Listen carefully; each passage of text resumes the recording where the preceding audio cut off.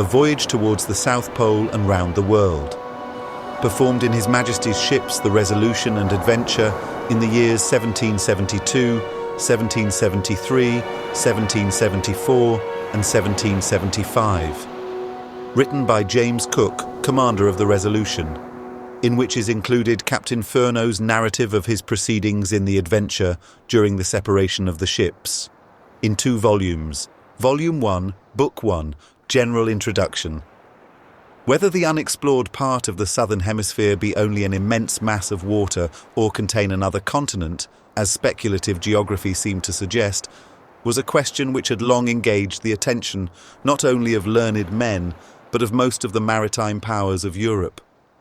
To put an end to all diversity of opinion about a matter so curious and important was His Majesty's principal motive in directing this voyage to be undertaken, the history of which is now submitted to the public. But, in order to give the reader a clear idea of what has been done in it, and to enable him to judge more accurately how far the great object that was proposed has been obtained, it will be necessary to prefix a short account of the several voyages which have been made on discoveries to the southern hemisphere prior to that which I had lately the honour to conduct, and which I am now going to relate. 1519 Magalhães. The first who crossed the vast Pacific Ocean was Ferdinand Magalhães, a Portuguese, who, in the service of Spain, sailed from Seville with 5 ships on the 10th of April, 1519. He discovered the straits which bear his name, and having passed through them, on the 27th of November, 1520, entered the South Pacific Ocean. In this sea he discovered 2 uninhabited islands, whose situations are not well known. He afterwards crossed the line, discovered the Ladrone Islands, and then proceeded to the Philippines, in one of which he was killed in a skirmish with the natives.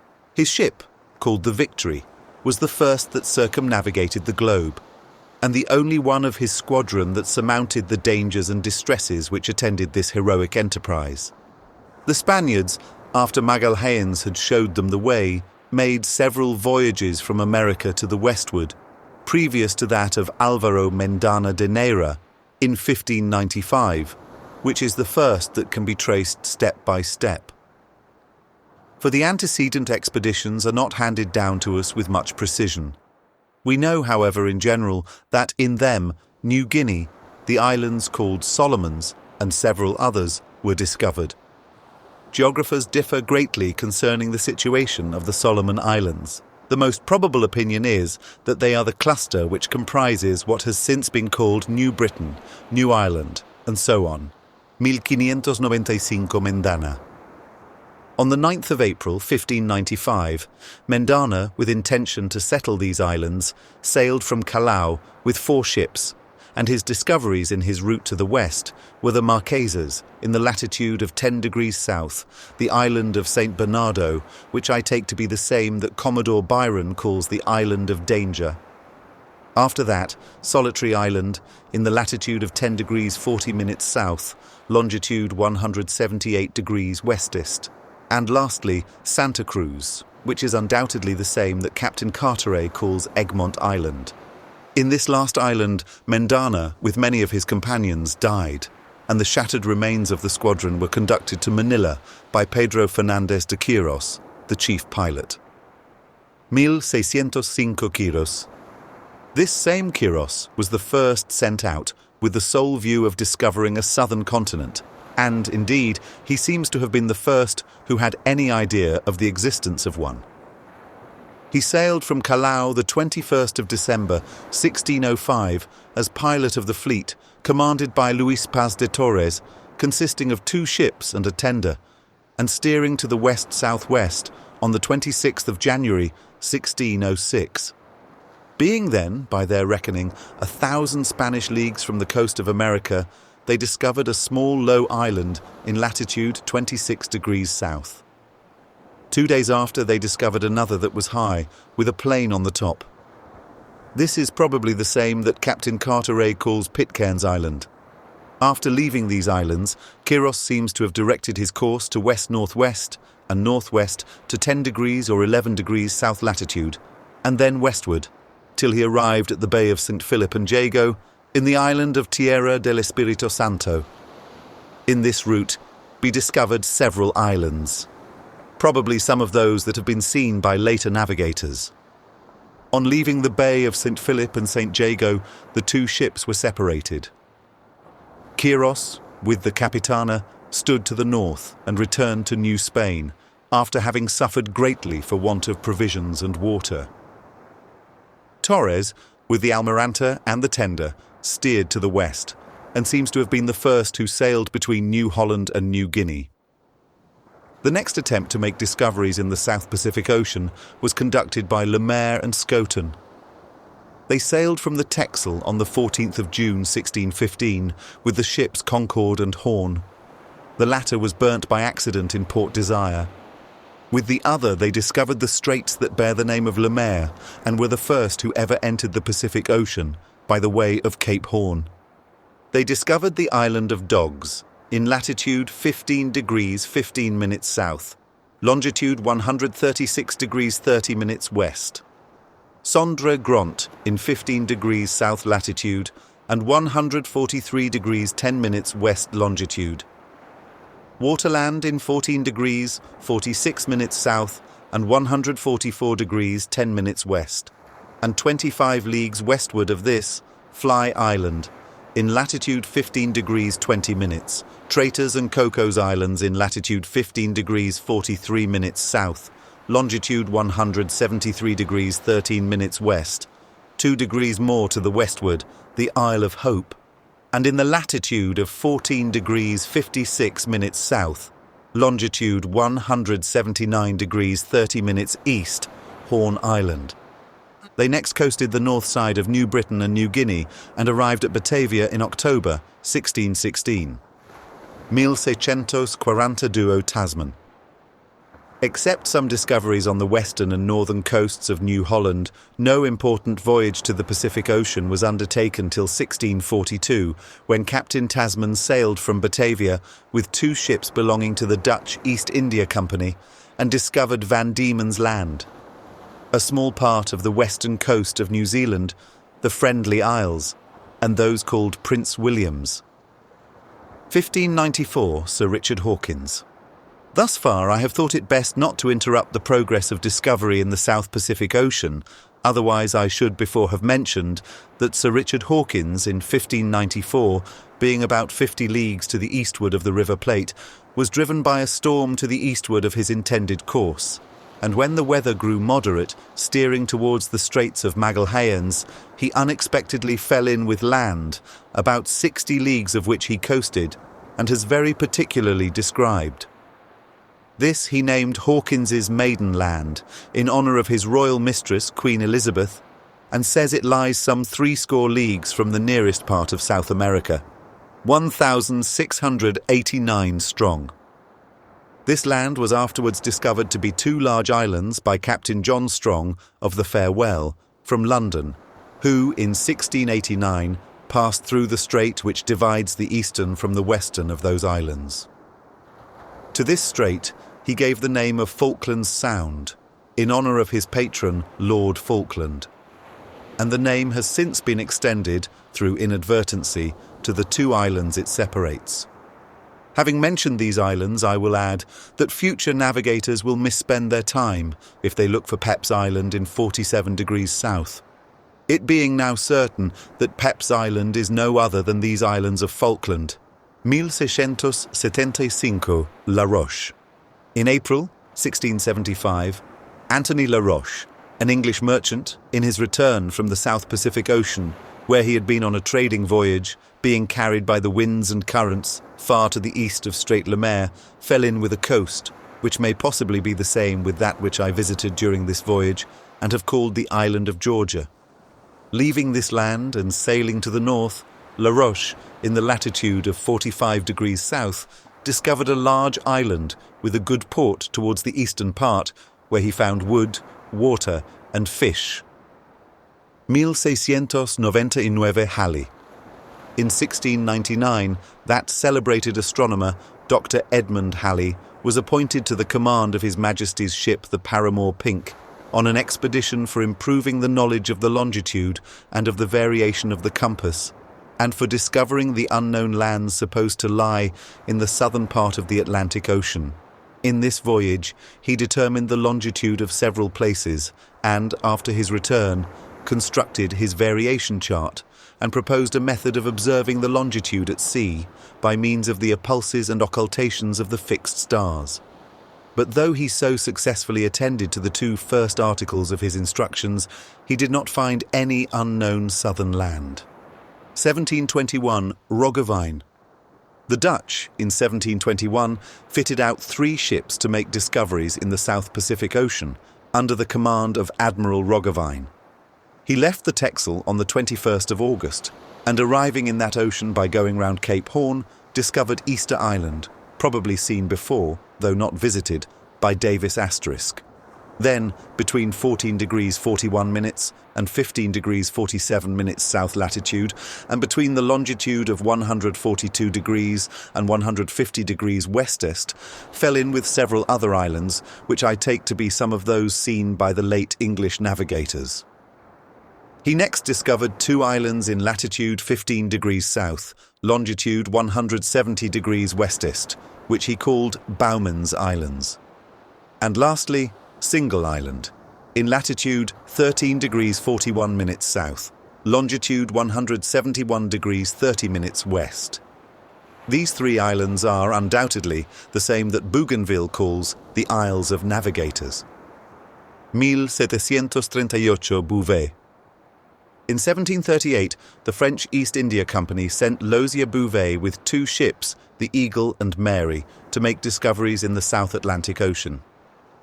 He sailed from Port Lorient on the 19th of July in that year, touched at the island of St. Catherine, and from thence shaped his course towards the south. On the 1st of January 1739, he discovered land, or what he judged to be land, in latitude 54 degrees south, longitude 11 degrees east. It will appear in the course of the following narrative that we made several attempts to find this land without success. It is, therefore, very probable that what Bouvet saw was nothing more than a large ice island.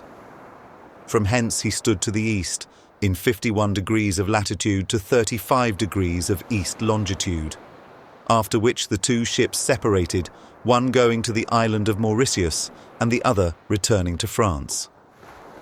After this voyage of Bouvet, the spirit of discovery ceased, till His present Majesty formed a design of making discoveries and exploring the southern hemisphere, and in the year 1764 directed it to be put in execution. 1764 Byron. Accordingly, Commodore Byron, having under his command the Dolphin and Tamer, sailed from the Downs on the 21st of June the same year, and having visited the Falkland Islands, passed through the Straits of Magalhães into the Pacific Ocean, where he discovered the islands of Disappointment, George's, Prince of Wales's, the Isles of Danger, York Island, and Byron Island. 1766 Wallis. He returned to England the 9th of May 1766, and in the month of August following, the Dolphin was again sent out under the command of Captain Wallis, with the Swallow, commanded by Captain Carteret. They proceeded together till they came to the west end of the Straits of Magalhães and the Great South Sea in sight, where they were separated. Captain Wallis directed his course more westerly than any navigator had done before him in so high a latitude, but met with no land till he got within the tropic, where he discovered the islands of Whitsunday, Queen Charlotte, Egmont, Duke of Gloucester, Duke of Cumberland, Maitea, Otaheite, Eimeo, Tapamanu, Howe, Scilly, Boscawen, Keppel, and Wallis, and returned to England in May 1768. 1766 Carteret. His companion Captain Carteret kept a different route in which he discovered the islands of Osnaburg, Gloucester, Queen Charlotte's Isles, Carteret's, Gower's, and the strait between New Britain and New Ireland, and returned to England in March 1769. 1766 Bougainville. In November 1766, Commodore Bougainville sailed from France in the frigate La Boudeuse with the storeship L'Étoile. After spending some time on the coast of Brazil and at Falklands Islands, he got into the Pacific Sea by the Straits of Magalhães in January 1768. In this ocean he discovered the four Façadines, the Isle of Lanciers, and Harp Island, which I take to be the same that I afterwards named Lagoon, Thrum Cap, and Bow Island. About 20 leagues farther to the west, he discovered four other islands. Afterwards fell in with Maitea, Otaheite, Isles of Navigators, and Forlorn Hope, which to him were new discoveries. He then passed through between the Hebrides, discovered the Shoal of Diana, and some others, the land of Cape Deliverance, several islands more to the north, passed the north of New Ireland, touched at Batavia, and arrived in France in March 1769. This year was rendered remarkable by the transit of the planet Venus over the Sun's disk, a phenomenon of great importance to astronomy, and which everywhere engaged the attention of the learned in that science.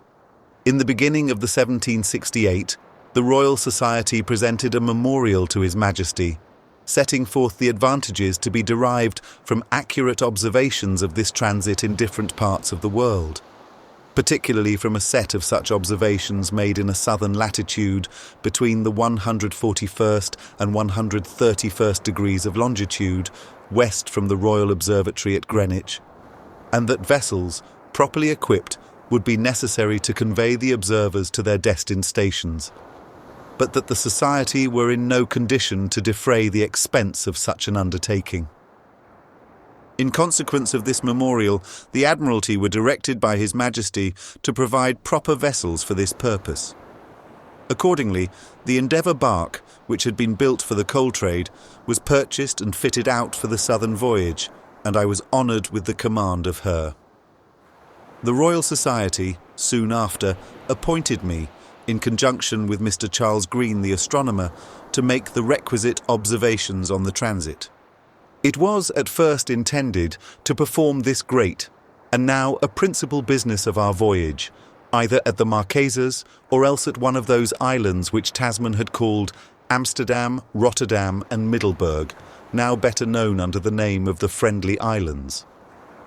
But while the Endeavour was getting ready for the expedition, Captain Wallis returned from his voyage round the world, in the course of which he had discovered several islands in the South Sea and, amongst others, Otaheite.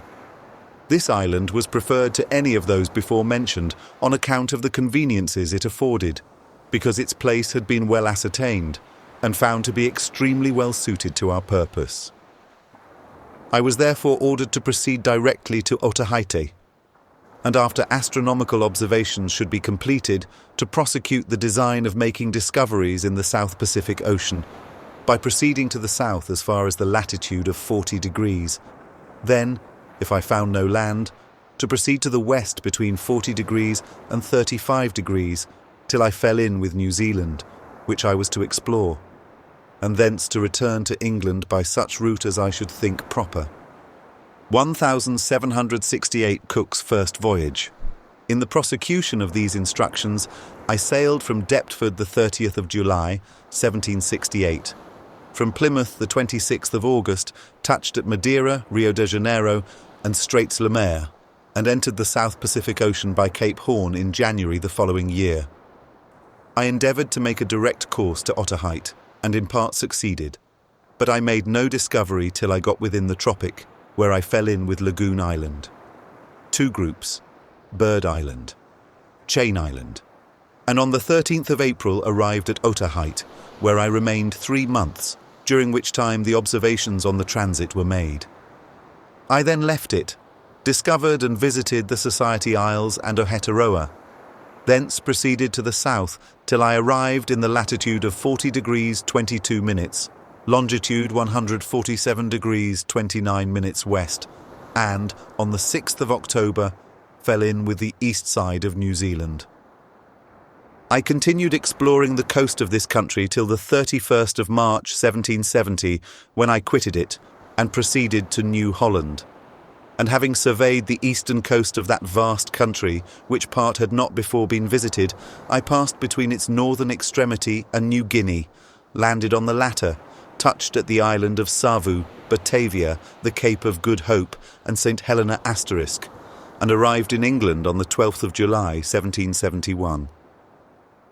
In this voyage I was accompanied by Mr. Banks and Dr. Solander, the first a gentleman of ample fortune, the other an accomplished disciple of Linnaeus and one of the librarians of the British Museum, both of them distinguished in the learned world for their extensive and accurate knowledge of natural history.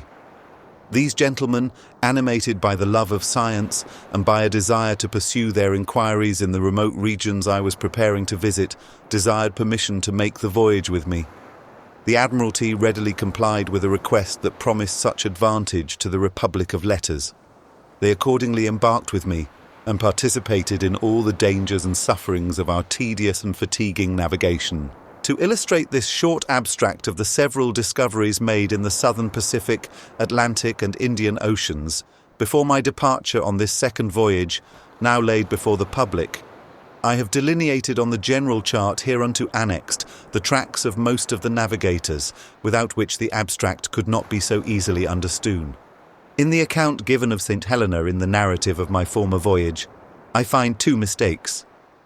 Its inhabitants are far from exercising a wanton cruelty over their slaves, and they have had wheel carriages and porters' knots for many years. The voyages of Messrs de Surville, Kerguelen and Marion, of which some account is given in the following work, did not come to my knowledge time enough to afford me any advantage. And as they have not been communicated to the world in a public way, I can say little about them, or about two other voyages, which I am told have been made by the Spaniards, one to Easter Island in the year 1769, and the other to Otaheite in 1773. Before I begin my narrative of the expedition entrusted to my care, it will be necessary to add here some account of its equipment and of some other matters equally interesting, connected with my subject. Soon after my return home in the Endeavour, it was resolved to equip two ships, to complete the discovery of the southern hemisphere. The nature of this voyage required ships of a particular construction, and the Endeavour being gone to Falkland's Isles as a storeship, the Navy Board was directed to purchase two such ships as were most suitable for this service. At this time, various opinions were espoused by different people touching the size and kind of vessels most proper for such a voyage. Some were for having large ships and proposed those of 40 guns, or East India Company's ships. Others preferred large goods sailing frigates or three-decked ships employed in the Jamaica trade, fitted with round houses. But of all that was said and offered to the Admiralty's consideration on this subject, as far as has come to my knowledge, what, in my opinion, was most to the purpose, was suggested by the Navy Board. As the kind of ships most proper to be employed on discoveries is a very interesting consideration to the adventurers in such undertakings, it may possibly be of use to those who, in future, may be so employed to give here the purport of the sentiments of the Navy Board thereon, with whom, after the experience of 2 voyages of 3 years each, I perfectly agree. The success of such undertakings as making discoveries in distant parts of the world will principally depend on the preparations being well adapted to what ought to be the first considerations, namely, the preservation of the adventurers and ships, and this will ever chiefly depend on the kind, the size, and the properties of the ships chosen for the service. These primary considerations will not admit of any other that may interfere with the necessary properties of the ships. Therefore, in choosing the ships, should any of the most advantageous properties be wanting, and the necessary room in them be in any degree diminished for less important purposes, such a step would be laying a foundation for rendering the undertaking abortive in the first instance. As the greatest danger to be apprehended and provided against on a voyage of discovery, especially to the most distant parts of the globe, is that of the ships being liable to be run aground on an unknown, desert or perhaps savage coast. so no consideration should be set in competition with that of her being of a construction of the safest kind, in which the officers may, with the least hazard, venture upon a strange coast. A ship of this kind must not be of a great draught of water, yet of a sufficient burden and capacity to carry a proper quantity of provisions and necessaries for her complement of men, and for the time requisite to perform the voyage. She must also be of a construction that will bear to take the ground, and of a size which in case of necessity may be safely and conveniently laid on shore to repair any accidental damage or defects.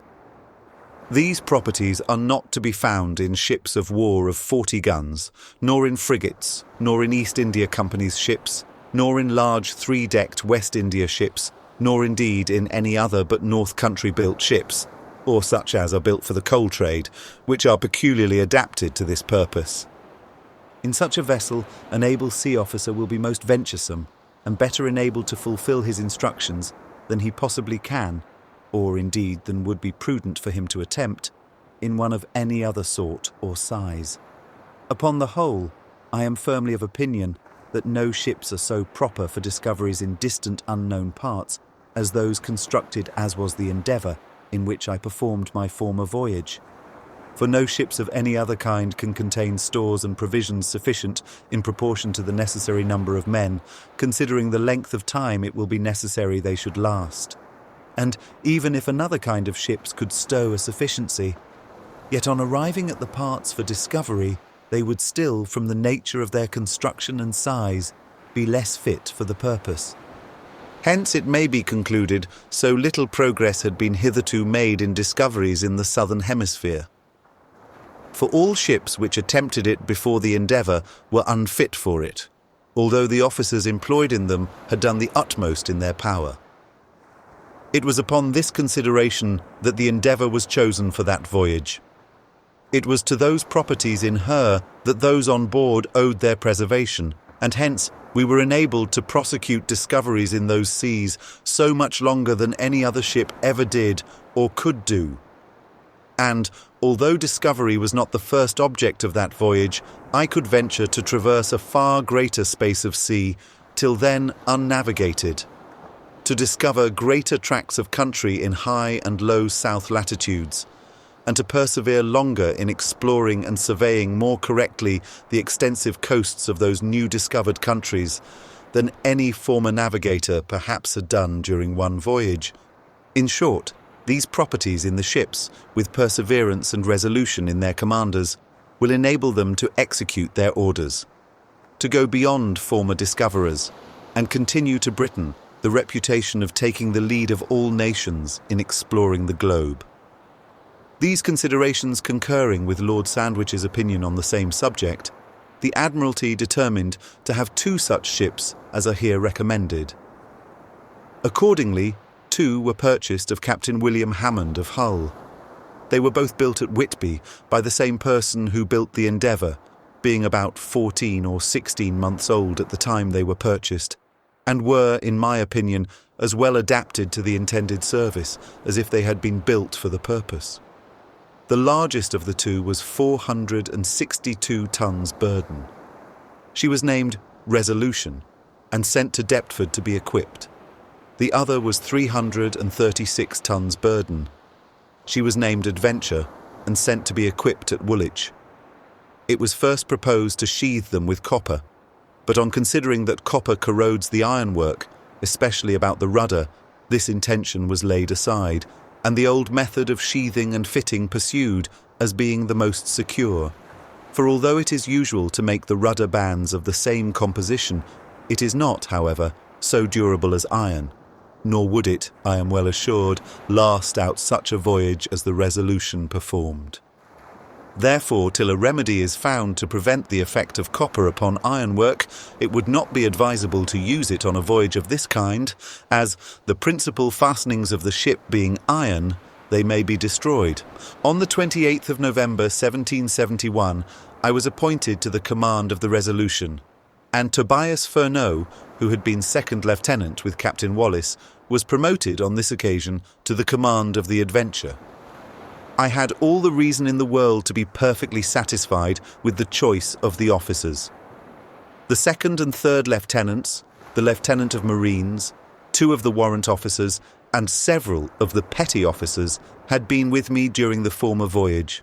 The others were men of known abilities, and all of them, on every occasion, showed their zeal for the service in which they were employed during the whole voyage. In the equipping of these ships, they were not confined to ordinary establishments, but were fitted in the most complete manner and supplied with every extra article that was suggested to be necessary. Lord Sandwich paid an extraordinary attention to this equipment by visiting the ships from time to satisfy himself that the whole was completed to his wish and to the satisfaction of those who were to embark in them. Nor were the Navy and victualling boards wanting in providing them with the very best of stores and provisions, and whatever else was necessary for so long a voyage.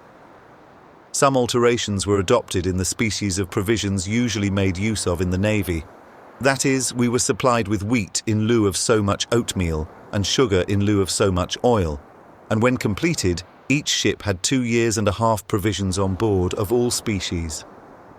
We had besides many extra articles such as malt, sauerkraut, salted cabbage, portable broth, saloop, mustard, marmalade of carrots, and inspissated juice of wort and beer. Some of these articles had before been found to be highly antiscorbutic, and others were now sent out on trial or by way of experiment, the inspissated juice of beer and wort, and marmalade of carrots especially. As several of these antiscorbutic articles are not generally known, a more particular account of them may not be amiss. Of malt is made sweet wort, which is given to such persons as have got the scurvy, or whose habit of body threatens them with it from 1 to 5 or 6 pints a day, as the surgeon sees necessary. Sauerkraut is cabbage cut small, to which is put a little salt, juniper berries, and aniseeds. It is then fermented, and afterwards close packed in casks, in which state it will keep good a long time. This is a wholesome vegetable food, and a great antiscorbutic. The allowance to each man is £2 a week, but I increased or diminished their allowance as I thought proper. Salted cabbage is cabbage cut to pieces and salted down in casks, which will preserve it a long time. Portable broth is so well known that it needs no description. We were supplied with it both for the sick and well, and it was exceedingly beneficial. Saloop and rob of lemons and oranges were for the sick and scorbutic only, and wholly under the surgeon's care. Marmalade of carrots is the juice of yellow carrots, inspissated till it is of the thickness of fluid honey, or treacle, which last it resembles both in taste and colour. It was recommended by Baron Storch of Berlin as a very great antiscorbutic, but we did not find that it had much of this quality.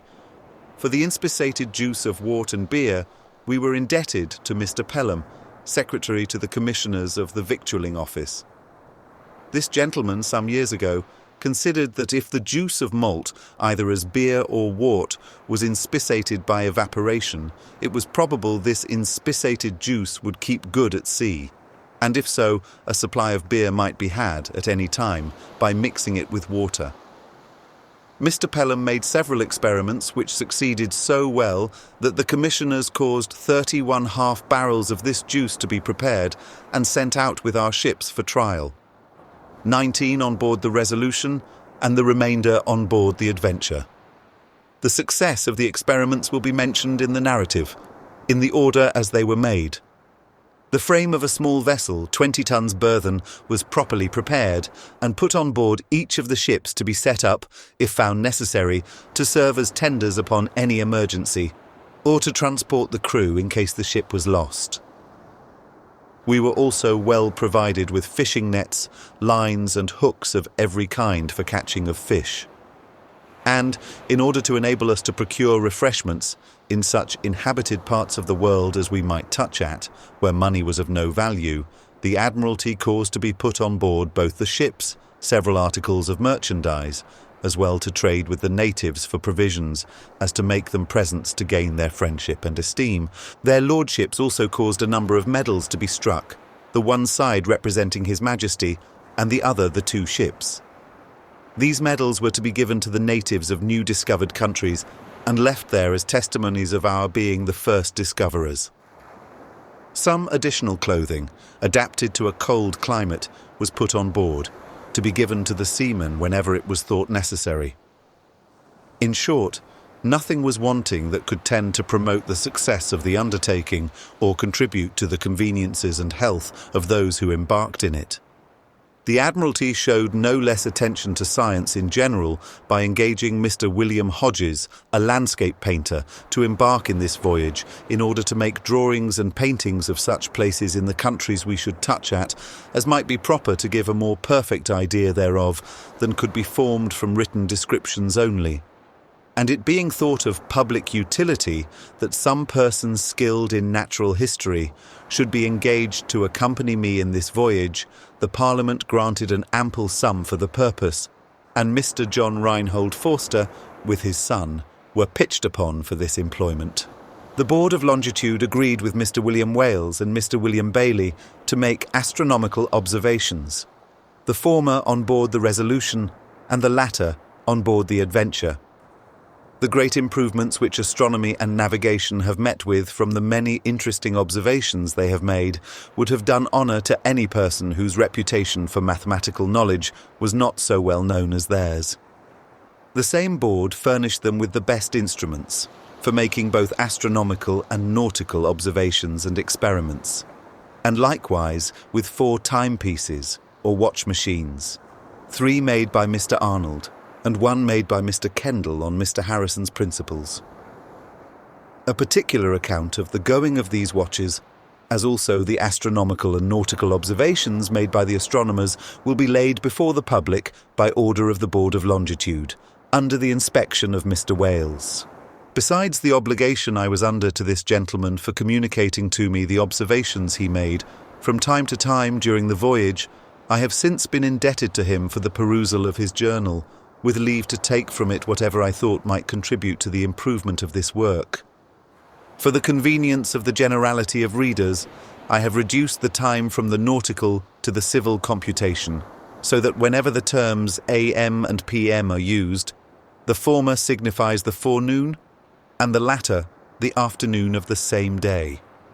In all the courses, bearings, and so on, the variation of the compass is allowed, unless the contrary is expressed. And now it may be necessary to say that, as I am on the point of sailing on a 3rd expedition, I leave this account of my last voyage in the hands of some friends who, in my absence, have kindly accepted the office of correcting the press for me, who are pleased to think that what I have here to relate is better to be given in my own words than in the words of another person, especially as it is a work designed for information and not merely for amusement, in which it is their opinion that candour and fidelity will counterbalance the want of ornament. I shall therefore conclude this introductory discourse with desiring the reader to excuse the inaccuracies of style, which doubtless he will frequently meet with in the following narrative, and that, when such occur, he will recollect that it is the production of a man who has not had the advantage of much school education, but who has been constantly at sea from his youth. And though, with the assistance of a few good friends, he has passed through all the stations belonging to a seaman, from an apprentice boy in the coal trade to a post-captain in the Royal Navy, he has had no opportunity of cultivating letters. After this account of myself, the public must not expect from me the elegance of a fine writer or the plausibility of a professed bookmaker, but will, I hope, consider me as a plain man, zealously exerting himself in the service of his country, and determined to give the best account he is able of his proceedings.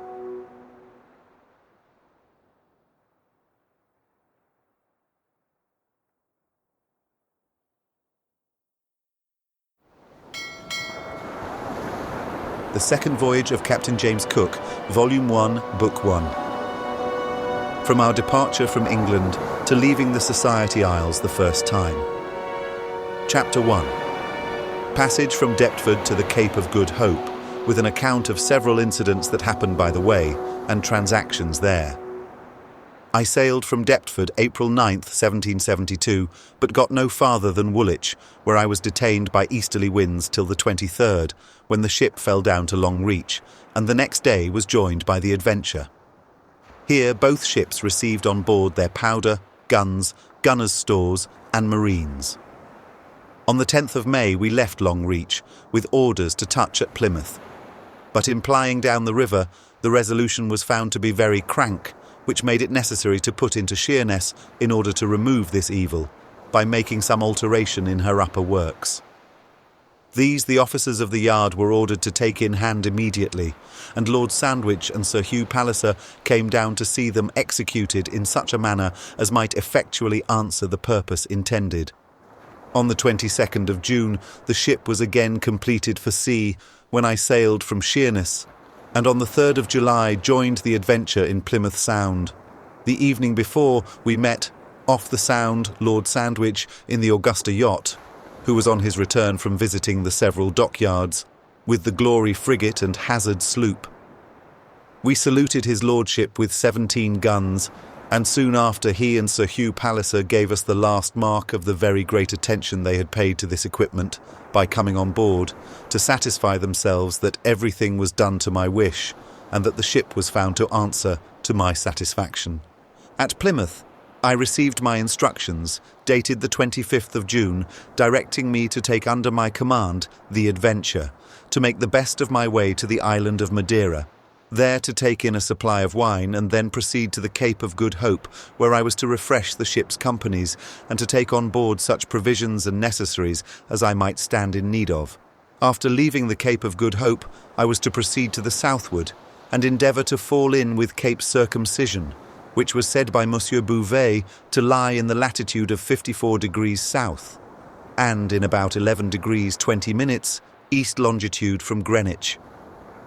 If I discovered this cape, I was to satisfy myself whether it was a part of the continent which had so much engaged the attention of geographers and former navigators, or a part of an island.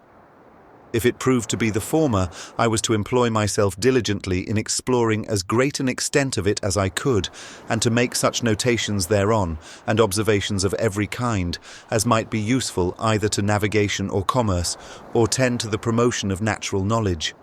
I was also directed to observe the genius, temper, disposition, and number of the inhabitants, if there were any, and endeavour, by all proper means, to cultivate a friendship and alliance with them, making them presents of such things as they might value, inviting them to traffic, and showing them every kind of civility and regard.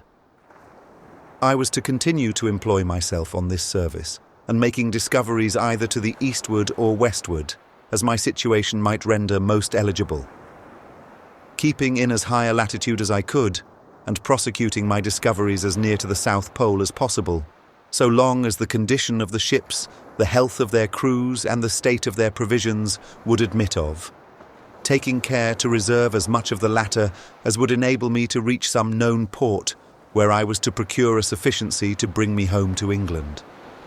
But if Cape Circumcision should prove to be part of an island only, or if I should not be able to find the said cape, I was in the first case to make the necessary survey of the island, and then to stand on to the southward, so long as I judged there was a likelihood of falling in with the continent, which I was also to do in the latter case, and then to proceed to the eastward in further search of the said continent, as well as to make discoveries of such islands as might be situated in that unexplored part of the southern hemisphere, keeping in high latitudes and prosecuting my discoveries, as above mentioned, as near the pole as possible until I had circumnavigated the globe, after which I was to proceed to the Cape of Good Hope, and from thence to Spithead.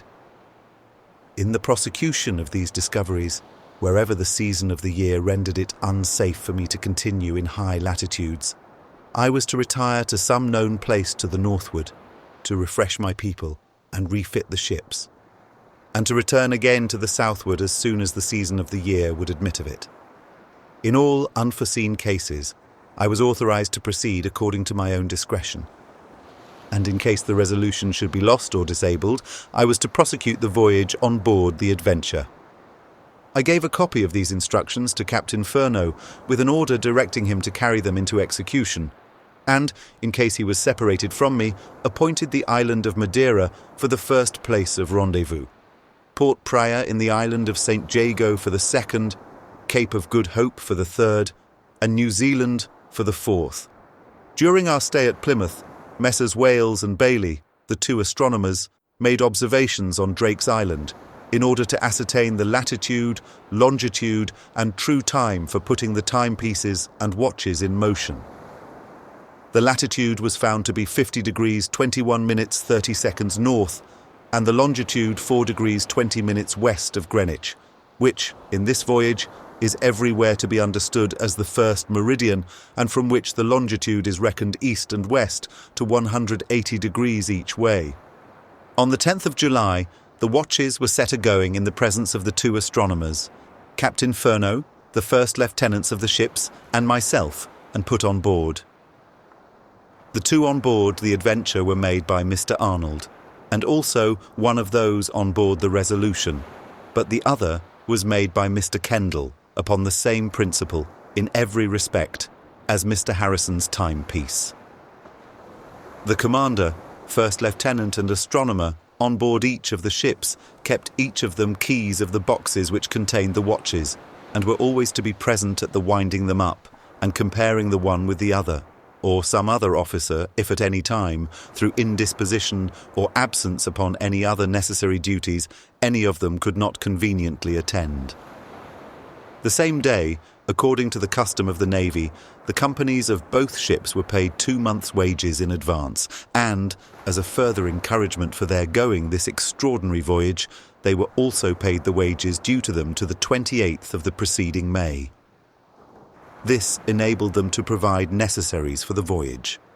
On the 13th, at 6 o'clock in the morning, I sailed from Plymouth Sound with the Adventure in company, and on the evening of the 29th anchored in Funchiale Road in the island of Madeira. The next morning I saluted the garrison with 11 guns, which compliment was immediately returned. Soon after I went on shore, accompanied by Captain Furneaux, the two Mr. Forsters, and Mr. Wales. At our landing, we were received by a gentleman from the Vice-Consul, Mr. Sills, who conducted us to the house of Mr. Loughnans, the most considerable English merchant in the place. This gentleman not only obtained leave for Mr. Forster to search the island for plants, but procured us every other thing we wanted and insisted on our accommodating ourselves at his house during our stay. The town of Funchiale, which is the capital of the island, is situated about the middle of the south side, in the bottom of the bay of the same name, in latitude 32 degrees 33 minutes 34 seconds north, longitude 17 degrees 12 and 1/8 inches west. The longitude was deduced from lunar observations made by Mr. Wales and reduced to the town by Mr. Kendall's watch, which made the longitude 17 degrees 10 minutes 14 seconds west. During our stay here, the crews of both ships were supplied with fresh beef and onions, and a quantity of the latter was distributed amongst them for a sea store. Having got on board a supply of water, wine, and other necessaries, we left Madeira on the 1st of August and stood to the southward with a fine gale at northeast. On the 4th, we passed Palma, one of the Canary Isles. It is of a height to be seen 12 or 14 leagues and lies in the latitude 28 degrees 38 minutes north, longitude 17 degrees 58 minutes west. The next day, we saw the Isle of Furneaux and passed it at the distance of 14 leagues. I judged it to lie in the latitude of 27 degrees 42 minutes north and longitude 18 degrees 9 minutes west. I now made 3 puncheons of beer of the inspissated juice of malt. The proportion I made use of was about 10 of water to 1 of juice. 15 of the 19 half barrels of the inspissated juice which we had on board were produced from wort that was hopped before inspissated.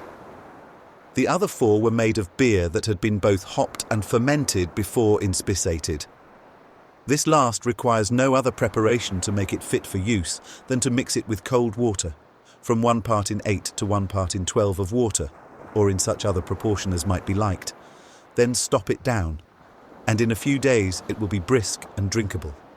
But the other sort, after being mixed with water in the same manner, will require to be fermented with yeast in the usual way of making beer.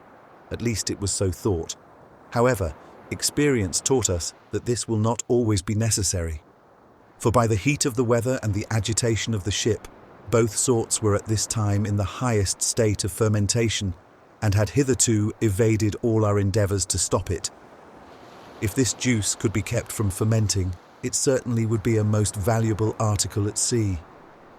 On finding that our stock of water would not last as to the Cape of Good Hope, without putting the people to a scanty allowance, I resolved to stop at St. Jago for a supply. On the 9th, at 9 o'clock in the morning, we made the island of Bonavista bearing southwest. The next day, we passed the Isle of Mayo on our right, and the same evening anchored in Port Praya in the island of St. Jago in 18-fathom water. The east point of the bay bore east, the west point southwest 1/2 south, and the fort northwest. I immediately dispatched an officer to ask leave to water and purchase refreshments, which was granted. On the return of the officer, I saluted the fort with 11 guns, on a promise of its being returned with an equal number. But by a mistake, as they pretended, the salute was returned with only 9, for which the governor made an excuse the next day. The 14th in the evening, having completed our water and got on board a supply of refreshments such as hogs, goats, fowls and fruit, we put to sea and proceeded on our voyage. Port Praya is a small bay, situated about the middle of the south side of the island of St. Jago, in the latitude of 14 degrees 53 minutes 30 seconds north, longitude 23 degrees 30 minutes west. It may be known, especially in coming from the east, by the southernmost hill on the island, which is round and peaked at top, and lies a little way inland in the direction of west from the port. This mark is the more necessary, as there is a small cove about a league to the eastward, with a sandy beach in the bottom of it, a valley, and cocoa-nut trees behind, which strangers may mistake for Port Praya, as we ourselves did.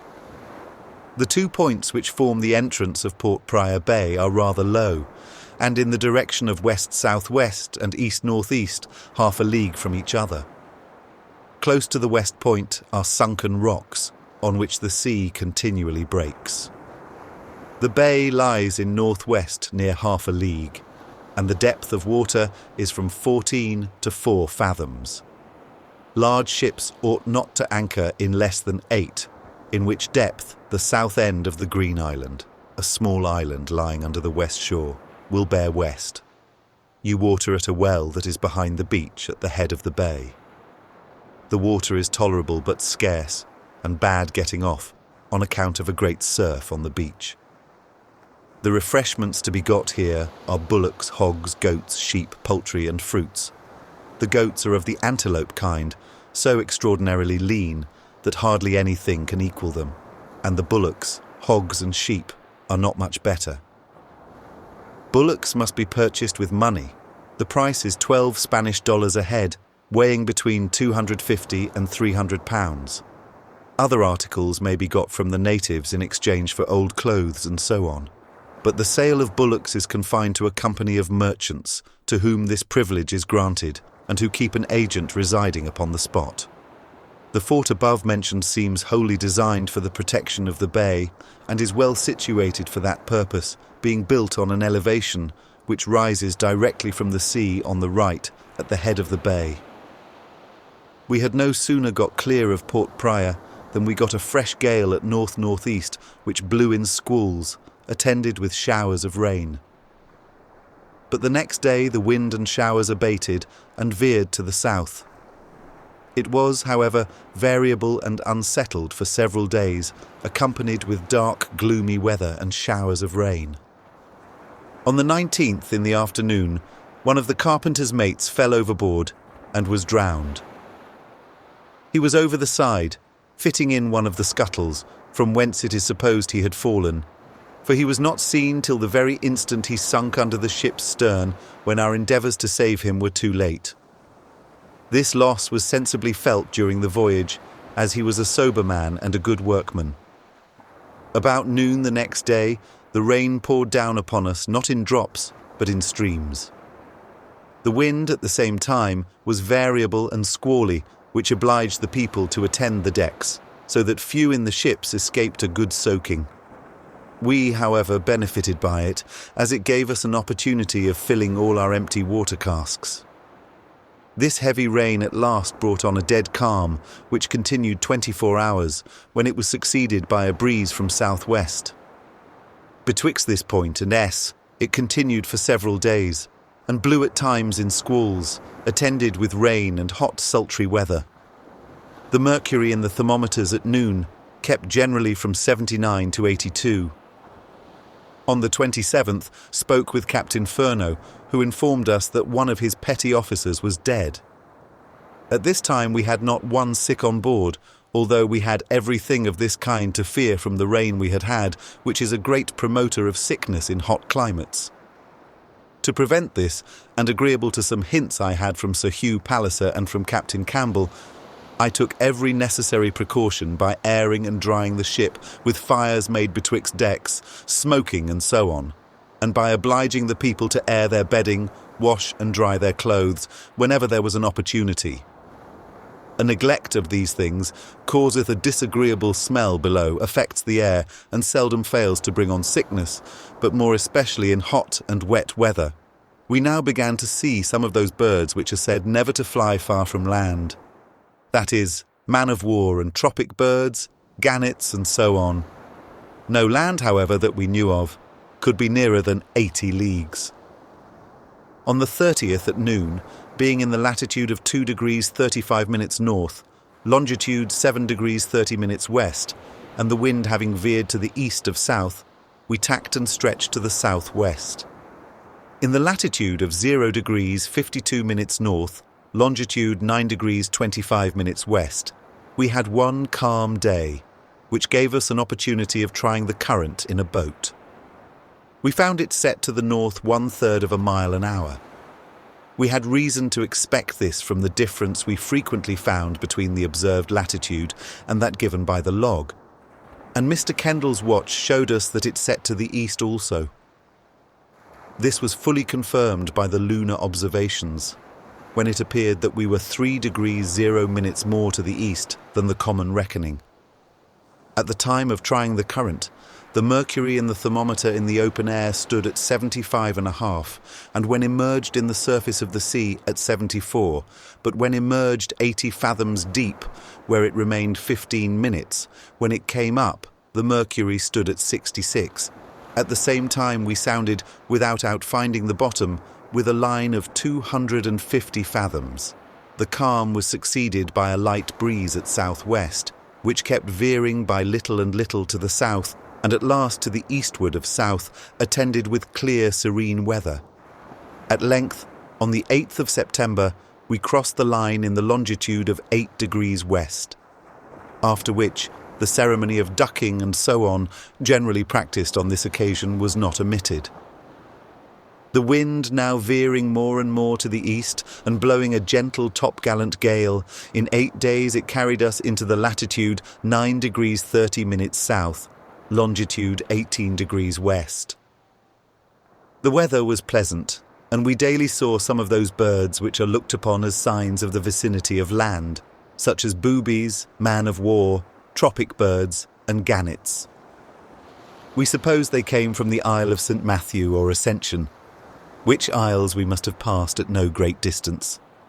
On the 27th, in the latitude of 25 degrees 29 minutes, longitude 24 degrees 54 minutes, we discovered a sail to the west standing after us. She was a snow, and the colours she showed, either a Portuguese or St. George's ensign, the distance being too great to distinguish the one from the other, and I did not choose to wait to get nearer or to speak with her. The wind now began to be variable. It first veered to the north, where it remained 2 days with fair weather. Afterwards, it came round by the west to the south, where it remained 2 days longer, and, after a few hours' calm, sprung up at southwest.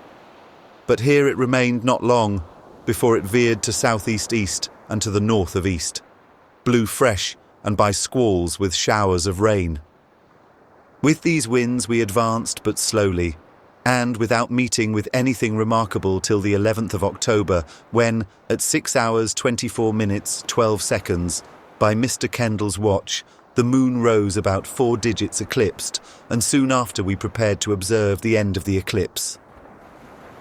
The next morning, having but little wind, we hoisted a boat out to try if there was any current, but found none. From this time to the 16th, we had the wind between the north and east, a gentle gale. We had for some time ceased to see any of the birds before mentioned, and were now accompanied by albatrosses, pintados, shearwaters and so on, and a small grey petrel, less than a pigeon. It has a whitish belly and grey back, with a black stroke across from the tip of one wing to the tip of the other. These birds sometimes visited us in great flights. They are, as well as the pintados, southern birds, and are, I believe, never seen within the tropics or north of the line. On the 17th, we saw a sail to the northwest, standing to the eastward, which hoisted Dutch colours. She kept us company for 2 days, but the third we outsailed her. On the 21st, at 7 hours 30 minutes 20 seconds a.m., our longitude, by the mean of 2 observed distances of the sun and moon, was 8 degrees 4 minutes 30 seconds east. Mr. Kendall's watch at the same time gave 7 degrees 22 minutes. Our latitude was 35 degrees 20 minutes north. The wind was now easterly and continued so till the 23rd day, when it veered to north and northwest after some hours' calm, in which we put a boat in the water, and Mr. Forster shot some albatrosses and other birds, on which we feasted the next day and found them exceedingly good. At the same time we saw a seal, or, as some thought, a sea lion, which probably might be an inhabitant of one of the isles of Tristan da Cunha, being now nearly in their latitude and about 5 degrees east of them. The wind continued but 2 days at northwest and southwest, then veered to the southeast, where it remained 2 days longer, then fixed at northwest, which carried us to our intended port. As we approached the land, the seafowl, which had accompanied us hitherto, began to leave us. At least they did not come in such numbers. Nor did we see gannets, or the black bird commonly called the Cape hen, till we were nearly within sight of the Cape. Nor did we strike sounding till Penguin Island bore NNE, distant 2 or 3 leagues, where we had 50 fathom water. Not but that the soundings may extend farther off. However, I am very sure that they do not extend very far west from the Cape, for we could not find ground with a line of 210 fathoms, 25 leagues west of Table Bay, the same at 35 leagues and at 64 leagues. I sounded these 3 times in order to find a bank, which I had been told lies to the west of the Cape, but how far I never could learn. I was told before I left England, by some gentlemen who were well enough acquainted with the navigation between England and the Cape of Good Hope, that I sailed at an improper season of the year, and that I should meet with much calm weather near and under the line. This probably may be the case some years. It is, however, not general. On the contrary, we hardly met with any calms, but a brisk southwest. Wind in those very latitudes where the calms are expected, nor did we meet with any of those tornadoes so much spoken of by other navigators.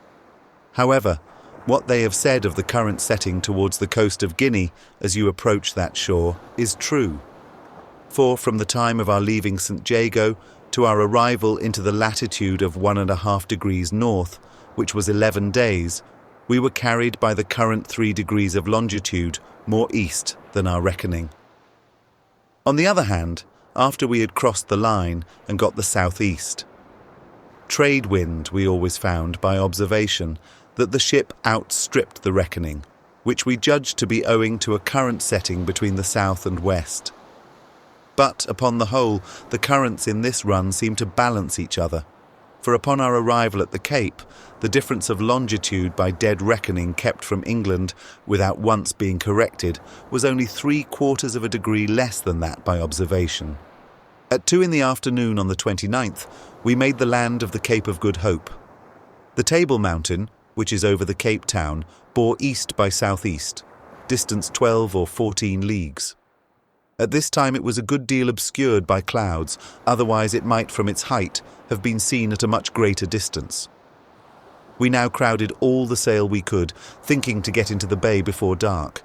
But when we found this could not be accomplished, we shortened sail and spent the night standing off and on. Between 8 and 9 o'clock, the whole sea within the compass of our sight became at once, as it were, illuminated, or what the seamen call all on fire. This appearance of the sea, in some degree, is very common, but the cause is not so generally known. Mr. Banks and Dr. Solander had satisfied me that it was occasioned by sea insects. Mr. Forster, however, seemed not to favour this opinion. I therefore had some buckets of water drawn up from alongside the ship, which we found full of an innumerable quantity of small globular insects, about the size of a common pin's head, and quite transparent. There was no doubt of their being living animals, when in their own proper element, though we could not perceive any life in them. Mr. Forster, whose province it is more minutely to describe things of this nature, was now well satisfied with the cause of the sea's illumination. At length daylight came and brought us fair weather, and having stood into Table Bay, with the Adventure in company, we anchored in 5-fathom water. We afterwards moored northeast and southwest, Green Point on the west point of the bay, bearing northwest by west, and the church, in one with the valley between the Table Mountain and the Sugarloaf, or Lion's Head, bearing southwest, by S, and distant from the landing place near the fort 1 mile. We had no sooner anchored than we were visited by the captain of the port, or master attendant, some other officers belonging to the company, and Mr. Brant. This last gentleman brought us off such things as could not fail of being acceptable to persons coming from sea. The purport of the master attendant's visit was, according to custom, to take an account of the ships, to inquire into the health of the crews, and, in particular, if the smallpox was on board, a thing they dread above all others at the Cape, and for these purposes a surgeon is always one of the visitants. My first step after anchoring was to send an officer to wait on Baron Plettenberg, the governor, to acquaint him with our arrival, and the reasons which induced me to put in there. To this the officer received a very polite answer, and upon his return we saluted the garrison with 11 guns, which compliment was returned. Soon after I went on shore myself, and waited upon the governor, accompanied by Captain Furneaux and the 2 Mr. Forsters. He received us with very great politeness, and promised me every assistance the place could afford. From him I learned that 2 French ships from the Mauritius, about 8 months before, had discovered land in the latitude of 48 degrees south, and in the meridian of that island, along which they sailed 40 miles, till they came to a bay into which they were about to enter, when they were driven off and separated in a hard gale of wind, after having lost some of their boats and people, which they had sent to sound the bay. One of the ships, namely the La Fortune, soon after arrived at the Mauritius, the captain of which was sent home to France, with an account of the discovery. The governor also informed me that in March last, 2 other French ships from the island of Mauritius touched at the Cape in their way to the South Pacific Ocean, where they were going to make discoveries under the command of Monsieur Meridian. Otoo, the man Monsieur de Bougainville brought from Otaheite, was to have returned with Monsieur Meridian, had he been living. After having visited the governor and some other principal persons of the place, we fixed ourselves at Mr. Brant's, the usual residence of most officers belonging to English ships. This gentleman spares neither trouble nor expense to make his house agreeable to those who favour him with their company, and to accommodate them with everything they want. With him, I concerted measures for supplying the ships with provisions and all other necessaries they wanted, which he set about procuring without delay, while the seamen on board were employed in overhauling the rigging, and the carpenters in caulking the ship's sides and decks, etc. Messrs. Wales and Bailey got all their instruments on shore in order to make astronomical observations for ascertaining the going of the watches and other purposes. The result of some of these observations showed that Mr. Kendall's watch had answered beyond all expectation, by pointing out the longitude of this place to within 1 minute of time to what it was observed by Messrs. Mason and Dixon in 1761. 3 or 4 days after us, 2 Dutch Indiamen arrived here from Holland, after a passage of between 4 and 5 months, in which one lost by the scurvy and other putrid diseases 150 men, and the other 41. They sent on their arrival great numbers to the hospital in very dreadful circumstances. It is remarkable that one of these ships touched at Port Praya and left it a month before we arrived there. And yet we got here 3 days before her. The Dutch at the Cape, having found their hospital too small for the reception of their sick, were going to build a new one at the east part of the town, the foundation of which was laid with great ceremony while we were there. By the healthy condition of the crews of both ships at our arrival, I thought to have made my stay at the Cape very short. But, as the bread we wanted was unbaked, and the spirit which I found scarce to be collected from different parts out of the country, it was the 18th of November before we had got everything on board, and the 22nd before we could put to sea. During this stay, the crews of both ships were served every day with fresh beef or mutton, new-baked bread, and as much greens as they could eat. The ships were caulked and painted, and in every respect put in as good a condition as when they left England. Some alterations in the officers took place in the Adventure. Mr. Shank, the first lieutenant, having been in an ill state of health ever since we sailed from Plymouth, and not finding himself recover here, desired my leave to quit in order to return home for the re-establishment of his health. As his request appeared to be well-founded, I granted him leave accordingly, and appointed Mr. Kemp, first lieutenant, in his room, and Mr. Burney, one of my midshipmen, second, in the room of Mr. Kemp. Mr. Forster, whose whole time was taken up in the pursuit of natural history and botany, met with a Swedish gentleman, one Mr. Sparman, who understood something of these sciences, having studied under Dr. Linnaeus. He being willing to embark with us, Mr. Forster strongly importuned me to take him on board, thinking that he would be of great assistance to him in the course of the voyage. I at last consented, and he embarked with us accordingly, as an assistant to Mr. Forster, who bore his expenses on board and allowed him a yearly stipend besides. Mr. Hodges employed himself here in drawing a view of the Cape, town and parts adjacent, in oil colours, which was properly packed up with some others and left with Mr. Brandt, in order to be forwarded to the Admiralty by the first ship that should sail for England.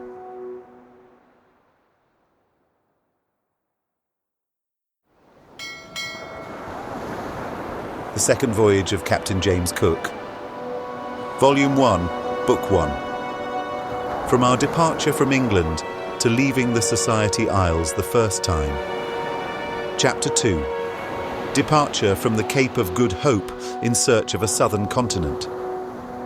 Having at length finished my business at the Cape and taken leave of the Governor and some others of the chief officers, who, with very obliging readiness, had given me all the assistance I could desire, on the 22nd of November we repaired on board, and at 3 o'clock in the afternoon weighed, and came to sail with the wind at north by west. As soon as the anchor was up, we saluted the port with 15 guns, which was immediately returned, and after making a few trips, got out of the bay by 7 o'clock, at which time the town bore southeast distant 4 miles. After this, we stood to the westward all night, in order to get clear of the land, having the wind at north-northwest and northwest, blowing in squalls attended with rain, which obliged us to reef our topsails. The sea was again illuminated for some time, in the same manner as it was the night before we arrived in Table Bay.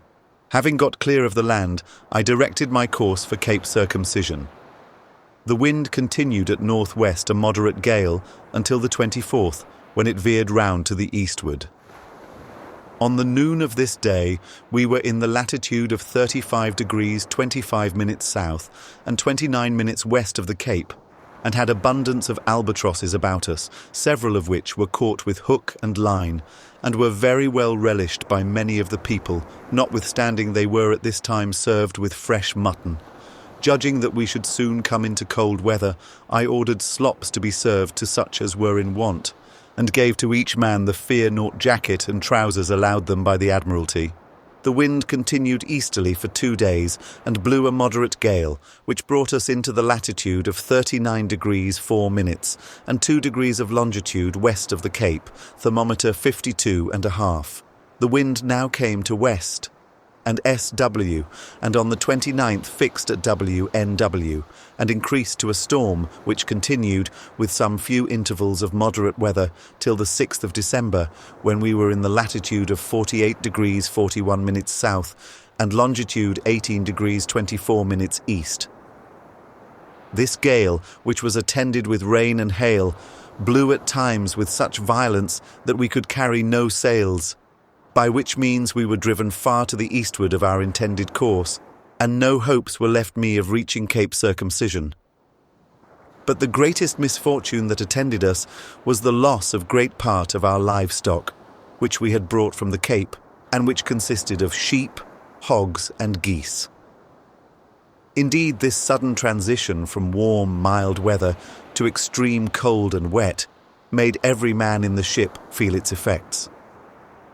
For by this time, the mercury in the thermometer had fallen to 38, whereas at the Cape it was generally at 67 and upwards. I now made some addition to the people's allowance of spirit, by giving them a dram whenever I thought it necessary, and ordered Captain Furneaux to do the same. The night proved clear and serene, and the only one that was so since we left the Cape. And the next morning the rising sun gave us such flattering hopes of a fine day that we were induced to let all the reefs out of the topsails and to get top-gallant yards across in order to make the most of a fresh gale at north. Our hopes, however, soon vanished, for before 8 o'clock the serenity of the sky was changed into a thick haze accompanied with rain. The gale increasing obliged us to hand the mainsail, close reef our topsails, and to strike top-gallant yards. The barometer at this time was unusually low, which foreboded an approaching storm, and this happened accordingly. For by 1 o'clock p.m. the wind, which was at NW, blew with such strength as obliged us to take in all our sails, to strike top-gallant masts, and to get the spritsail yard in.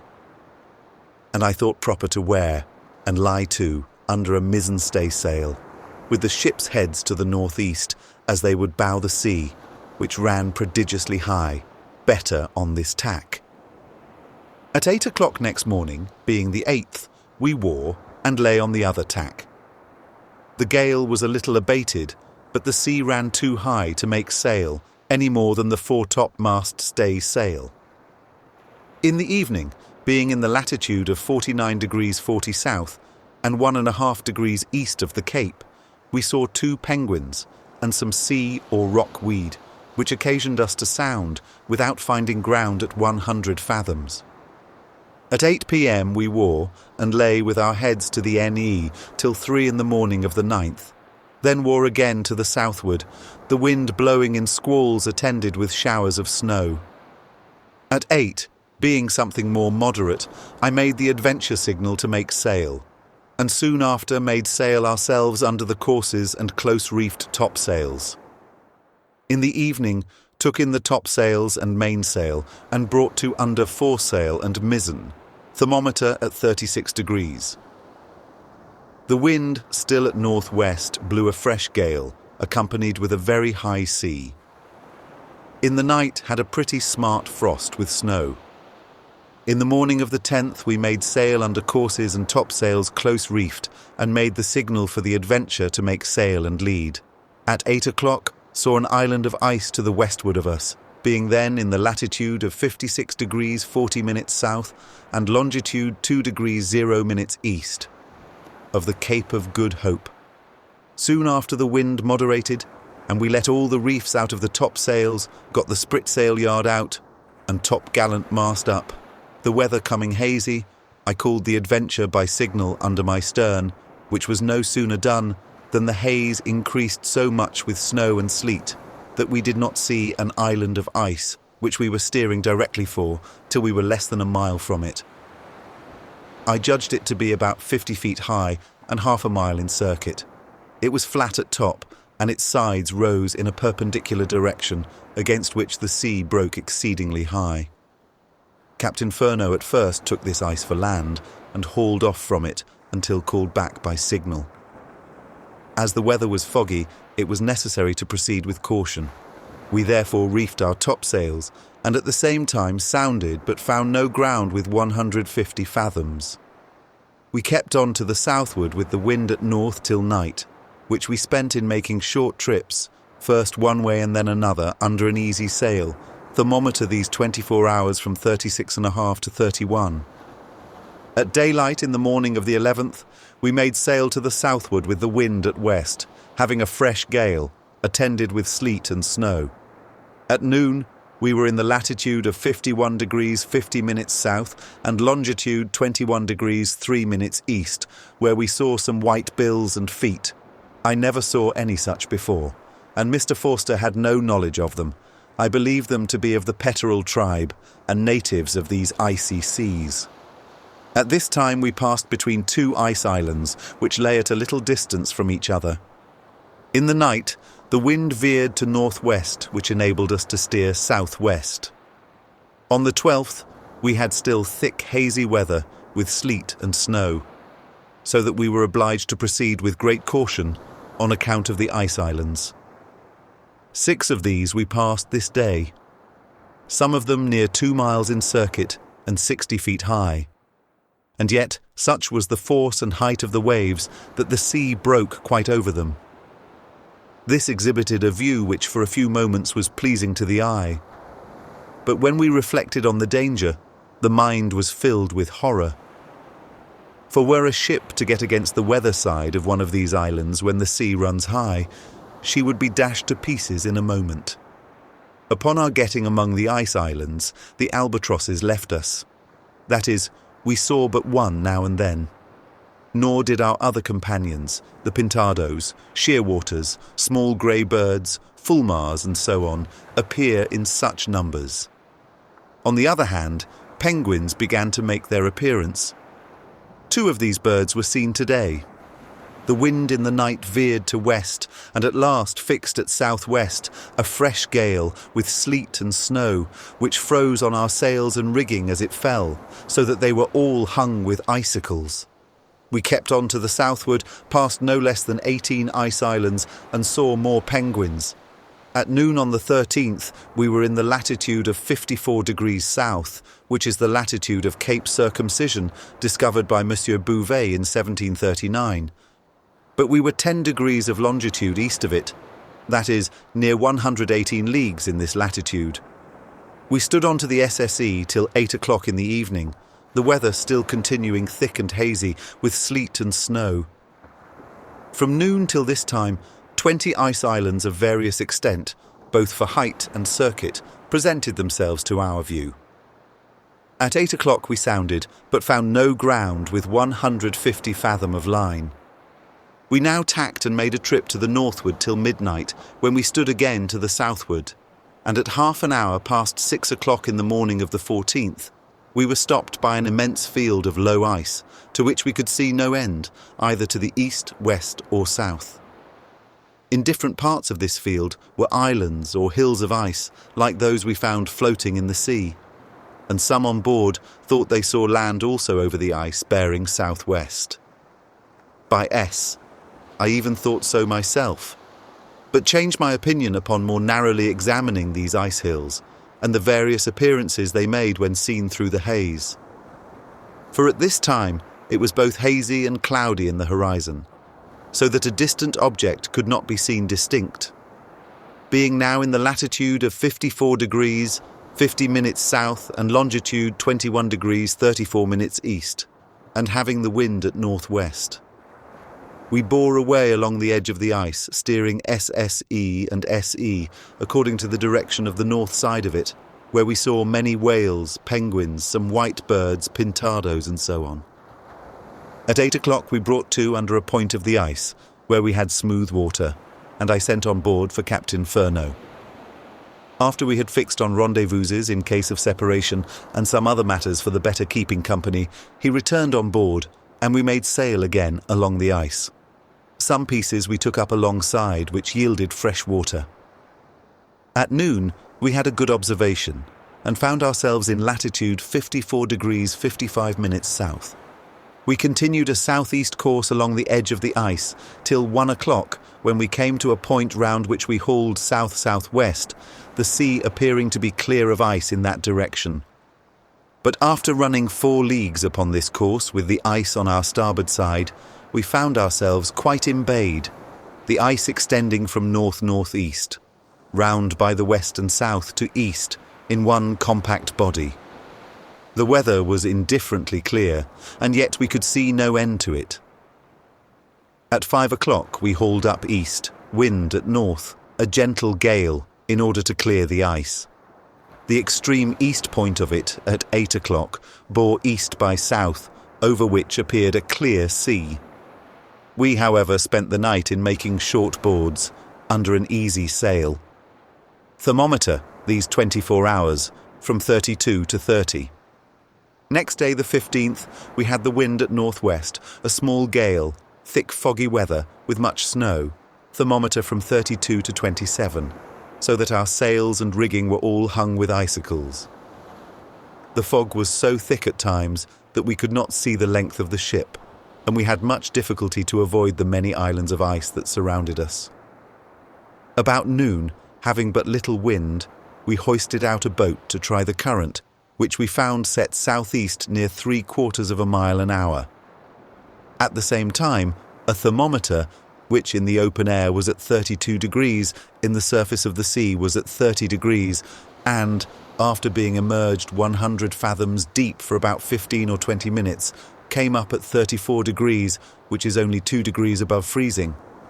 Our latitude at this time was 55 degrees 8 minutes.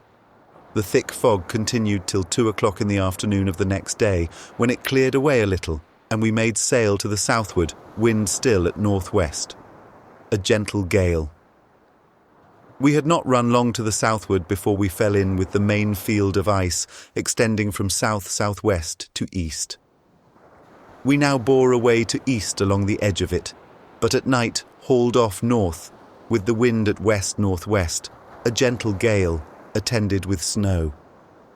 At 4 in the morning on the 17th, stood again to the south, but was again obliged to bear up on account of the ice, along the side of which we steered betwixt east, and SSW, hauling into every bay or opening in hopes of finding a passage to the south. But we found everywhere the ice closed. We had a gentle gale at NW with showers of snow. At noon, we were, by observation, in the latitude of 55 degrees 16 minutes south. In the evening, the weather was clear and serene.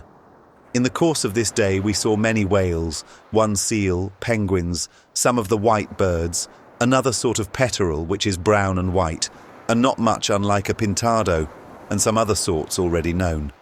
We found the skirts of the loose ice to be more broken than usual, and it extended some distance beyond the main field, insomuch that we sailed amongst it the most part of the day, and the high ice islands without us were innumerable.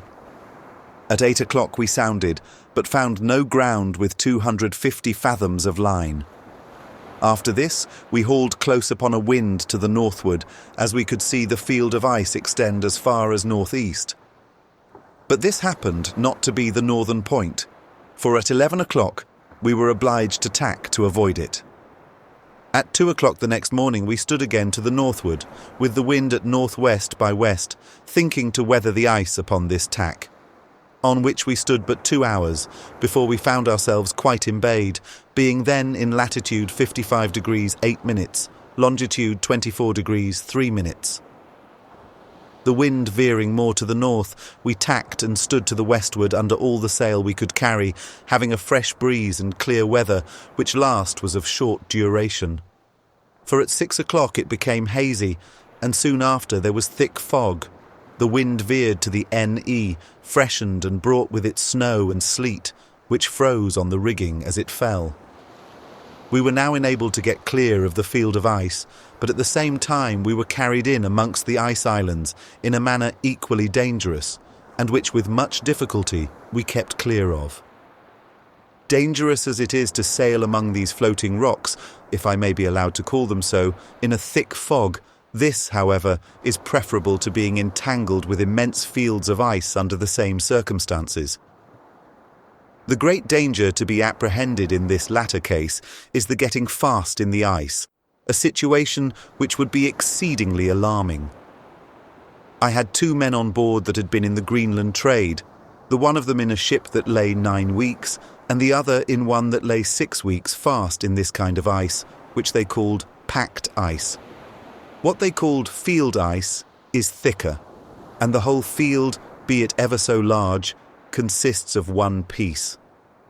Whereas this, which I call field ice, from its immense extent, consists of many pieces of various sizes, both in thickness and surface, from 30 or 40 feet square to 3 or 4, packed close together, and in places heaped one upon another. This, I am of opinion, would be found too hard for a ship's side, that is not properly armed against it. How long it may have lain, or will lie here, is a point not easily determined. Such ice is found in the Greenland seas all the summer long, and I think it cannot be colder there in the summer than it is here. Be this as it may, we certainly had no thaw. On the contrary, the mercury in Fahrenheit's thermometer kept generally below the freezing point, although it was the middle of summer. It is a general opinion that the ice I have been speaking of is formed in bays and rivers. Under this supposition, we were led to believe that land was not far distant, and that it even lay to the southward behind the ice, which alone hindered us from approaching to it. Therefore, as we had now sailed above 30 leagues along the edge of the ice without finding a passage to the south, I determined to run 30 or 40 leagues to the east, afterwards endeavour to get to the southward, and if I met with no land or other impediment, to get behind the ice and put the matter out of all manner of dispute.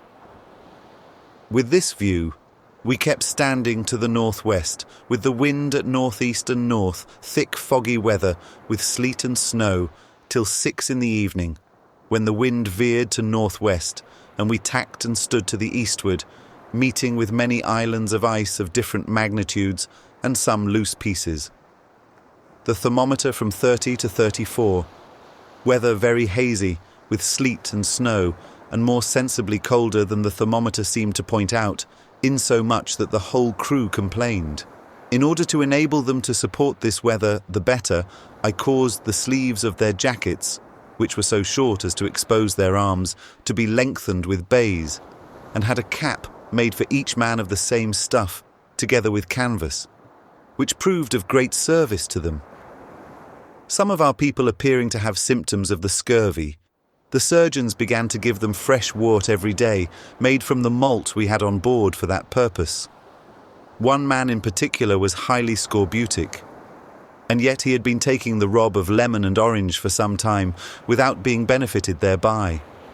On the other hand, Captain Furneaux told me that he had 2 men, who, though far gone in this disease, were now in a manner entirely cured by it. We continued standing to the eastward till 8 o'clock in the morning of the 21st, when, being in the latitude of 53 degrees 50 minutes and longitude 29 degrees 24 minutes east, we hauled to the south, with the wind at west, a fresh gale and hazy, with snow. In the evening the wind fell and the weather cleared up, so as that we could see a few leagues round us, being in the latitude of 54 degrees 43 minutes, south longitude 29 degrees 30 minutes east. At 10 o'clock, seeing many islands of ice ahead, and the weather coming on foggy with snow, we wore and stood to the northward till 3 in the morning, when we stood again to the south. At 8, the weather cleared up, and the wind came to west-southwest, with which we made all the sail we could to the south, having never less than 10 or 12 islands of ice in sight. Next day, we had the wind at southwest and south-southwest, a gentle gale, with now and then showers of snow and hail. In the morning, being in the latitude of 55 degrees 20 minutes south and longitude 31 degrees 30 minutes east, we hoisted out a boat to see if there was any current, but found none. Mr. Forster, who went in the boat, shot some of the small grey birds before mentioned, which were of the petrel tribe and about the size of a small pigeon. Their back and upper side of their wings, their feet and bills are of a blue-grey colour. Their bellies and underside of their wings are white, a little tinged with blue. The upper side of their quill feathers is a dark blue tinged with black. A streak is formed by feathers nearly of this colour along the upper parts of the wings and crossing the back a little above the tail. The end of the tail feathers is also of the same colour. Their bills are much broader than any I have seen of the same tribe, and their tongues are remarkably broad. These blue peterels, as I shall call them, are seen nowhere but in the southern hemisphere from about the latitude of 28 degrees and upwards. Thermometer at 33 degrees in the open air and 32 degrees in the sea at the surface, and at 34.5 when drawn, and 6.5 minutes in drawing up from 100 fathoms below it, where it had been 16 minutes. On the 24th, the wind blew from northwest to northeast, a gentle gale, fair and cloudy. At noon we were by observation, in the latitude of 56 degrees 31 minutes south and longitude 31 degrees 19 minutes east, the thermometer at 35. And being near an island of ice, which was about 50 feet high and 400 fathoms in circuit, I sent the master in the jolly boat to see if any water run from it. He soon returned with an account that there was not one drop or any other appearance of thaw. In the evening we sailed through several floats, or fields of loose ice, lying in the direction of southeast and northwest. At the same time we had continually several islands of the same composition in sight. On the 25th, the wind veering round from the northeast by the east to south, it blew a gentle gale, with which we stood to the west-southwest, and at noon were in the latitude of 57 degrees 50 minutes south and longitude 29 degrees 32 minutes east. The weather was fair and cloudy, the air sharp and cold, attended with a hard frost. And, although this was the middle of summer with us, I much question if the day was colder in any part of England. The wind continued at south, blew a fresh gale, fair and cloudy weather, till near noon the next day, when we had clear sunshine, and found ourselves by observation in the latitude of 58 degrees 31 minutes south, longitude 26 degrees 57 minutes east. In the course of the last 24 hours, we passed through several fields of broken loose ice. They were in general narrow, but of a considerable length, in the direction of northwest, and SE. The ice was so close in one that it would hardly admit the ship through it. The pieces were flat, from 4 to 6 or 8 inches thick, and appeared of that sort of ice which is generally formed in bays or rivers. Others again were different, the pieces forming various honeycombed branches, exactly like coral rocks, and exhibiting such a variety of figures as can hardly be conceived.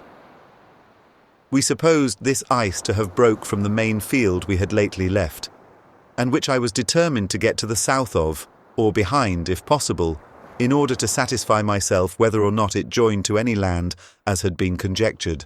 With this view I kept on to the westward, with a gentle gale at south and south-southwest, and soon after 6 o'clock in the evening we saw some penguins, which occasioned us to sound, but we found no ground with 150 fathoms. In the morning of the 27th, we saw more loose ice, but not many islands, and those we did see were but small. The day being calm and pleasant and the sea smooth, we hoisted out a boat, from which Mr. Forster shot a penguin and some petrels.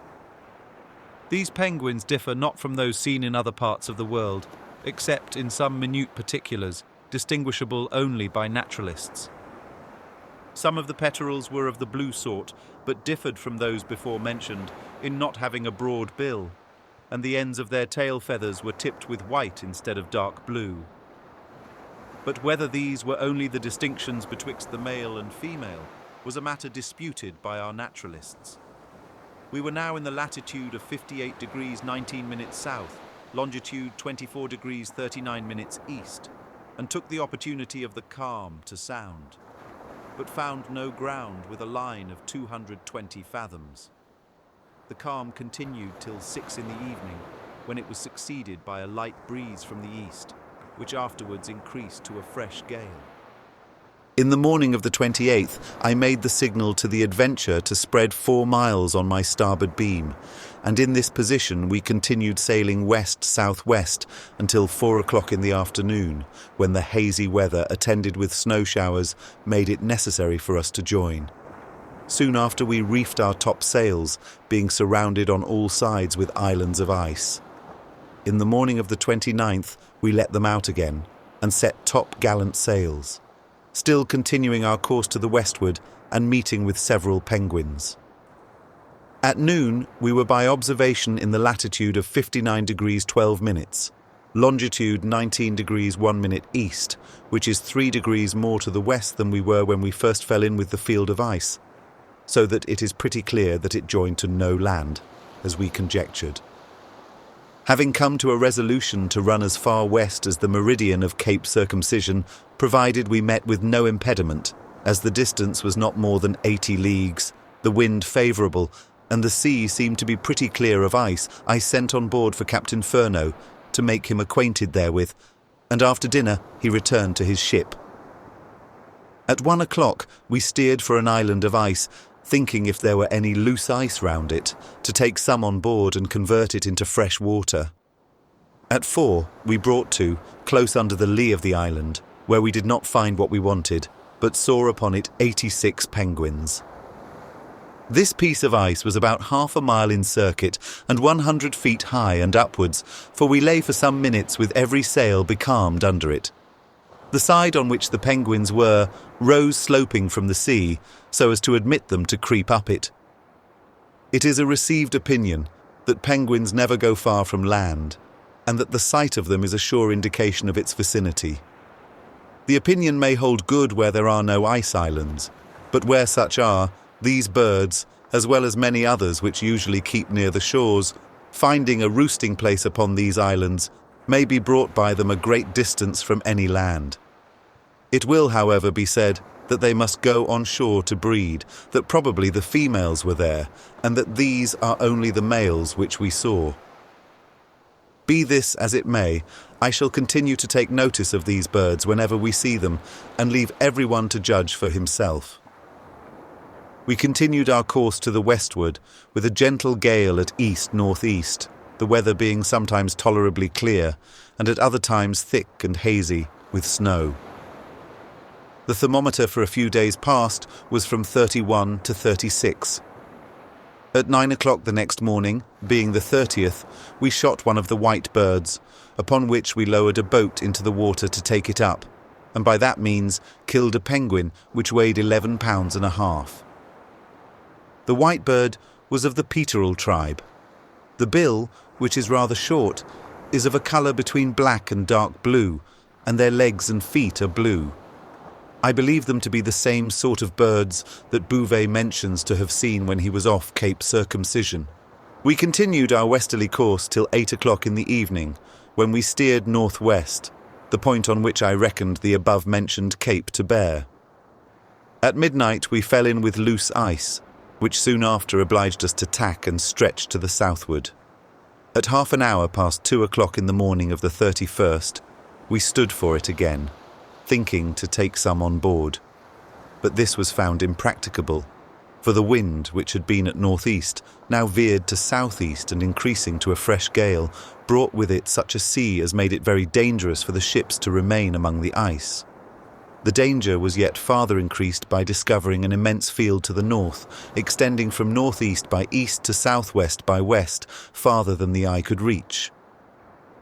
As we were not above 2 or 3 miles from this, and surrounded by loose ice, there was no time to deliberate.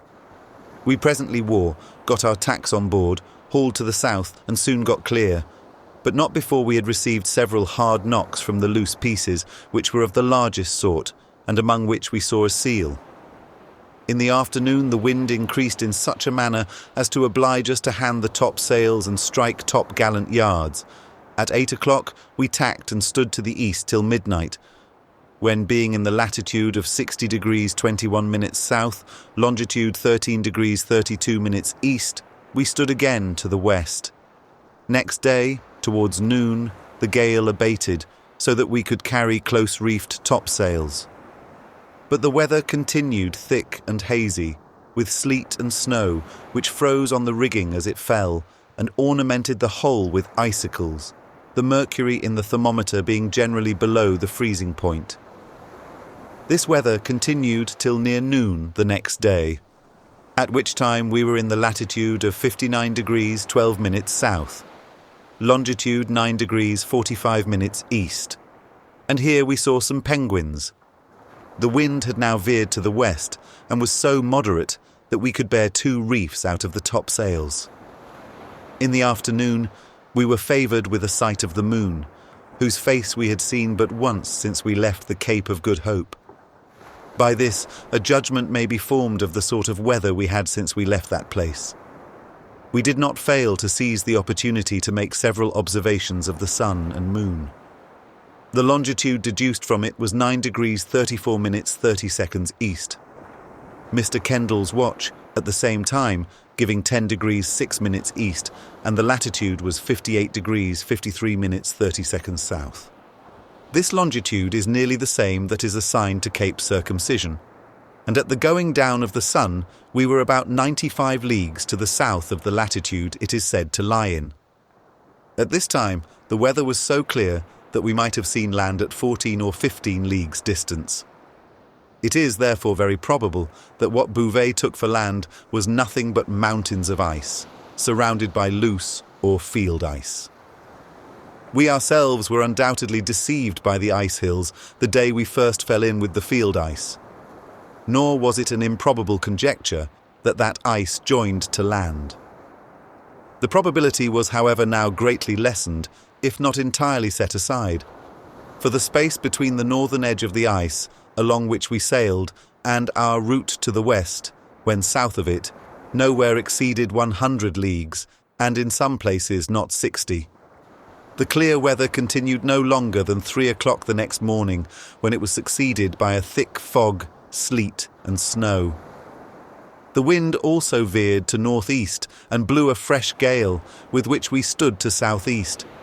It increased in such a manner that before noon we were brought under close reefed topsails. The wind continued to veer to the north, at last fixed at northwest, and was attended with intervals of clear weather. Our course was east 1/4 north, till noon the next day, when we were in the latitude of 59 degrees 2 minutes south, and nearly under the same meridian as we were when we fell in with the last field of ice 5 days before. So that, had it remained in the same situation, we must now have been in the middle of it, whereas we did not so much as see any. We cannot suppose that so large a float of ice as this was could be destroyed in so short a time. It therefore must have drifted to the northward, and this makes it probable that there is no land under this meridian between the latitude of 55 degrees and 59 degrees, where we had supposed some to lie, as mentioned above. As we were now only sailing over a part of the sea where we had been before, I directed the course east-south-east in order to get more to the south. We had the advantage of a fresh gale and the disadvantage of a thick fog. Much snow and sleet, which, as usual, froze on our rigging as it fell, so that every rope was covered with the finest transparent ice I ever saw. This afforded an agreeable sight enough to the eye, but conveyed to the mind an idea of coldness, much greater than it really was. For the weather was rather milder than it had been for some time past, and the sea less encumbered with ice. But the worst was, the ice so clogged the rigging, sails and blocks as to make them exceedingly bad to handle. Our people, however, surmounted those difficulties with a steady perseverance and withstood this intense cold much better than I expected. We continued to steer to the ESE with a fresh gale at NW, attended with snow and sleet, till the 8th, when we were in the latitude of 61 degrees 12 minutes south, longitude 31 degrees 47 minutes east. In the afternoon we passed more ice islands than we had seen for several days. Indeed, they were now so familiar to us that they were often passed unnoticed, but more generally unseen on account of the thick weather. At 9 o'clock in the evening, we came to one, which had a quantity of loose ice about it. As the wind was moderate and the weather tolerably fair, we shortened sail and stood on and off, with a view of taking some on board on the return of light. But at 4 o'clock in the morning, finding ourselves to leeward of this ice, we bore down to an island to leeward of us, there being about it some loose ice, part of which we saw break off. There we brought to, hoisted out 3 boats, and in about 5 or 6 hours took up as much ice as yielded 15 tons of good fresh water. The pieces we took up were hard and solid as a rock. Some of them were so large that we were obliged to break them with pickaxes before they could be taken into the boats. The salt water which adhered to the ice was so trifling as not to be tasted, and after it had lain on deck for a short time, entirely drained off. And the water which the ice yielded was perfectly sweet and well tasted. Part of the ice we broke in pieces and put into casks. Some we melted in the coppers and filled up the casks with the water, and some we kept on deck for present use. The melting and stowing away the ice is a little tedious and takes up some time.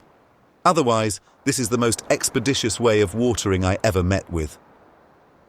Having got on board this supply of water, and the adventure about 2/3 as much, of which we stood in great need, as we had once broke the ice, I did not doubt of getting more whenever we were in want. I therefore without hesitation directed our course more to the south, with a gentle gale at northwest, attended as usual with snow showers. In the morning of the 11th, being then in the latitude of 62 degrees 44 minutes south, longitude 37 degrees east, the variation of the compass was 24 degrees 10 minutes west, and the following morning in the latitude of 64 degrees 12 minutes south, longitude 38 degrees 14 minutes east. By the mean of 3 compasses, it was no more than 23 degrees 52 minutes west. In this situation, we saw some penguins, and being near an island of ice from which several pieces had broken, we hoisted out 2 boats and took on board as much as filled all our empty casks, and the Adventure did the same. While this was doing, Mr. Forster shot an albatross, whose plumage was of a colour between brown and dark grey, the head and upper side of the wings rather inclining to black, and it had white eyebrows. We began to see these birds about the time of our first falling in with the ice islands, and some have accompanied us ever since. These, and the dark brown sort with a yellow bill, were the only albatrosses that had not now forsaken us. At 4 o'clock p.m. we hoisted in the boats and made sail to the SE, with a gentle breeze at S by W, attended with showers of snow. On the 13th, at 2 o'clock a.m., it fell calm. Of this we took the opportunity to hoist out a boat to try the current, which we found to set northwest near 1/3 of a mile an hour. At the time of trying the current, a Fahrenheit thermometer was immerged in the sea 100 fathoms below its surface, where it remained 20 minutes. When it came up, the mercury stood at 32, which is the freezing point. Some little time after, being exposed to the surface of the sea, it rose to 33.5, and in the open air to 36. The calm continued till 5 o'clock in the evening, when it was succeeded by a light breeze from the south and southeast, with which we stood to the northeast, with all our sails set. Though the weather continued fair, the sky as usual was clouded. However, at 9 o'clock the next morning, it was clear, and we were enabled to observe several distances between the sun and moon, the mean result of which gave 39 degrees, 30 minutes, 30 seconds east longitude. Mr. Kendall's watch at the same time gave 38 degrees, 27 minutes, 45 seconds, which is 1 degree, 2 minutes, 45 seconds west of the observations, whereas on the third instant it was half a degree east of them. In the evening, I found the variation by the mean of azimuths taken with Gregory's compass to be 28 degrees 14 minutes 0 seconds. By the mean of 6 azimuths by one of Dr. Knight's 28.32.0, and by another of Dr. Knight's 28.34.0. Our latitude at this time was 63 degrees 57 minutes, longitude 39 degrees 38.5 minutes, which is nearly the same difference as the day before. But Mr. Wales and I took each of us 6 distances of the sun and moon with the telescopes fixed to our sextants, which brought out the longitude nearly the same as the watch. The results were as follows. By Mr. Wales, 38 degrees 35 minutes 30 seconds, and by me, 38 degrees 36 minutes 45 seconds. It is impossible for me to say whether these or the former are the nearest to the truth, nor can I assign any probable reason for so great a disagreement. We certainly can observe with greater accuracy through the telescope than with the common sight when the ship is sufficiently steady. The use of the telescope is found difficult at first, but a little practice will make it familiar. By the assistance of the watch, we shall be able to discover the greatest error this method of observing the longitude at sea is liable to, which at the greatest does not exceed 1.5 degrees, and in general will be found to be much less. Such is the improvement navigation has received by the astronomers and mathematical instrument makers of this age.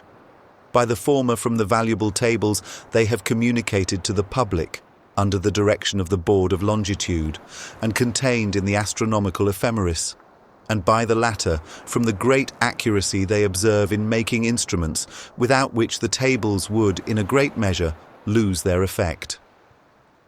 The preceding observations were made by 4 different sextants of different workmen. Mine was by Mr. Bird, one of Mr. Wales's by Mr. Dolland, the other and Mr. Clark's by Mr. Ramsden, as also Mr. Gilbert's and Smith's, who observed with the same instrument. 5 tolerably fine days had now succeeded one another. This, besides giving us an opportunity to make the preceding observations, was very serviceable to us on many other accounts, and came at a very seasonable time. For having on board a good quantity of fresh water or ice, which was the same thing, the people were enabled to wash and dry their clothes and linen, a care that can never be enough attended to in all long voyages. The winds during this time blew in gentle gales, and the weather was mild. Yet the mercury in the thermometer never rose above 36, and was frequently as low as the freezing point. In the afternoon, having but little wind, I brought to under an island of ice, and sent a boat to take up some. In the evening the wind freshened at east, and was attended with snow showers and thick hazy weather, which continued great part of the 16th. As we met with little ice, I stood to the south close hauled, and at 6 o'clock in the evening, being in the latitude of 64 degrees 56 minutes south, longitude 39 degrees 35 minutes east, I found the variation by Gregory's compass to be 26 degrees 41 minutes west. At this time, the motion of the ship was so great that I could by no means observe with any of Dr. Knight's compasses. As the wind remained invariably fixed at east and east by south, I continued to stand to the south, and on the 17th, between 11 and 12 o'clock, we crossed the Antarctic Circle in the longitude of 39 degrees 35 minutes east, for at noon we were by observation in the latitude of 66 degrees 36 minutes 30 seconds south.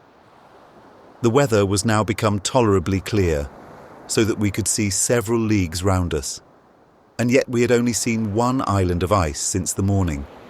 But about 4 p.m., as we were steering to the south, we observed the whole sea in a manner covered with ice, from the direction of SE round by the S to W. In this space, 38 ice islands, great and small, were seen, besides loose ice in abundance, so that we were obliged to luff for one piece and bear up for another, and as we continued to advance to the south, it increased in such a manner that at 6:15 o'clock, being then in the latitude of 67 degrees 15 minutes south, we could proceed no farther, the ice being entirely closed to the south in the whole extent from east to WSW, without the least appearance of any opening. This immense field was composed of different kinds of ice, such as high hills, loose or broken pieces packed close together, and what, I think, Greenlandmen call field ice. A float of this kind of ice lay to the southeast of us, of such extent that I could see no end to it from the masthead. It was 16 or 18 feet high at least, and appeared of a pretty equal height and surface. Here we saw many whales playing about the ice, and for 2 days before had seen several flocks of the brown and white pintados, which we named Antarctic peterels, because they seem to be natives of that region. They are undoubtedly of the peterel tribe, are in every respect shaped like the pintados, differing only from them in colour. The head and forepart of the body of these are brown, and the hind part of the body, tail, and the ends of the wings are white. The white peterel also appeared in greater numbers than before, some few dark grey albatrosses, and our constant companion, the blue peterel. But the common pintados had quite disappeared, as well as many other sorts which are common in lower latitudes.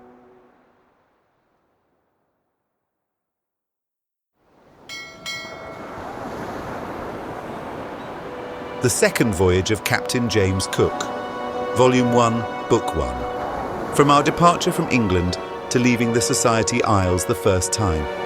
Chapter 3, Sequel of the Search for a Southern Continent between the Meridian of the Cape of Good Hope and New Zealand, with an account of the separation of the two ships and the arrival of the Resolution in Dusky Bay. After meeting with this ice, I did not think it was at all prudent to persevere in getting farther to the south, especially as the summer was already half spent, and it would have taken up some time to have got round the ice, even supposing it to have been practicable, which, however, is doubtful. I therefore came to a resolution to proceed directly in search of the land lately discovered by the French. And, as the wind still continued at east by south, I was obliged to return to the north over some part of the sea I had already made myself acquainted with and, for that reason, wished to have avoided. But this was not to be done, as our course made good was little better than north. In the night, the wind increased to a strong gale, attended with sleet and snow, and obliged us to double reef our topsails. About noon the next day, the gale abated, so that we could bear all our reefs out. But the wind still remained in its old quarter. In the evening, being in the latitude of 64 degrees 12 minutes south, longitude 40 degrees 15 minutes east, a bird, called by us in my former voyage Port Egmont hen, on account of the great plenty of them at Port Egmont in Falkland Isles, came hovering several times over the ship, and then left us in the direction of northeast. They are a short, thick bird about the size of a large crow, of a dark brown or chocolate colour, with a whitish streak under each wing in the shape of a half moon. I have been told that these birds are found in great plenty at the Faroe Isles north of Scotland, and that they never go far from land. Certain it is, I never before saw them above 40 leagues off, but I do not remember ever seeing fewer than two together, whereas here was but one, which, with the islands of ice, may have come a good way from land. At 9 o'clock, the wind veering to ENE, we tacked and stood to the SSE, but at 4 in the morning of the 20th, it returned back to its old point, and we resumed our northerly course. One of the above birds was seen this morning, probably the same we saw the night before, as our situation was not much altered. As the day advanced, the gale increased, attended with thick, hazy weather, sleet and snow, and at last obliged us to close reef our topsails and strike top-gallant yards. But in the evening the wind abated so as to admit us to carry whole topsails and top-gallant yards aloft. Hazy weather with snow and sleet continued. In the afternoon of the 21st, being in the latitude of 62 degrees 24 minutes south, longitude 42 degrees 19 minutes east, we saw a white albatross with black-tipped wings and a pintado bird. The wind was now at south and southwest, a fresh gale.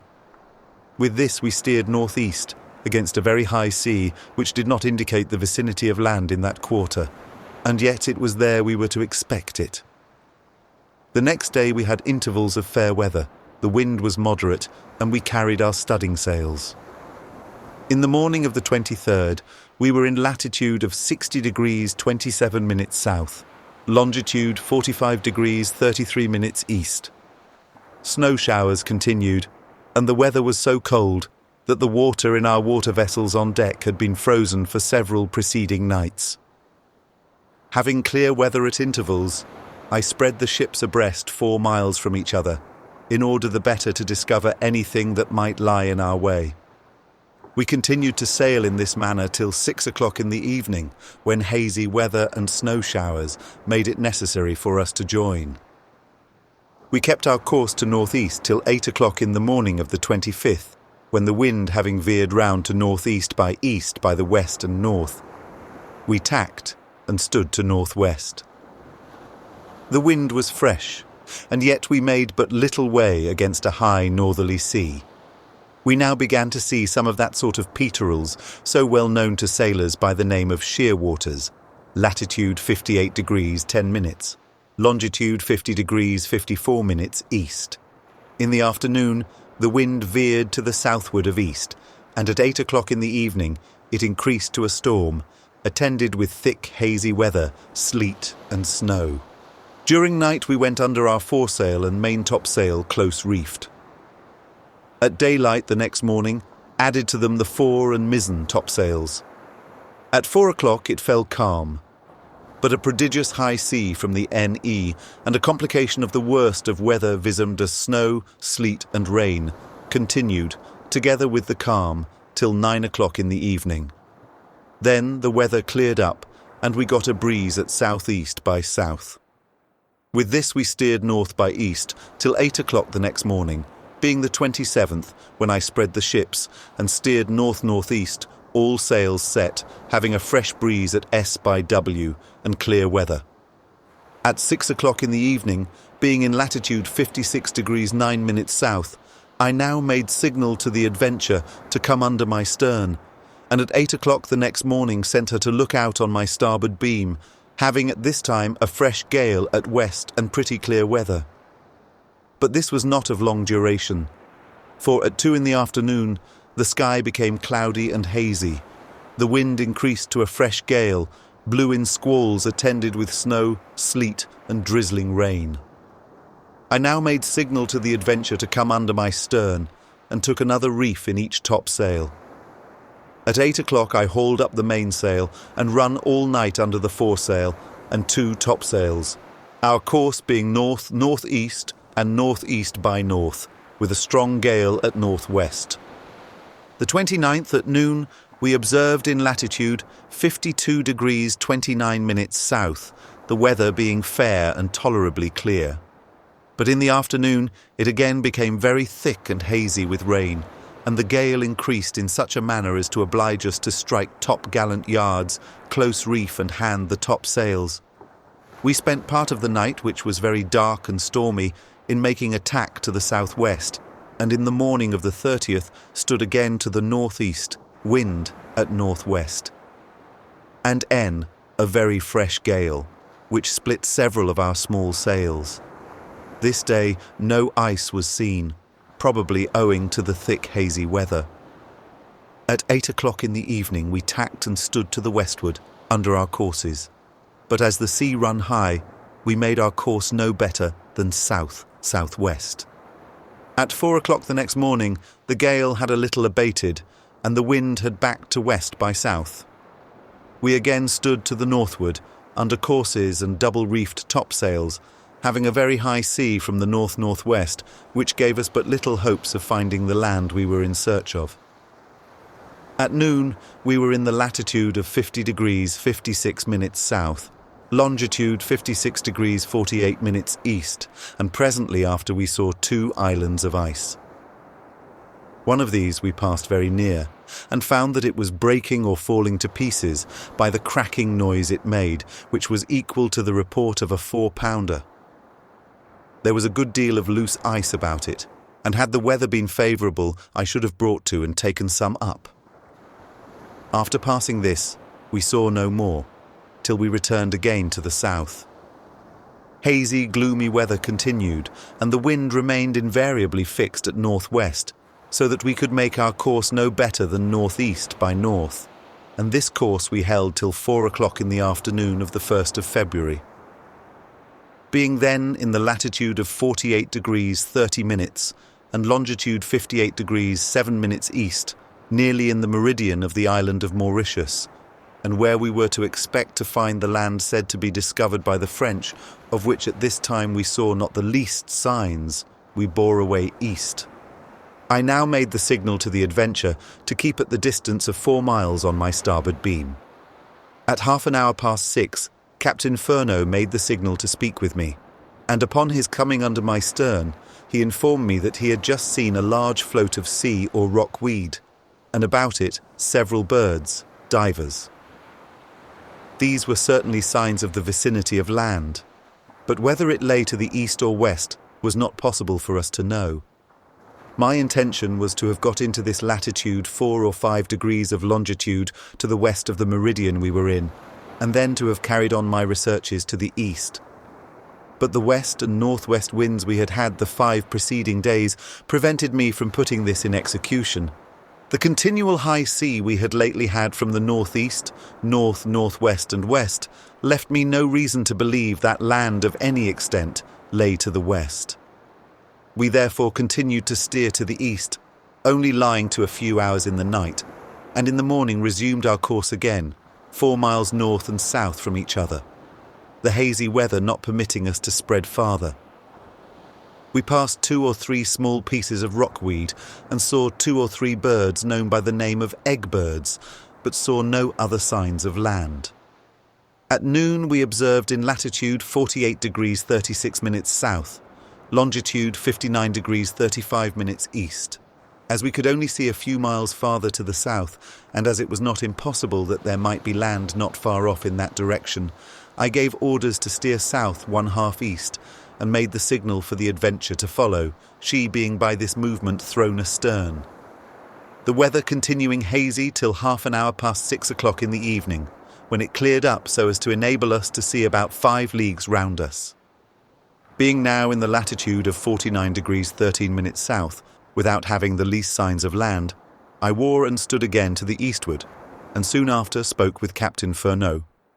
He told me that he thought the land was to the northwest of us, as he had at one time observed the sea to be smooth when the wind blew in that direction. Although this was not conformable to the remarks we had made on the sea, I resolved to clear up the point if the wind would admit of my getting to the west in any reasonable time. At 8 o'clock in the morning of the 3rd, being in the latitude of 48 degrees 56 minutes south longitude, 60 degrees 47 minutes east, and upwards of 8 degrees to the east of the meridian of the Mauritius, I began to despair of finding land to the east, and as the wind had now veered to the north, resolved to search for it to the west. I accordingly tacked and stood to the west with a fresh gale. This increased in such a manner that before night we were reduced to our 2 courses, and at last obliged to lie to under the foresails, having a prodigious high sea from west-northwest, notwithstanding the height of the gale was from north by west. At 3 o'clock the next morning, the gale abating, we made sail and continued to ply to the west till 10 o'clock in the morning of the 6th. At this time, being in the latitude of 48 degrees 6 minutes south, longitude 58 degrees 22 minutes east, the wind seemingly fixed at west-northwest, and seeing no signs of meeting with land, I gave over plying and bore away east a little southerly, being satisfied that if there is any land hereabout, it can only be an isle of no great extent. And it was just as probable I might have found it to the east, as to the W. While we were plying about here, we took every opportunity to observe the variation of the compass, and found it to be from 27 degrees, 50 minutes to 30 degrees, 26 minutes west. Probably the mean of the two extremes, viz. 29 degrees 4 minutes, is the nearest the truth, as it nearly agrees with the variation observed on board the Adventure. In making these observations, we found that when the sun was on the larboard side of the ship, the variation was the least, and when on the starboard side, the greatest.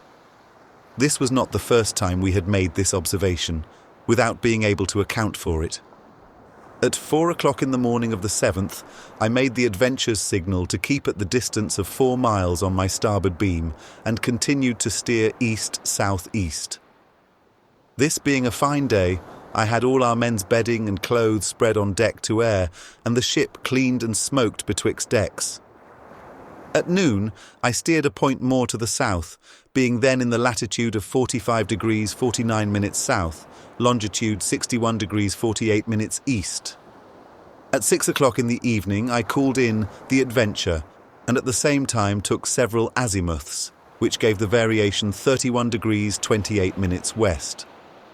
These observations could not be taken with the greatest accuracy on account of the rolling of the ship, occasioned by a very high westerly swell. The preceding evening, 3 Port Egmont hens were seen. This morning, another appeared.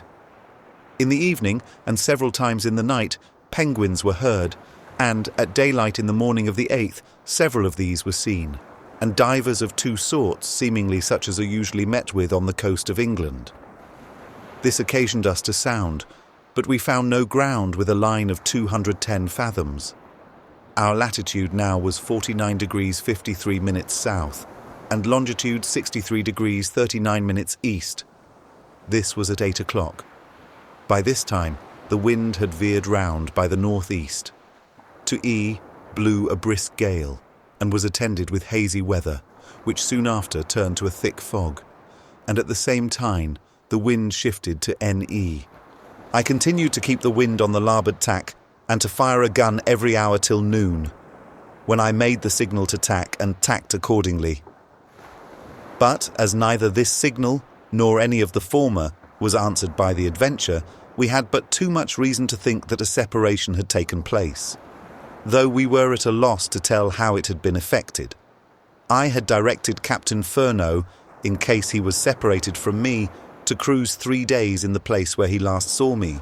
I therefore continued making short boards and firing half-hour guns till the 9th in the afternoon, when, the weather having cleared up, we could see several leagues round us, and found that the Adventure was not within the limits of our horizon. At this time, we were about 2 or 3 leagues to the eastward of the situation we were in when we last saw her, and were standing to the westward with a very strong gale at north-northwest, accompanied with a great sea from the same direction. This, together with an increase of wind, obliged us to lie to till 8 o'clock the next morning, during which time we saw nothing of the Adventure, notwithstanding the weather was pretty clear, and we had kept firing guns and burning false fires all night. I therefore gave over looking for her, made sail, and steered southeast, with a very fresh gale at west by north, accompanied with a high sea from the same direction. While we were beating about here, we frequently saw penguins and divers, which made us conjecture the land was not far off, but in what direction it was not possible for us to tell. As we advanced to the south, we lost the penguins and most of the divers, and as usual met with abundance of albatrosses, blue peterels, shearwaters, and so on. The 11th at noon, and in the latitude of 51 degrees 15 minutes south, longitude 67 degrees 20 minutes east, we again met with penguins and saw an egg bird, which we also look upon to be a sign of the vicinity of land. I continued to steer to the southeast, with a fresh gale in the northwest quarter, attended with a long hollow swell and frequent showers of rain, hail, and snow. The 12th in the morning, being in the latitude of 52 degrees 32 minutes south, longitude 69 degrees 47 minutes east, the variation was 31 degrees 38 minutes west.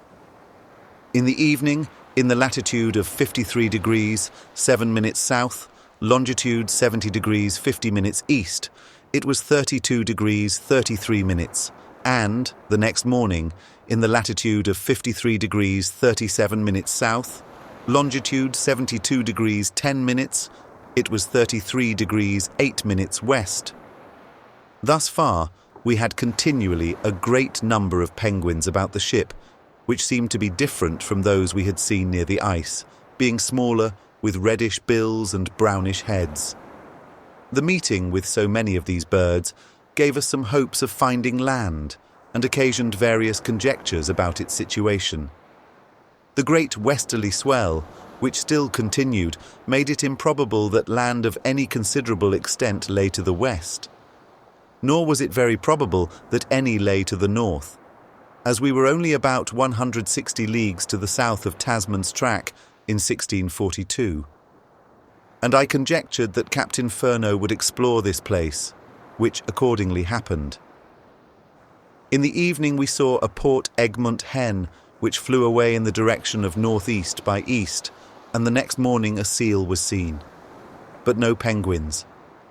In the evening, being in the latitude of 55 degrees 49 minutes south, longitude 75 degrees 52 minutes east, the variation was 34 degrees 48 minutes west, and in the evening of the 15th, in latitude 57 degrees 2 minutes south, longitude 79 degrees 56 minutes east, it was 38 degrees west. 5 seals were seen this day, and a few penguins, which occasioned us to sound, without finding any bottom, with a line of 150 fathoms. At daylight in the morning of the 16th, we saw an island of ice to the northward, for which we steered, in order to take some on board. But the wind shifting to that direction hindered us from putting this in execution. At this time, we were in the latitude of 57 degrees 8 minutes south, longitude 80 degrees 59 minutes east, and had 2 islands of ice in sight.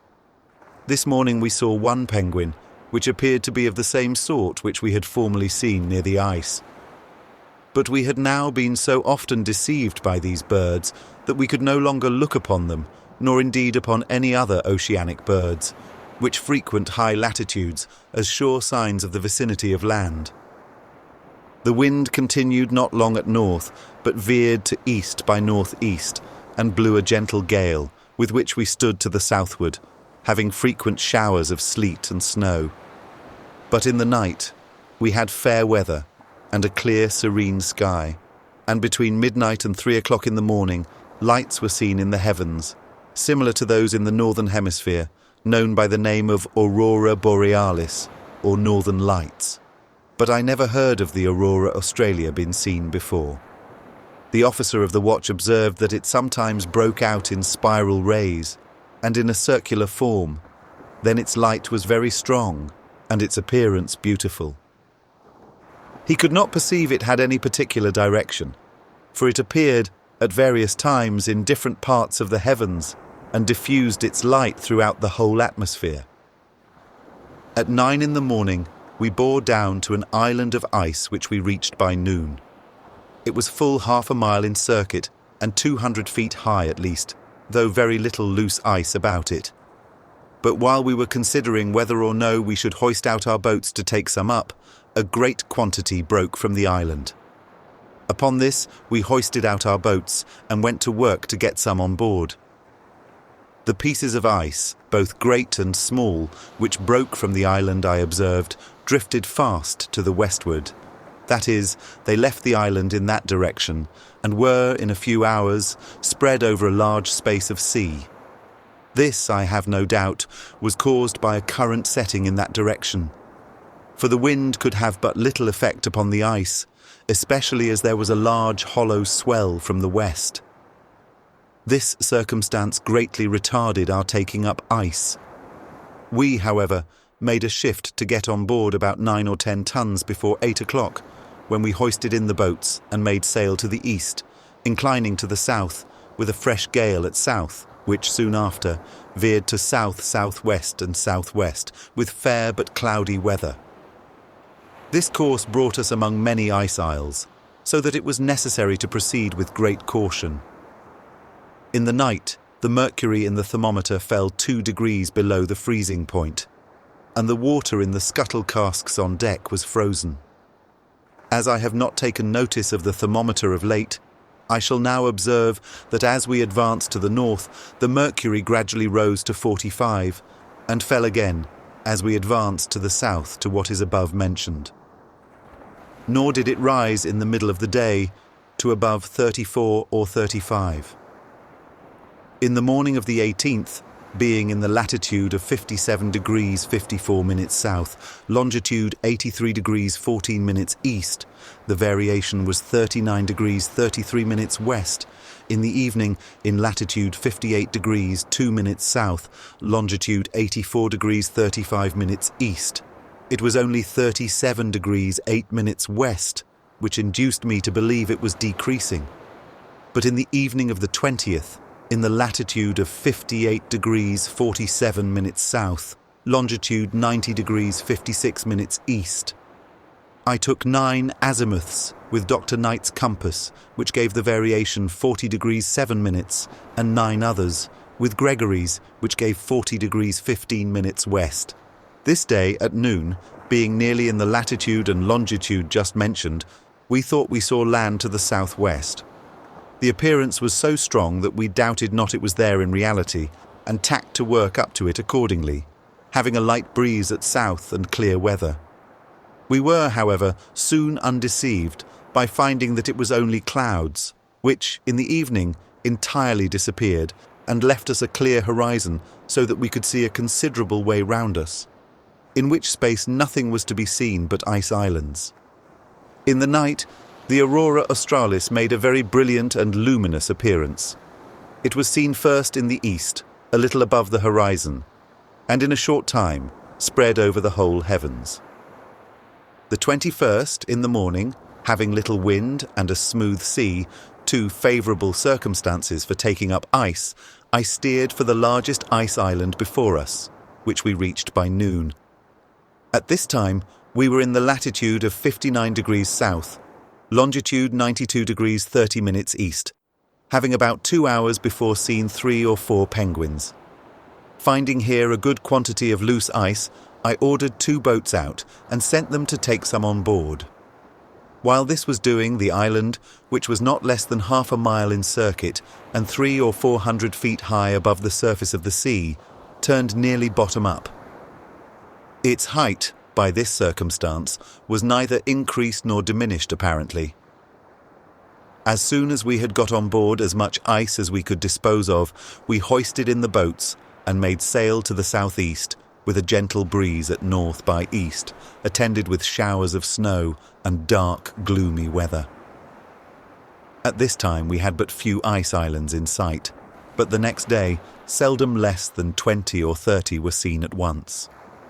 The wind gradually veered to the east, and at last, fixing at east by south, blew a fresh gale.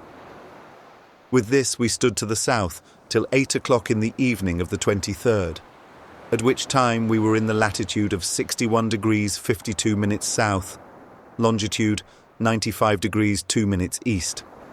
We now tacked and spent the night, which was exceedingly stormy, thick and hazy, with sleet and snow, in making short boards. Surrounded on every side with danger, it was natural for us to wish for daylight. This, when it came, served only to increase our apprehensions by exhibiting to our view those huge mountains of ice which in the night we had passed without seeing. These unfavourable circumstances, together with dark nights at this advanced season of the year, quite discouraged me from putting in execution a resolution I had taken of crossing the Antarctic Circle once more. Accordingly, at 4 o'clock in the morning, we stood to the north, with a very hard gale at east-southeast, accompanied with snow and sleet, and a very high sea from the same point, which made great destruction among the ice islands. This circumstance, far from being of any advantage to us, greatly increased the number of pieces we had to avoid. The large pieces which break from the ice islands are much more dangerous than the islands themselves. The latter are so high out of water that we can generally see them, unless the weather be very thick and dark before we are very near them, whereas the others cannot be seen in the night till they are under the ship's bows.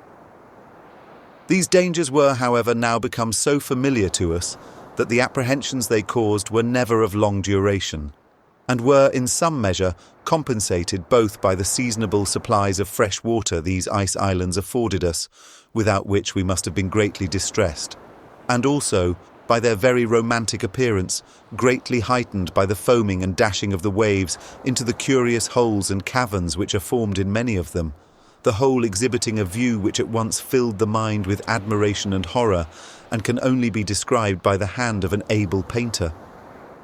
Towards the evening the gale abated, and in the night we had 2 or 3 hours calm. This was succeeded by a light breeze at west, with which we steered east, under all the sail we could set, meeting with many ice islands. This night we saw a Port Egmont hen, and next morning, being the 25th, another. We had lately seen but few birds, and those were albatrosses, shearwaters, and blue peterels.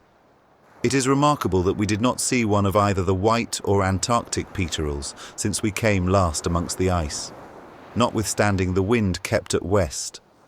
And northwest all day we had a very high sea from the east, by which we concluded that no land could be near in that direction. In the evening, being in the latitude 60 degrees 51 minutes, longitude 95 degrees 41 minutes east, the variation was 43 degrees 6 minutes west, and the next morning, being the 26th, having advanced about 1.5 degrees more to the east, it was 41 degrees 30 minutes, both being determined by several azimuths. We had fair weather all the afternoon, but the wind was unsettled, veering round by the north to the east. With this we stood to the south-east and east till 3 o'clock in the afternoon, when, being in the latitude of 61 degrees 21 minutes south, longitude 97 degrees 7 minutes, we tacked and stood to the northward and eastward as the wind kept veering to the south. This, in the evening, increased to a strong gale, blew in squalls, attended with snow and sleet, and thick, hazy weather, which soon brought us under our close-reefed topsails. Between 8 in the morning of the 26th and noon the next day, we fell in among several islands of ice, from whence such vast quantities had broken as to cover the sea all round us and render sailing rather dangerous. However, by noon we were clear of it all. In the evening the wind abated and veered to southwest, but the weather did not clear up till the next morning, when we were able to carry all our sails, and met with but very few islands of ice to impede us. Probably the late gale had destroyed a great number of them. Such a very large hollow sea had continued to accompany the wind as it veered from east. To SW, that I was certain no land of considerable extent could lie within 100 or 150 leagues of our situation between these 2 points. The mean height of the thermometer at noon, for some days past, was at about 35, which is something higher than it usually was in the same latitude about a month or 5 weeks before. Consequently, the air was something warmer. While the weather was really warm, the gales were not only stronger but more frequent, with almost continual misty, dirty, wet weather. The very animals we had on board felt its effects. A sow having in the morning farrowed 9 pigs, every one of them was killed by the cold before 4 o'clock in the afternoon, notwithstanding all the care we could take of them. From the same cause, myself, as well as several of my people, had fingers and toes chilblained. Such is the summer weather we enjoyed. The wind continued unsettled, veering from the south to the west, and blew a fresh gale till the evening. Then it fell little wind, and soon after a breeze sprung up at north, which quickly veered to northeast, and NE by E, attended with a thick fog, snow, sleet, and rain. With this wind and weather, we kept on to the SE, till 4 o'clock in the afternoon of the next day, being the 1st of March, when it fell calm, which continued for near 24 hours. We were now in the latitude of 60 degrees 36 minutes south, longitude 107 degrees 54 minutes, and had a prodigious high swell from the southwest, and at the same time another from the south, or SSE, The dashing of the one wave against the other made the ship both roll and pitch exceedingly, but at length the NW swell prevailed. The calm continued till noon the next day, when it was succeeded by a gentle breeze from southeast, which afterwards increased and veered to southwest. With this we steered northeast by east and east by north, under all the sail we could set. In the afternoon of the 3rd, being in latitude 60 degrees 13 minutes, longitude 110 degrees 18 minutes, the variation was 39 degrees 4 minutes west. But the observations by which this was determined were none of the best, being obliged to make use of such as we could get during the very few and short intervals when the sun appeared. A few penguins were seen this day, but not so many islands of ice as usual. The weather was also milder, though very changeable, thermometer from 36 to 38. We continued to have a northwest swell, although the wind was unsettled, veering to northwest. By the W and N, attended with hazy sleet and drizzling rain. We prosecuted our course to the east, inclining to the south, till 3 o'clock in the afternoon of the 4th, when, being in the latitude of 60 degrees 37 minutes, longitude 113 degrees 24 minutes, the wind shifting at once to southwest, and southwest by south, I gave orders to steer east by north, 1/2 north. But in the night, we steered east 1/2 south, in order to have the wind, which was at south-southwest, more upon the beam, the better to enable us to stand back, in case we fell in with any danger in the dark. For we had not so much time to spare to allow us to lie to. In the morning of the 5th, we steered east by north, under all the sail we could set, passing one ice island and many small pieces, and at 9 o'clock the wind, which of late had not remained long upon any one point, shifted all at once to east and blew a gentle gale.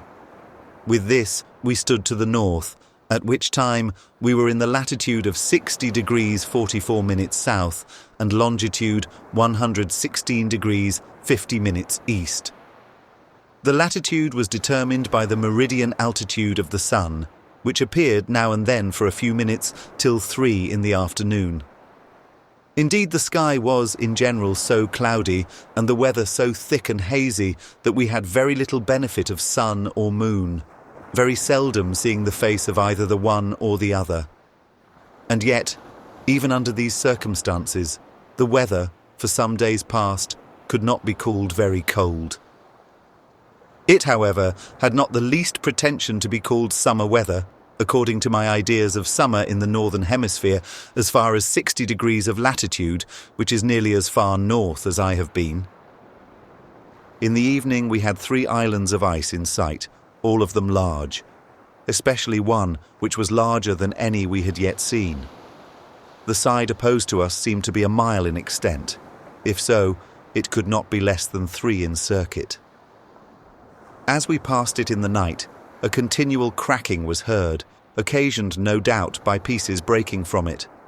For, in the morning of the 6th, the sea, for some distance round it, was covered with large and small pieces, and the island itself did not appear so large as it had done the evening before. It could not be less than 100 feet high.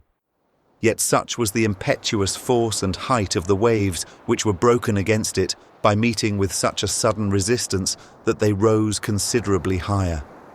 In the evening we were in latitude of 59 degrees 58 minutes south, longitude 118 degrees 39 minutes east. The 7th, the wind was variable in the northeast and southeast quarters, attended with snow and sleet till the evening. Then the weather became fair, the sky cleared up, and the night was remarkably pleasant, as well as the morning of the next day, which, for the brightness of the sky and serenity and mildness of the weather, gave place to none we had seen since we left the Cape of Good Hope. It was such as is little known in this sea, and to make it still more agreeable, we had not one island of ice in sight. The mercury in the thermometer rose to 40. Mr. Wales and the master made some observations of the moon and stars, which satisfied us, that when our latitude was 59 degrees 44 minutes, our longitude was 121 degrees 9 minutes. At 3 o'clock in the afternoon, the calm was succeeded by a breeze at southeast. The sky at the same time was suddenly obscured and seemed to presage an approaching storm, which accordingly happened. For, in the evening, the wind shifted to south, blew in squalls, attended with sleet and rain, and a prodigious high sea. Having nothing to take care of but ourselves, we kept 2 or 3 points from the wind and run at a good rate to the ENE under our 2 courses and close-reefed topsails. The gale continued till the evening of the 10th. Then it abated, the wind shifted to the westward, and we had fair weather and but little wind during the night, attended with a sharp frost. The next morning, being in the latitude of 57 degrees 56 minutes, longitude 130 degrees, the wind shifted to northeast and blew a fresh gale with which we stood southeast, having frequent showers of snow and sleet, and a long hollow swell from south-southeast, and SE by S. This swell did not go down till 2 days after the wind which raised it had not only ceased to blow, but had shifted and blown fresh at opposite points, good part of the time. Whoever attentively considers this must conclude that there can be no land to the south, but what must be at a great distance. Notwithstanding so little was to be expected in that quarter, we continued to stand to the south till 3 o'clock in the morning of the 12th, when we were stopped by a calm. Being then in the latitude of 58 degrees 56 minutes south, longitude 131 degrees 26 minutes east. After a few hours' calm, a breeze sprung up at west with which we steered east. The SSE swell having gone down, was succeeded by another from NW by W. The weather continued mild all this day, and the mercury rose to 39.5. In the evening, it fell calm and continued so till 3 o'clock in the morning of the 13th, when we got the wind at east. And SE, a fresh breeze attended with snow and sleet. In the afternoon it became fair, and the wind veered round to the S and SSW. In the evening, being in the latitude of 58 degrees 59 minutes, longitude 134 degrees, the weather was so clear in the horizon that we could see many leagues round us. We had but little wind during the night, some showers of snow, and a very sharp frost. As the day broke, the wind freshened at southeast, and SSE, and soon after the sky cleared up, and the weather became clear and serene, but the air continued cold, and the mercury in the thermometer rose only 1 degree above the freezing point. The clear weather gave Mr. Wales an opportunity to get some observations of the sun and moon. Their results reduced to noon, when the latitude was 58 degrees 22 minutes south, gave us 136 degrees 22 minutes east, longitude. Mr. Kendall's watch at the same time gave 134 degrees 42 minutes, and that of Mr. Arnold the same. This was the first and only time they pointed out the same longitude since we left England. The greatest difference, however, between them, since we left the Cape, had not much exceeded 2 degrees. The moderate, and I might almost say pleasant weather we had at times for the last 2 or 3 days made me wish I had been a few degrees of latitude farther south, and even tempted me to incline our course that way. But we soon had weather which convinced us that we were full far enough, and that the time was approaching when these seas were not to be navigated without enduring intense cold, which, by the by, we were pretty well used to. In the afternoon, the serenity of the sky was presently obscured.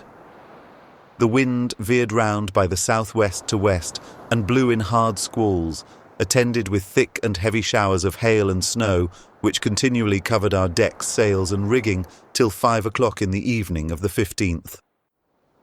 At this time, the wind abated and shifted to southeast, the sky cleared up, and the evening was so serene and clear that we could see many leagues round us, the horizon being the only boundary to our sight. We were now in the latitude of 59 degrees 17 minutes south, longitude 140 degrees 12 minutes east, and had such a large hollow swell from west-southwest as assured us that we had left no land behind us in that direction. I was also well assured that no land lay to the south on this side 60 degrees of latitude. We had a smart frost during the night, which was curiously illuminated with the southern lights. At 10 o'clock in the morning of the 16th, which was as soon as the sun appeared, in the latitude of 58 degrees 51 minutes south, our longitude was 144 degrees 10 minutes east. This good weather was, as usual, of short duration. In the afternoon of this day, we had again thick snow showers, but at intervals it was tolerably clear. And in the evening, being in the latitude of 58 degrees 58 minutes south, longitude 144 degrees 37 minutes east, I found the variation by several azimuths to be 31 minutes east. I was not a little pleased with being able to determine with so much precision this point of the line in which the compass has no variation. For I look upon half a degree as next to nothing, so that the intersection of the latitude and longitude just mentioned may be reckoned the point without any sensible error. At any rate, the line can only pass a very small matter west of it. I continued to steer to the east, inclining to the south, with a fresh gale at southwest, till 5 o'clock the next morning, when, being in the latitude of 59 degrees 7 minutes south, longitude 146 degrees 53 minutes east, I bore away northeast, and at noon north, having come to a resolution to quit the high southern latitudes, and to proceed to New Zealand to look for the adventure, and to refresh my people. I had also some thoughts, and even a desire to visit the east coast of Van Diemen's Land in order to satisfy myself if it joined the coast of New South Wales. In the night of the 17th, the wind shifted to northwest, and blew in squalls, attended with thick hazy weather and rain. This continued all the 18th, in the evening of which day, being in the latitude of 56 degrees 15 minutes south, longitude 150 degrees, the sky cleared up, and we found the variation by several azimuths to be 13 degrees 30 minutes east. Soon after, we hauled up, with the log, a piece of rockweed, which was in a state of decay and covered with barnacles. In the night, the southern lights were very bright. The next morning we saw a seal, and towards noon some penguins and more rockweed, being at this time in the latitude of 55 degrees 1 minute, longitude 152 degrees 1 minute east. In the latitude of 54 degrees 4 minutes, we also saw a Port Egmont hen and some weed. Navigators have generally looked upon all these to be certain signs of the vicinity of land. I cannot, however, support this opinion. At this time we knew of no land, nor is it even probable that there is any, nearer than New Holland or Van Diemen's Land, from which we were distant 260 leagues. We had, at the same time, several porpoises playing about us, into one of which Mr. Cooper struck a harpoon, but as the ship was running 7 knots, it broke its hold after towing it some minutes, and before we could deaden the ship's way. As the wind, which continued between the north and the west, would not permit me to touch at Van Diemen's Land, I shaped my course to New Zealand, and, being under no apprehensions of meeting with any danger, I was not backward in carrying sail, as well by night as day, having the advantage of a very strong gale, which was attended with hazy rainy weather, and a very large swell from the west, and WSW. We continued to meet with, now and then, a seal, Port Egmont hens, and seaweed. On the morning of the 22nd, the wind shifted to south and brought with it fair weather. At noon, we found ourselves in the latitude of 49 degrees 55 minutes, longitude 159 degrees 28 minutes, having a very large swell out of the southwest. For the 3 days past, the mercury in the thermometer had risen to 46, and the weather was quite mild. 7 or 8 degrees of latitude had made a surprising difference in the temperature of the air, which we felt with an agreeable satisfaction. We continued to advance to the northeast at a good rate, having a brisk gale between the south and east, meeting with seals, Port Egmont hens, eggbirds, seaweed, and so on, and having constantly a very large swell from the southwest. At 10 o'clock in the morning of the 25th, the land of New Zealand was seen from the masthead, and at noon from the deck, extending from northeast, by E to E, distant 10 leagues. As I intended to put into Dusky Bay, or any other port I could find, on the southern part of Tavai Poenamu we steered in for the land, under all the sail we could carry, having the advantage of a fresh gale at west and tolerably clear weather. This last was not of long duration, for at half an hour after 4 o'clock, the land, which was not above 4 miles distant, was in a manner wholly obscured in a thick haze. At this time we were before the entrance of a bay, which I had mistaken for Dusky Bay, being deceived by some islands that lay in the mouth of it. Fearing to run in thick weather into a place to which we were all strangers, and seeing some breakers and broken ground ahead, I tacked in 25 fathom water and stood out to sea with the wind at northwest. This bay lies on the southeast side of Cape West, and may be known by a white cliff on one of the isles which lies in the entrance of the bay. This part of the coast I did not see, but at a great distance in my former voyage, and we now saw it under so many disadvantageous circumstances that the less I say about it, the fewer mistakes I shall make. We stood out to sea under close reefed topsails and courses till 11 o'clock at night, when we wore and stood to the northward, having a very high and irregular sea.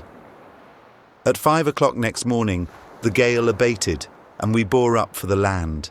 At 8 o'clock, the West Cape bore east by north 1/2 north, for which we steered, and entered Dusky Bay about noon. In the entrance of it, we found 44 fathoms water, a sandy bottom, the West Cape bearing south-southeast, and 5 Fingers Point, or the north point of the bay, north. Here we had a great swell rolling in from the southwest.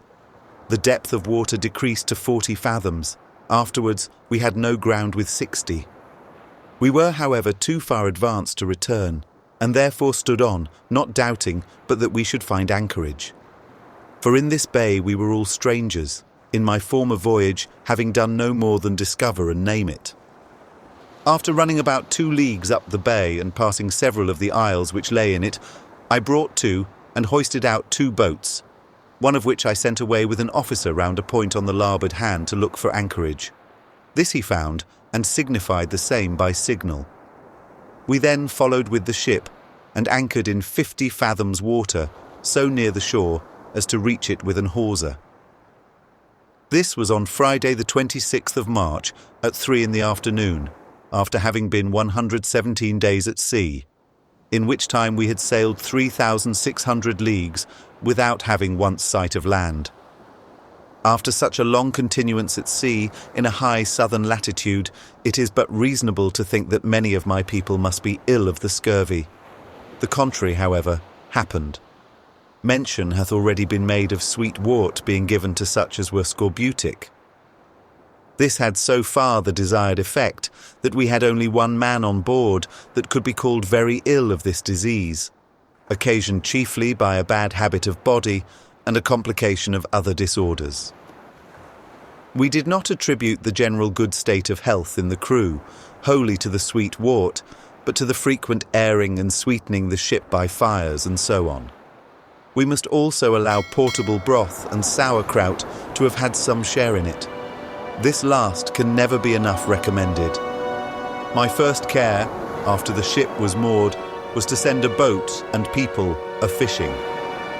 In the meantime, some of the gentlemen killed a seal, out of many that were upon a rock, which made us a fresh meal.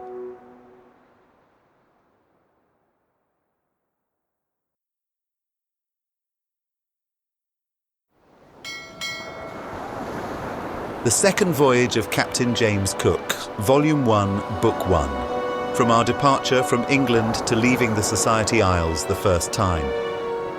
Chapter 4. Transactions in Dusky Bay, with an account of several interviews with the inhabitants. As I did not like the place we had anchored in, I sent Lieutenant Pickersgill over to the SE side of the bay to search for a better, and I went myself to the other side for the same purpose, where I met with an exceedingly snug harbour, but nothing else worthy of notice. Mr. Pickersgill reported, upon his return, that he had found a good harbour with every conveniency. As I liked the situation of this better than the other of my own finding, I determined to go there in the morning. The fishing boat was very successful, returning with fish sufficient for all hands for supper, and in a few hours in the morning caught as many as served for dinner. This gave us certain hopes of being plentifully supplied with this article. Nor did the shores and woods appear less destitute of wild fowl, so that we hoped to enjoy with ease what, in our situation, might be called the luxuries of life. This determined me to stay some time in this bay in order to examine it thoroughly, as no one had ever landed before on any of the southern parts of this country. On the 27th, at 9 o'clock in the morning, we got under sail with a light breeze at southwest, and working over to Pickersgill Harbour, entered it by a channel scarcely twice the width of the ship, and in a small creek, moored head and stern, so near the shore as to reach it with a brow or stage, which nature had in a manner prepared for us in a large tree, whose end or top reached our gunwale. Wood, for fuel and other purposes, was here so convenient that our yards were locked in the branches of the trees, and about 100 yards from our stern was a fine stream of fresh water. Thus situated, we began to clear places in the woods in order to set up the astronomer's observatory, the forge to repair our ironwork, tents for the sailmakers and coopers to repair the sails and casks in, to land our empty casks, to fill water, and to cut down wood for fuel, all of which were absolutely necessary occupations. We also began to brew beer from the branches or leaves of a tree, which much resembles the American black spruce. From the knowledge I had of this tree, and the similarity it bore to the spruce, I judged that, with the addition of inspissated juice of wort and molasses, it would make a very wholesome beer, and supply the want of vegetables, which this place did not afford. And the event proved that I was not mistaken. Now I have mentioned the inspissated juice of wort, it will not be amiss in this place to inform the reader that I had made several trials of it since I left the Cape of Good Hope, and found it to answer in a cold climate beyond all expectation. The juice diluted in warm water, in the proportion of 12 parts water to 1 part juice, made a very good and well-tasted small beer. Some juice which I had of Mr. Pelham's own preparing would bear 16 parts water. By making use of warm water, which I think ought always to be done, and keeping it in a warm place, if the weather be cold, no difficulty will be found in fermenting it. A little grounds of either small or strong beer will answer as well as yeast. The few sheep and goats we had left were not likely to fare quite so well as ourselves, there being no grass here, but what was coarse and harsh. It was, however, not so bad, but that we expected they would devour it with great greediness, and were the more surprised to find that they would not taste it. Nor did they seem over-fond of the leaves of more tender plants. Upon examination, we found their teeth loose, and that many of them had every other symptom of an inveterate sea scurvy. Out of 4 ewes and 2 rams which I brought from the Cape, with an intent to put ashore in this country, I had only been able to preserve 1 of each.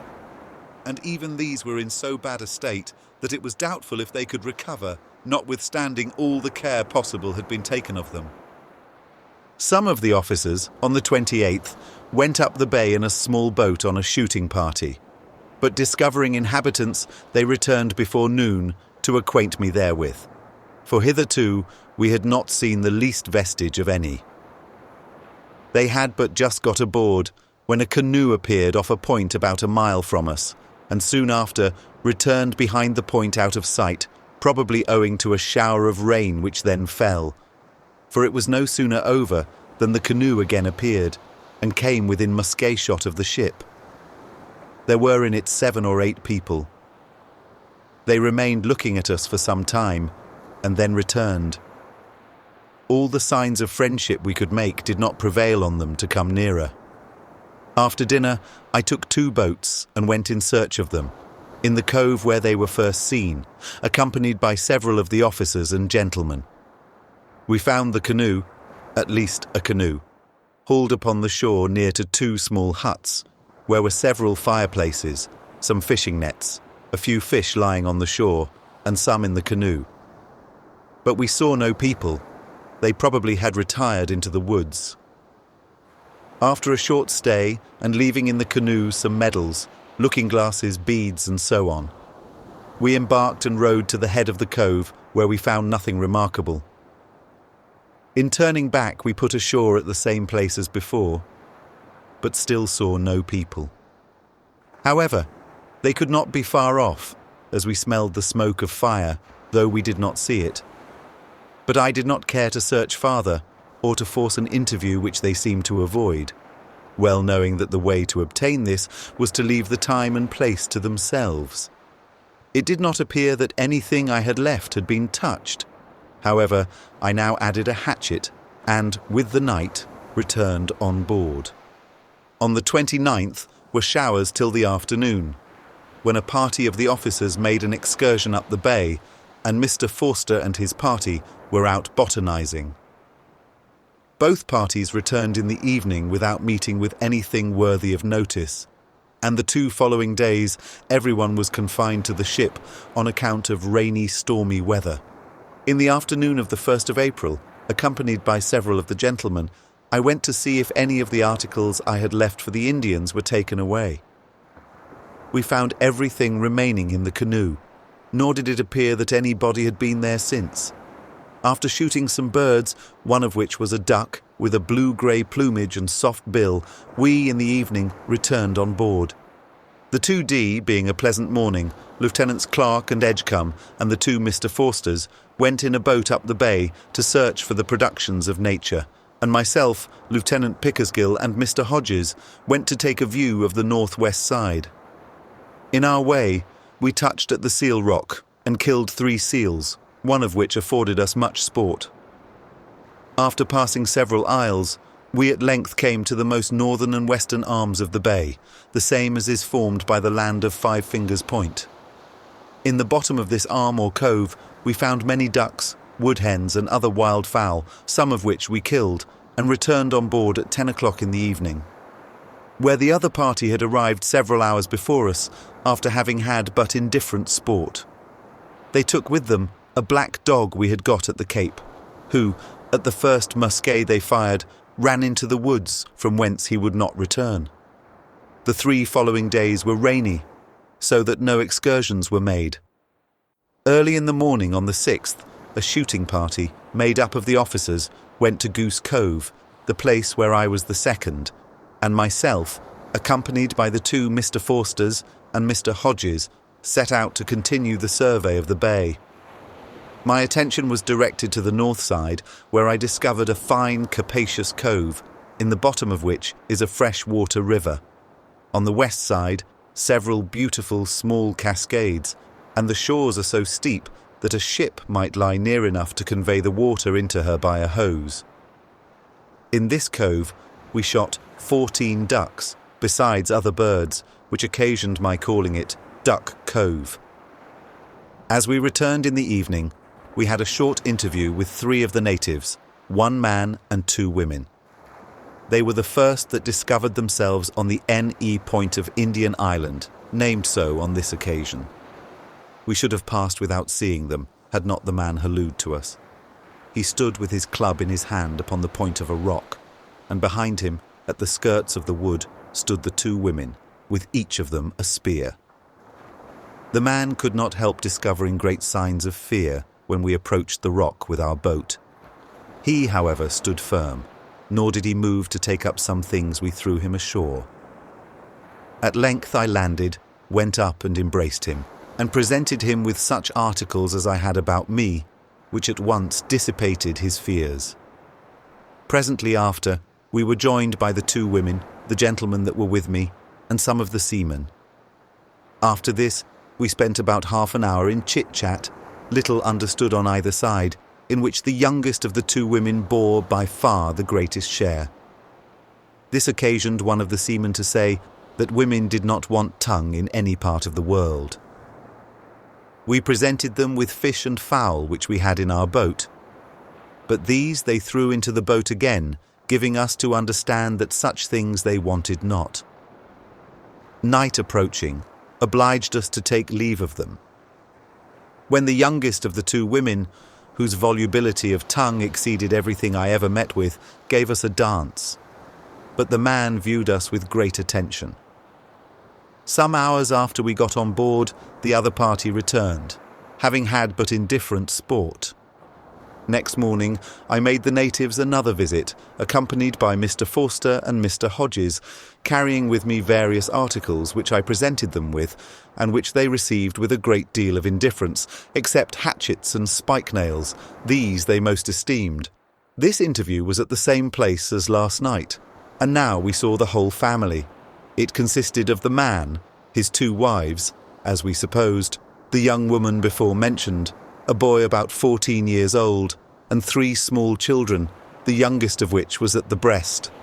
They were all well-looking, except one woman, who had a large wen on her upper lip, which made her disagreeable, and she seemed on that account to be in a great measure neglected by the man. They conducted us to their habitation, which was but a little way within the skirts of the wood, and consisted of 2 mean huts made of the bark of trees. Their canoe, which was a small double one, just large enough to transport the whole family from place to place, lay in a small creek near the huts. During our stay, Mr. Hodges made drawings of most of them. This occasioned them to give him the name of Toto, which word we suppose signifies marking or painting. When we took leave, the chief presented me with a piece of cloth or garment of their own manufacturing and some other trifles. I at first thought it was meant as a return for the presents I had made him, but he soon undeceived me by expressing a desire for one of our boat cloaks. I took the hint and ordered one to be made for him of red baize as soon as I got aboard, where rainy weather detained me the following day. The 9th, being fair weather, we paid the natives another visit, and made known our approach by hallooing to them, but they neither answered us nor met us at the shore as usual. The reason of this we soon saw, for we found them at their habitations, all dressed and dressing in their very best, with their hair combed and oiled, tied up upon the crowns of their heads, and stuck with white feathers. Some wore a fillet of feathers round their heads, and all of them had bunches of white feathers stuck in their ears. Thus dressed and all standing, they received us with great courtesy. I presented the chief with the cloak I had got made for him, with which he seemed so well pleased that he took his patapatu from his girdle and gave it me. After a short stay, we took leave, and having spent the remainder of the day in continuing my survey of the bay, with the night returned on board. Very heavy rains falling on the 2 following days, no work was done, but the 12th proved clear and serene, and afforded us an opportunity to dry our sails and linen, 2 things very much wanted, not having had fair weather enough for this purpose since we put into this bay. Mr. Forster and his party also profited by the day in botanizing. About 10 o'clock, the family of the natives paid us a visit. Seeing that they approached the ship with great caution, I met them in a boat, which I quitted when I got to them, and went into their canoe. Yet after all, I could not prevail on them to put alongside the ship, and at last was obliged to leave them to follow their own inclination. At length they put ashore in a little creek hard by us, and afterwards came and sat down on the shore abreast of the ship, near enough to speak with us. I now caused the bagpipes and fife to play, and the drum to beat. The 2 first they did not regard, but the latter caused some little attention in them. Nothing, however, could induce them to come on board. But they entered with great familiarity into conversation, little understood, with such of the officers and seamen as went to them, paying much greater regard to some than to others, and these we had reason to believe they took for females. To one man in particular, the young woman showed an extraordinary fondness until she discovered his sex. after which she would not suffer him to come near her. Whether it was that she before took him for one of her own sex, or that the man, in order to discover himself, had taken some liberties with her which she thus resented, I know not. In the afternoon I took Mr. Hodges to a large cascade, which falls from a high mountain on the south side of the bay, about a league above the place where we lay. He made a drawing of it on paper and afterwards painted it in oil colours, which exhibits at once a better description of it than any I can give. Huge heaps of stones lay at the foot of this cascade, which had been broken off and brought by the stream from the adjacent mountains.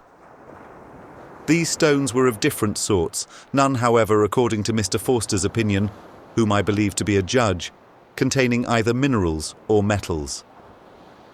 Nevertheless, I brought away specimens of every sort, as the whole country, that is, the rocky part of it, seemed to consist of those stones and no other.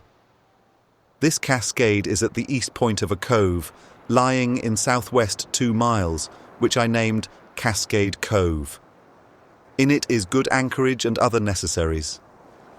At the entrance lies an island, on each side of which is a passage, that on the east side is much the widest, a little above the isle and near the southeast. Shore are 2 rocks which are covered at high water. It was in this cove we first saw the natives.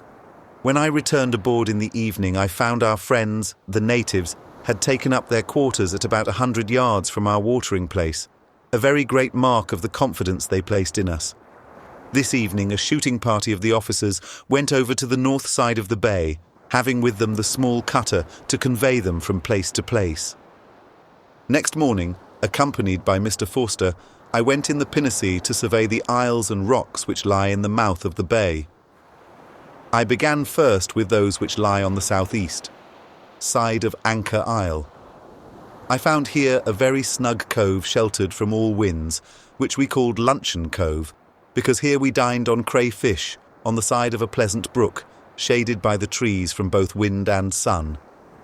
After dinner we proceeded, by rowing, out to the outermost isles, where we saw many seals, 14 of which we killed and brought away with us, and might have got many more if the surf had permitted us to land with safety on all the rocks.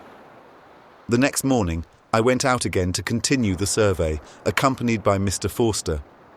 I intended to have landed again on the Seal Isles, but there ran such a high sea that I could not come near them. With some difficulty we rowed out to sea and round the southwest point of Anchor Isle.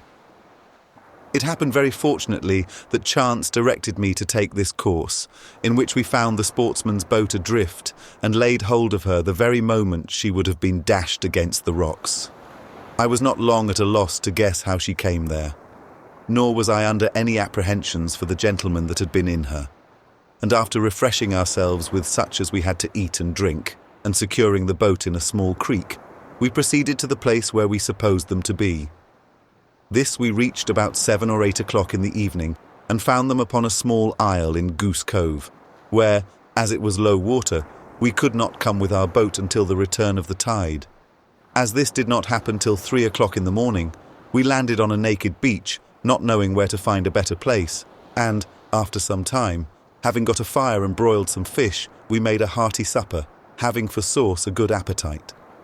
This done, we lay down to sleep, having a stony beach for a bed and the canopy of heaven for a covering. At length the tide permitted us to take off the sportsmen, and with them we embarked and proceeded for the place where we had left their boat, which we soon reached, having a fresh breeze of wind in our favour, attended with rain.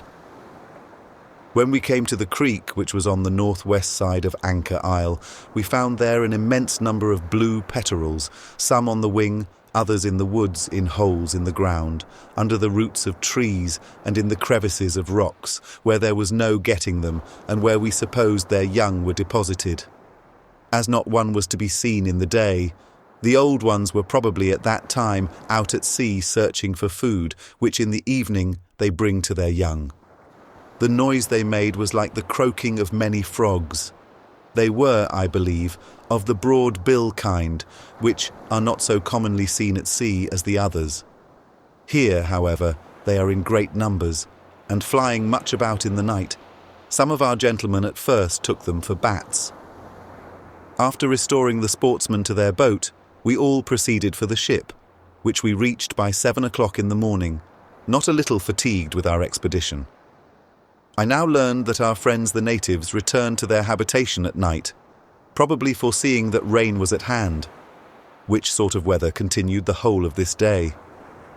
On the morning of the 15th, the weather having cleared up and become fair, I set out with 2 boats to continue the survey of the northwest side of the bay, accompanied by the 2 Mr. Forsters and several of the officers, whom I detached in one boat to Goose Cove, where we intended to lodge the night, while I proceeded in the other, examining the harbours and isles which lay in my way. In the doing of this, I picked up about a score of wild fowl and caught fish sufficient to serve the whole party, and reaching the place of rendezvous a little before dark, I found all the gentlemen out duck shooting. They, however, soon returned, not overloaded with game. By this time the cooks had done their parts, in which little art was required, and after a hearty repast on what the day had produced, we lay down to rest, but took care to rise early the next morning in order to have the other bout among the ducks before we left the cove. Accordingly, at daylight we prepared for the attack. Those who had reconnoitred the place before chose their stations accordingly, whilst myself and another remained in the boat and rowed to the head of the cove to start the game, which we did so effectually that, out of some scores of ducks, we only detained 1 to ourselves, sending all the rest down to those stationed below. After this, I landed at the head of the cove and walked across the narrow isthmus that disjoins it from the sea, or rather from another cove which runs in from the sea about 1 mile and lies open to the north winds. It, however, had all the appearance of a good harbour and safe anchorage. At the head is a fine sandy beach where I found an immense number of wood hens and brought away 10 couple of them, which recompensed me for the trouble of crossing the isthmus through the wet woods up to the middle in water. About 9 o'clock we all got collected together, when the success of everyone was known, which was by no means answerable to our expectations. The morning, indeed, was very unfavourable for shooting, being rainy the most of the time we were out. After breakfast, we set out on our return to the ship, which we reached by 7 o'clock in the evening with about 7 dozen of wild fowl and 2 seals, the most of them shot while I was rowing about, exploring the harbours and coves which I found in my way, every place affording something especially to us, to whom nothing came amiss. It rained all the 17th, but the 18th bringing fair and clear weather. In the evening our friends, the natives before mentioned, paid us another visit, and the next morning the chief and his daughter were induced to come on board while the others went out in the canoe fishing. Before they came on board, I showed them our goats and sheep that were on shore, which they viewed for a moment with a kind of stupid insensibility. After this I conducted them to the brow, but before the chief set his foot upon it to come into the ship, he took a small green branch in his hand, with which he struck the ship's side several times, repeating a speech or prayer.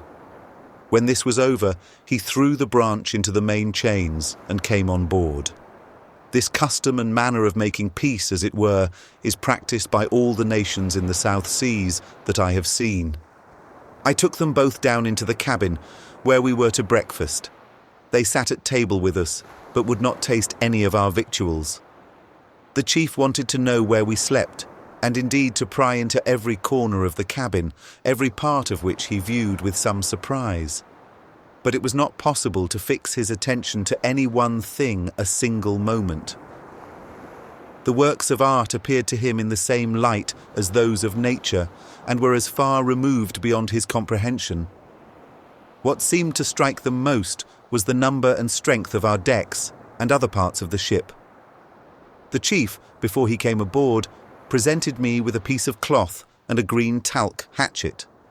To Mr. Forster he also gave a piece or cloth, and the girl gave another to Mr. Hodges.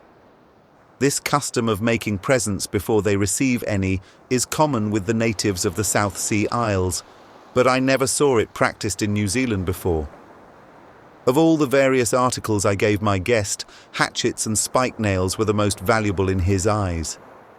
These he never would suffer to go out of his hands after he once laid hold of them, whereas many other articles he would lay carelessly down anywhere, and at last leave them behind him. As soon as I could get quit of them, they were conducted into the gun-room where I left them, and set out with 2 boats to examine the head of the bay. Myself in one, accompanied by Mr. Forster and Mr. Hodges, and Lieutenant Cooper in the other. We proceeded up the south side, and without meeting with anything remarkable, got to the head of the bay by sunset, where we took up our lodging for the night at the first place we could land upon, for the flats hindered us from getting quite to the head. At daylight in the morning, I took 2 men in the small boat, and with Mr. Forster went to take a view of the flat land at the head of the bay, near to where we spent the night. We landed on one side and ordered the boat to meet us on the other side, but had not been long on shore before we saw some ducks, which, by their creeping through the bushes, we got a shot at and killed one. The moment we had fired, the natives, whom we had not discovered before, set up a most hideous noise in 2 or 3 places close by us. We hallooed in our turn, and at the same time retired to our boat, which was full half a mile off. The natives kept up their clamouring noise, but did not follow us. Indeed, we found afterwards that they could not, because of a branch of the river between us and them, nor did we find their numbers answerable to the noise they made. As soon as we got to our boat, and found that there was a river that would admit us, I rowed in, and was soon after joined by Mr. Cooper in the other boat. With this reinforcement, I proceeded up the river, shooting wild ducks, of which there were great numbers, as we went along now and then hearing the natives in the woods. At length, 2 appeared on the banks of the river, a man and a woman, and the latter kept waving something white in her hand as a sign of friendship.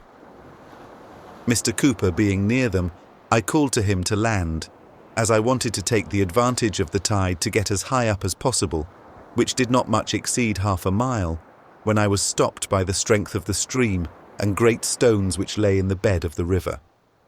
On my return, I found that as Mr. Cooper did not land when the natives expected him, they had retired into the woods, but 2 others now appeared on the opposite bank. I endeavoured to have an interview with them, but this I could not effect.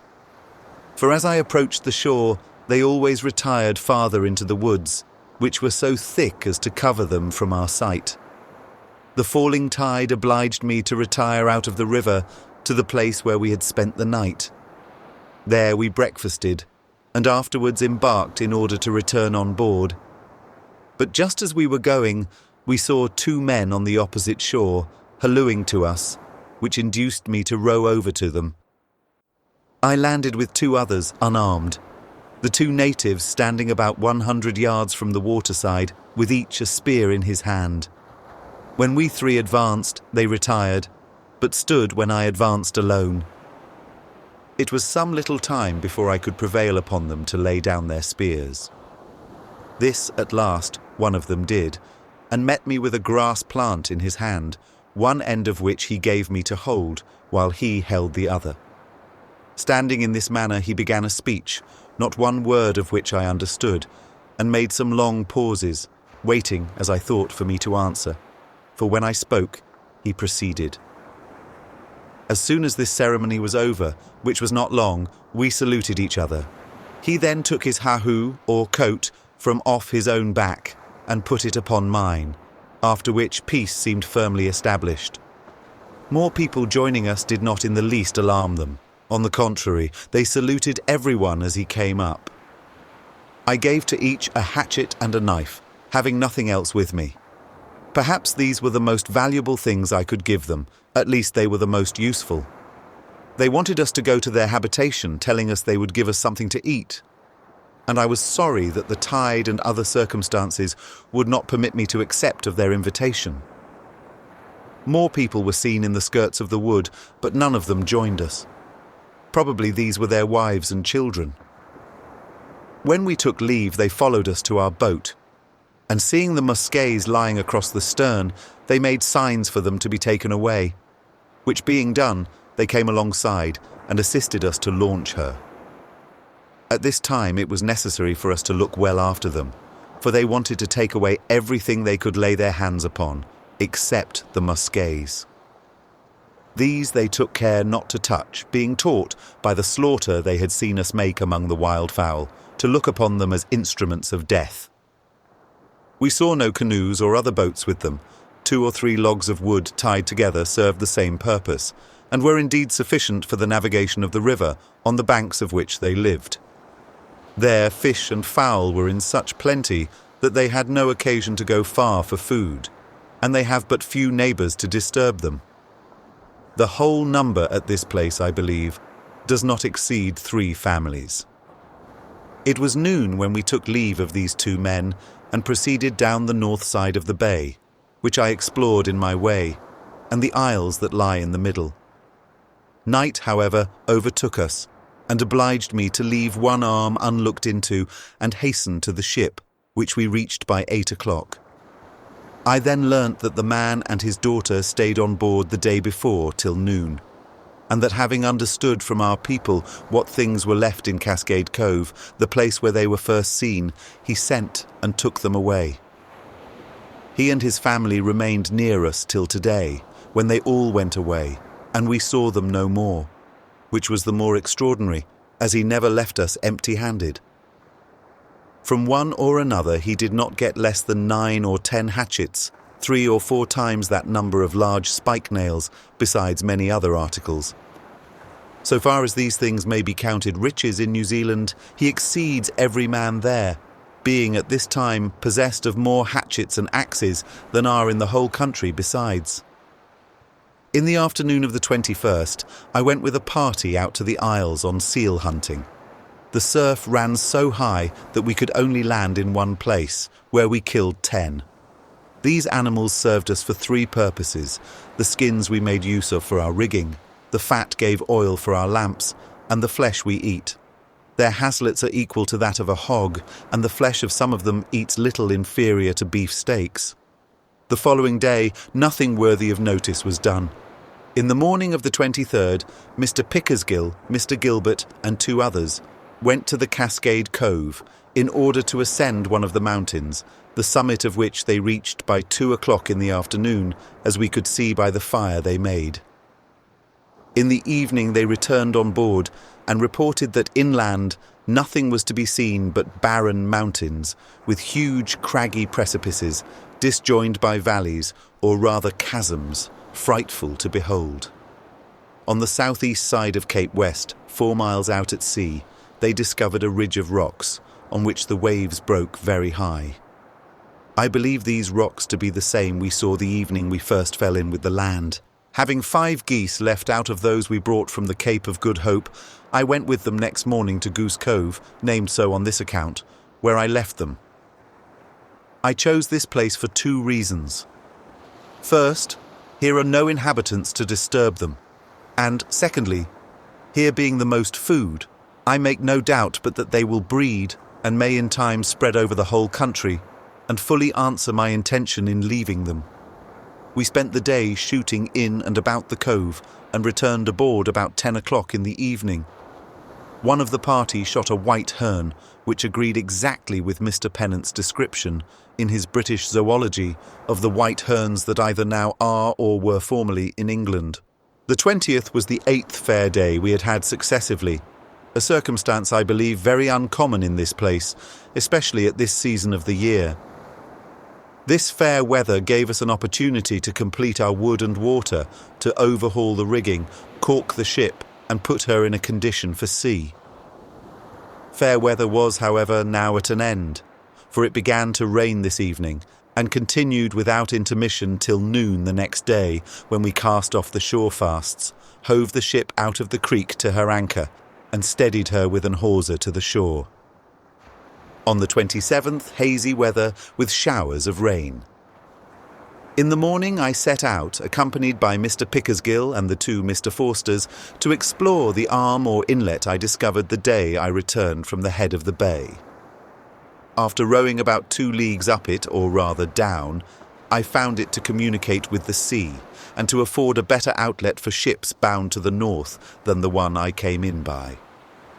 After making this discovery and refreshing ourselves on broiled fish and wildfowl, we set out for the ship and got on board at 11 o'clock at night, leaving 2 arms we had discovered and which ran into the east unexplored. In this expedition we shot 44 birds, sea pies, ducks and so on, without going 1 foot out of our way or causing any other delay than picking them up. Having got the tents and every other article on board on the 28th, we only now waited for a wind to carry us out of the harbour and through New Passage, the way I proposed to go to sea. Everything being removed from the shore, I set fire to the top wood, and so on, in order to dry a piece of the ground we had occupied, which next morning I dug up and sowed with several sorts of garden seeds. The soil was such as did not promise success to the planter. It was, however, the best we could find. At 2:00 in the afternoon, we weighed with a light breeze at southwest and stood up the bay for the New Passage. Soon after we had got through, between the east end of Indian Island and the west end of Long Island, it fell calm, which obliged us to anchor in 43-fathom water under the north side of the latter island. In the morning of the 30th, we weighed again with a light breeze at west, which, together with all our boats ahead towing, was hardly sufficient to stem the current. For after struggling till 6 o'clock in the evening and not getting more than 5 miles from our last anchoring place, we anchored under the north side of Long Island, not more than 100 yards from the shore, to which we fastened a hawser. At daylight next morning, May 1st, we got again under sail and attempted to work to windward, having a light breeze down the bay. At first we gained ground, but at last the breeze died away, when we soon lost more than we had got and were obliged to bear up for a cove on the north side of Long Island, where we anchored in 19-fathom water, a muddy bottom. In this cove we found 2 huts not long since inhabited, and near them 2 very large fireplaces or ovens, such as they have in the Society Isles. In this cove we were detained by calms, attended with continual rain, till the 4th in the afternoon, when, with the assistance of a small breeze at southwest, we got the length of the reach or passage leading to sea. The breeze then left us, and we anchored under the east point before a sandy beach in 30 fathoms water. But this anchoring place hath nothing to recommend it like the one we came from, which hath everything in its favour. In the night we had some very heavy squalls of wind, attended with rain, hail and snow, and some thunder.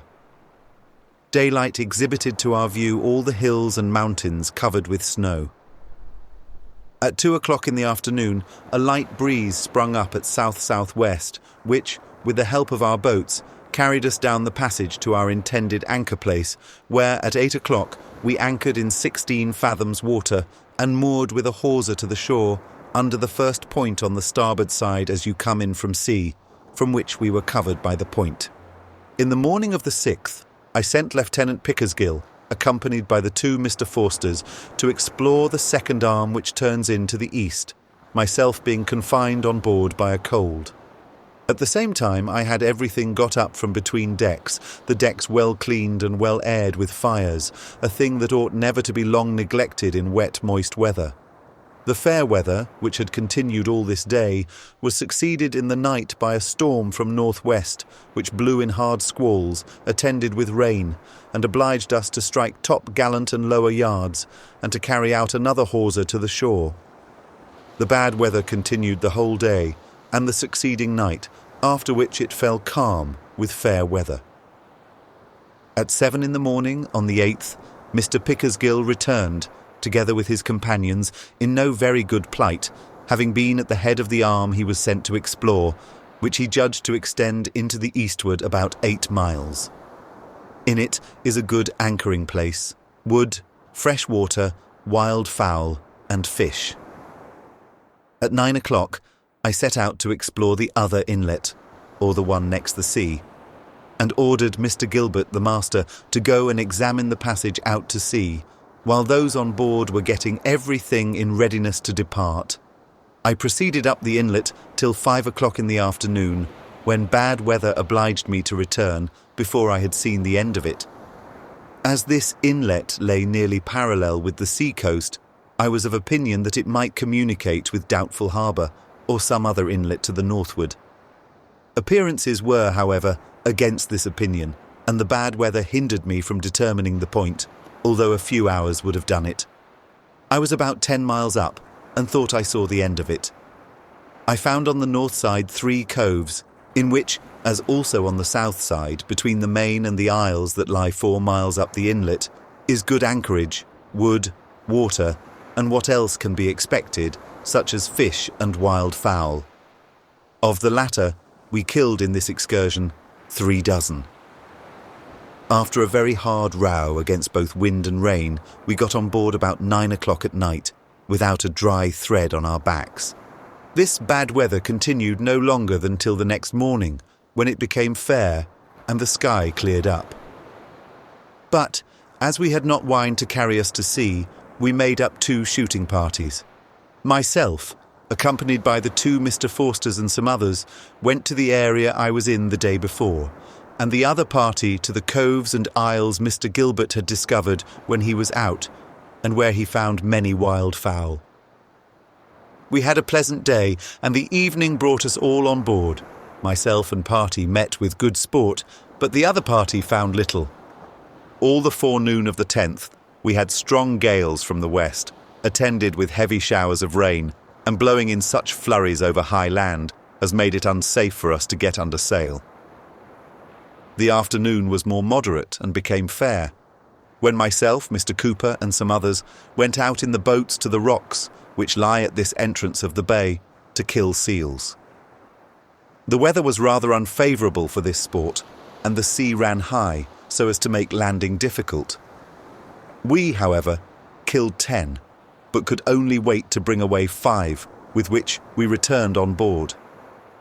In the morning of the 11th, while we were getting under sail, I sent a boat for the other 5 seals.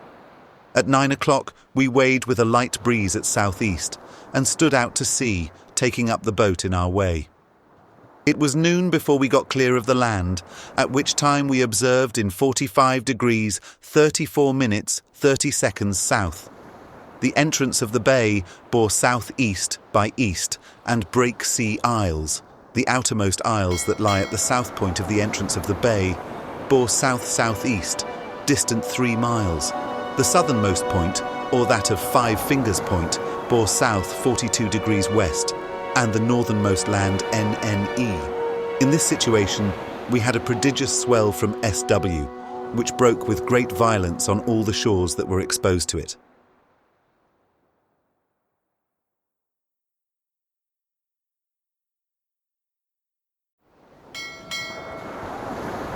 The Second Voyage of Captain James Cook, Volume 1, Book 1. From our departure from England to leaving the Society Isles the first time. Chapter 5. Directions for sailing in and out of Dusky Bay, with an account of the adjacent country, its produce and inhabitants, astronomical and nautical observations.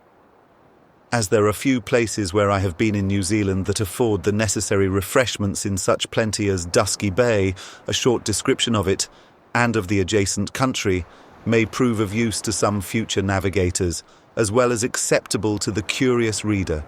For although this country be far remote from the present trading part of the world, we can, by no means, tell what use future ages may make of the discoveries made in the present. The reader of this journal must already know that there are 2 entrances to this bay. The south entrance is situated on the north side of Cape West, in latitude 45 degrees 48 minutes south. It is formed by the land of the Cape to the south and 5 Fingers Point to the north. This point is made remarkable by several pointed rocks lying off it, which, when viewed from certain situations, have some resemblance to the 5 fingers of a man's hand, from whence it takes its name. The land of this point is still more remarkable by the little similarity it bears to any other of the lands adjacent, being a narrow peninsula lying north and south, of a moderate and equal height, and all covered with wood. To sail into the bay by this entrance is by no means difficult, as I know of no danger but what shows itself. The worst that attends it is the depth of water, which is too great to admit of anchorage, except in the coves and harbours and very near the shores. And even in many places, this last cannot be done. The anchoring places are, however, numerous enough and equally safe and commodious.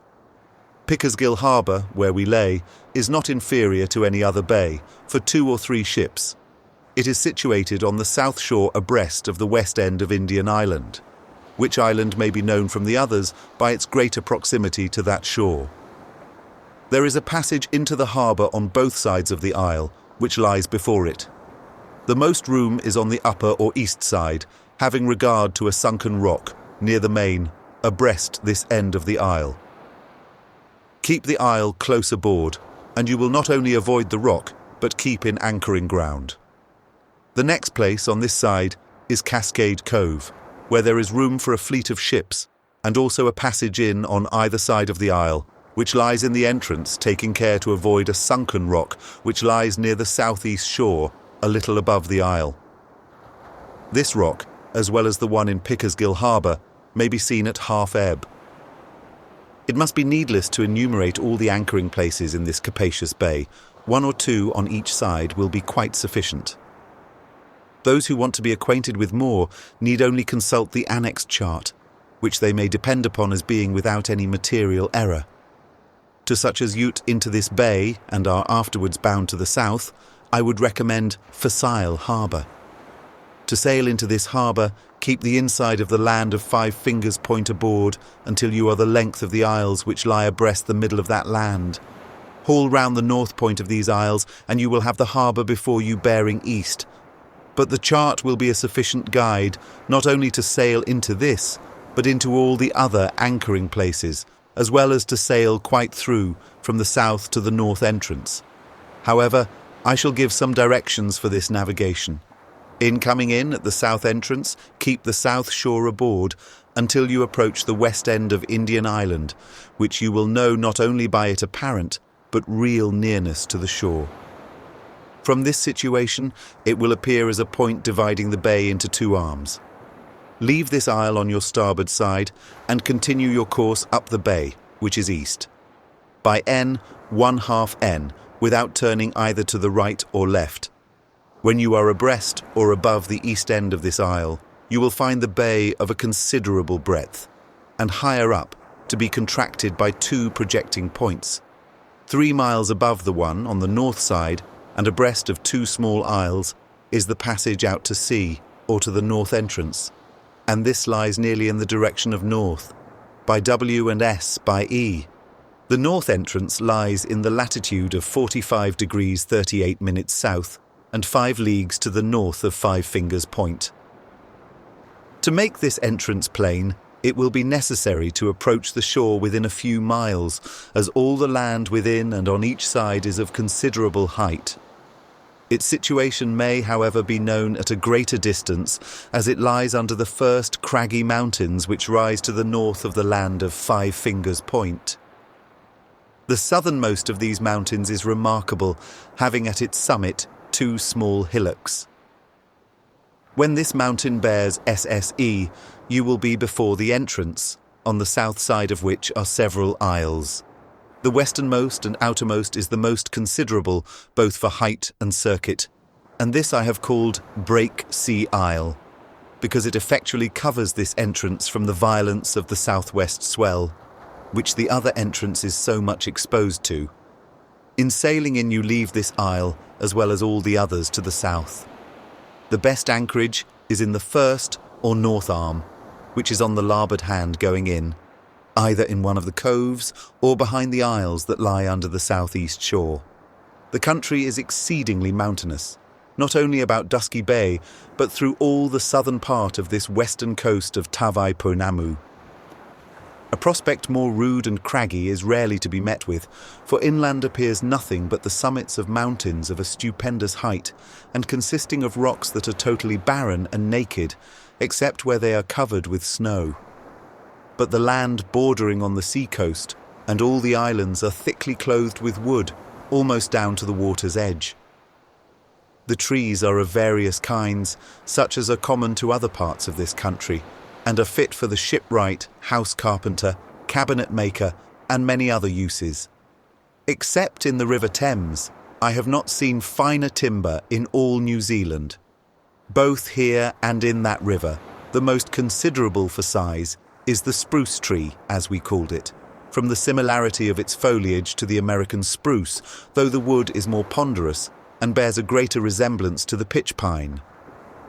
Many of these trees are from 6 to 8 and 10 feet in girth, and from 60 to 80 or 100 feet in length, large enough to make a mainmast for a 50-gun ship. Here are, as well as in all other parts of New Zealand, a great number of aromatic trees and shrubs, most of the myrtle kind. But amidst all this variety, we met with none which bore fruit fit to eat. In many parts, the woods are so overrun with supplejacks that it is scarcely possible to force one's way amongst them. I have seen several which were 50 or 60 fathoms long. The soil is a deep black mould, evidently composed of decayed vegetables, and so loose that it sinks under you at every step. And this may be the reason why we meet with so many large trees as we do, blown down by the wind, even in the thickest part of the woods. All the ground amongst the trees is covered with moss and fern, of both which there is a great variety. But except the flax or hemp plant, and a few other plants, there is very little herbage of any sort, and none that was eatable that we found, except about a handful of watercresses and about the same quantity of celery. What Dusky Bay most abounds with is fish. A boat with 6 or 8 men with hooks and lines caught daily sufficient to serve the whole ship's company. Of this article, the variety is almost equal to the plenty, and of such kinds as are common to the more northern coast. But some are superior, and in particular the coalfish, as we called it, which is both larger and finer flavoured than any I had seen before, and was, in the opinion of most on board, the highest luxury the sea afforded us. The shellfish are mussels, cockles, scallops, crayfish, and many other sorts, all such as are to be found in every other part of the coast. The only amphibious animals are seals. These are to be found in great numbers about this bay on the small rocks and isles near the sea coast. We found here 5 different kinds of ducks, some of which I do not recollect to have anywhere seen before. The largest are as big as a Muscovy duck, with a very beautiful variegated plumage, on which account we called it the painted duck. Both male and female have a large white spot on each wing. The head and neck of the latter is white, but all the other feathers as well as those on the head and neck of the drake are of a dark variegated colour. The second sort have a brown plumage, with bright green feathers in their wings, and are about the size of an English tame duck. The third sort is the blue-grey duck, before mentioned, or the whistling duck, as some called them, from the whistling noise they made. What is most remarkable in these is that the end of their beaks is soft, and of a skinny, or more properly, cartilaginous substance. The fourth sort is something bigger than a teal, and all black except the drake, which has some white feathers in his wing. There are but few of this sort, and we saw them nowhere but in the river at the head of the bay. The last sort is a good deal like a teal, and very common, I am told, in England. The other fowls, whether belonging to the sea and land, are the same that are to be found in common in other parts of this country, except the blue peterel before mentioned, and the water or woodhens. These last, although they are numerous enough here, are so scarce in other parts that I never saw but one. The reason may be that, as they cannot fly, they inhabit the skirts of the woods and feed on the sea beach, and are so very tame or foolish as to stand and stare at us till we knock them down with a stick. The natives may have, in a manner, wholly destroyed them. They are a sort of rail, about the size and a good deal like a common dunghill hen. Most of them are of a dirty black or dark brown colour, and eat very well in a pie or fricassee. Among the small birds I must not omit to particularise the wattlebird, poybird, and fantail, on account of their singularity, especially as I find they are not mentioned in the narrative of my former voyage. The wattlebird, so called because it has 2 wattles under its beak as large as those of a small dunghill cock, is larger, particularly in length, than an English black bird. Its bill is short and thick, and its feathers of a dark lead colour. The colour of its wattles is a dull yellow, almost an orange colour. The poi bird is less than the wattle bird.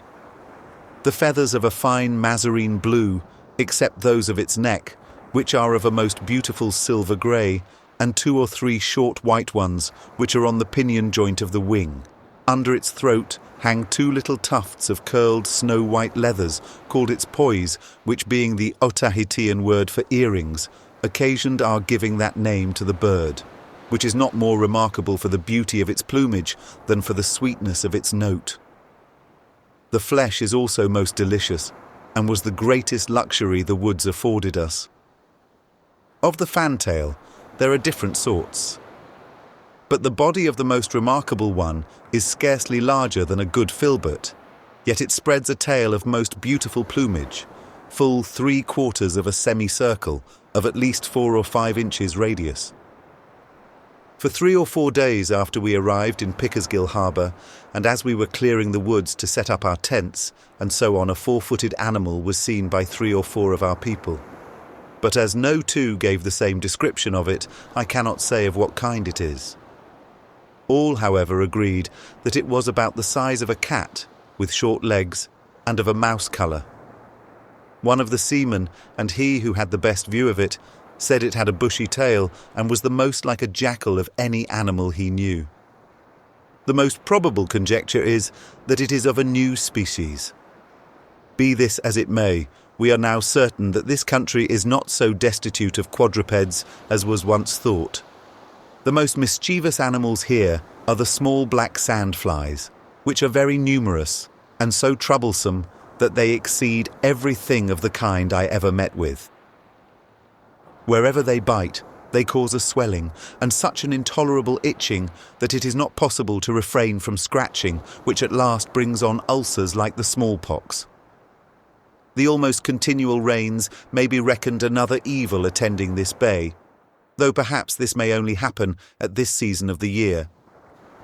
Nevertheless, the situation of the country, the vast height and nearness of the mountains seem to subject it to much rain at all times. Our people, who were daily exposed to the rain, felt no ill effects from it. On the contrary, such as were sick and ailing when we came in, recovered daily, and the whole crew soon became strong and vigorous, which can only be attributed to the healthiness of the place and the fresh provisions it afforded. The beer certainly contributed not a little. As I have already observed, we at first made it of a decoction of the spruce leaves, but finding that this alone made the beer too astringent, we afterwards mixed with it an equal quantity of the tea plant, a name it obtained in my former voyage, from our using it as tea then, as we also did now, which partly destroyed the astringency of the other and made the beer exceedingly palatable and esteemed by every one on board. We brewed it in the same manner as spruce beer, and the process is as follows.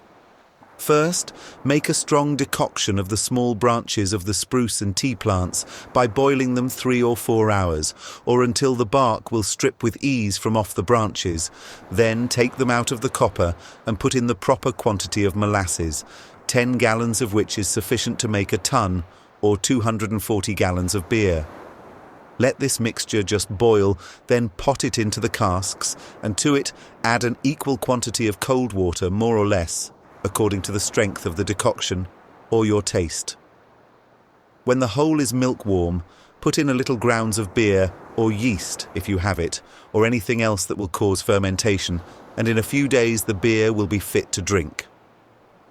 After the casks have been brewed in 2 or 3 times, the beer will generally ferment itself, especially if the weather is warm. As I had inspissated juice of wort on board and could not apply it to a better purpose, we used it together with molasses or sugar to make these 2 articles go farther. For of the former I had but 1 cask, and of the latter little to spare for this brewing. Had I known how well this beer would have succeeded, and the great use it was of to the people, I should have come better provided.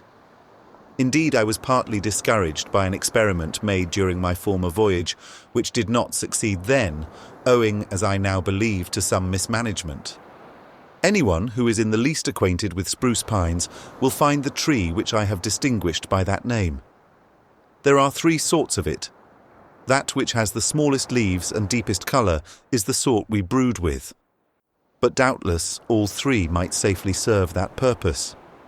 The tea plant is a small tree or shrub with 5 white petals, or flower leaves, shaped like those of a rose, having smaller ones of the same figure in the intermediate spaces, and 20 or more filaments or threads. The tree sometimes grows to a moderate height, and is generally bare on the lower part, with a number of small branches growing close together towards the top. The leaves are small and pointed, like those of the myrtle. It bears a dry, roundish seed case, and grows commonly in dry places near the shores. The leaves, as I have already observed, were used by many of us as tea, which has a very agreeable bitter and flavour when they are recent, but loses some of both when they are dried. When the infusion was made strong, it proved emetic to some in the same manner as green tea. The inhabitants of this bay are of the same race of people with those in the other parts of this country, speak the same language, and observe nearly the same customs. These indeed seem to have a custom of making presents before they receive any, in which they come nearer to the Otaheitians than the rest of their countrymen. What could induce 3 or 4 families, for I believe there are not more, to separate themselves so far from the society of the rest of their fellow creatures is not easy to guess. By our meeting with inhabitants in this place, it seems probable that there are people scattered over all this southern island. But the many vestiges of them in different parts of this bay, compared with the number that we actually saw, indicates that they live a wandering life. And if one may judge from appearances and circumstances, few as they are, they live not in perfect amity, one family with another. For if they did, why do they not form themselves into some society? A thing not only natural to man, but observed even by the brute creation. I shall conclude this account of Dusky Bay with some observations made and communicated to me by Mr. Wales. He found by a great variety of observations that the latitude of his observatory at Pickersgill Harbour was 45 degrees, 47 minutes, 26 seconds, half south, and by the mean of several distances of the moon from the sun, that its longitude was 106 degrees, 18 minutes east, which is about half a degree less than it is laid down in my chart, constructed in my former voyage. He found the variation of the needle or compass by the mean of 3 different needles to be 13 degrees 49 minutes east, and the dip of the south end 70 degrees 5 minutes 3/4. The times of high water on the full and change days he found to be at 10 degrees 57 minutes, and the tide to rise and fall at the former 8 feet, at the latter 5 feet 8 inches. This difference in the rise of the tides between the new and full moon is a little extraordinary, and was probably occasioned at this time by some accidental cause, such as winds and so on. But, be it as it will, I am well assured there was no error in the observations. Supposing the longitude of the observatory to be as above, the error of Mr. Kendall's watch in longitude will be 1 degree 48 minutes minus, and that of Mr. Arnold's 39 degrees 25 minutes. The former was found to be gaining 6 inches, 461 a day on mean time, and the latter losing 99 inches, 361. Agreeably to these rates, the longitude by them was to be determined until an opportunity of trying them again. I must observe that in finding the longitude by Mr. Kendall's watch, we suppose it to have gone mean time from the Cape of Good Hope. Had its Cape rate been allowed, the error would not have been so great.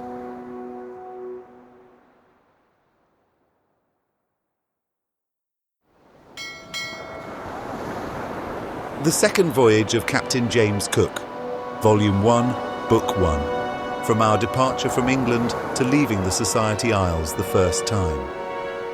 Chapter 6.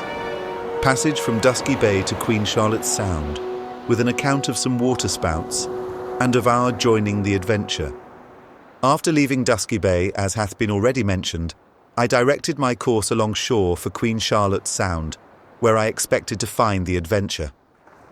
In this passage we met with nothing remarkable or worthy of notice till the 17th at 4 o'clock in the afternoon.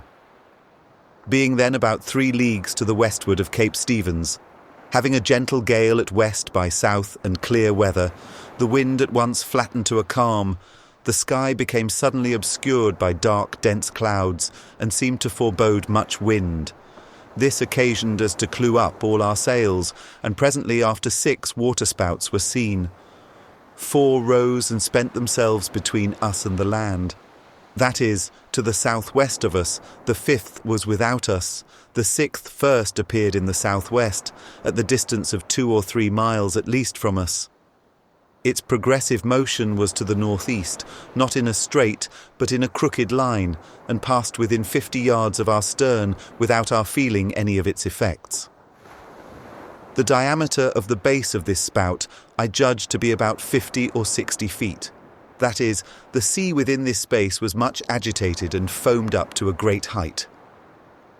From this a tube or round body was formed, by which the water or air, or both, was carried in a spiral stream up to the clouds.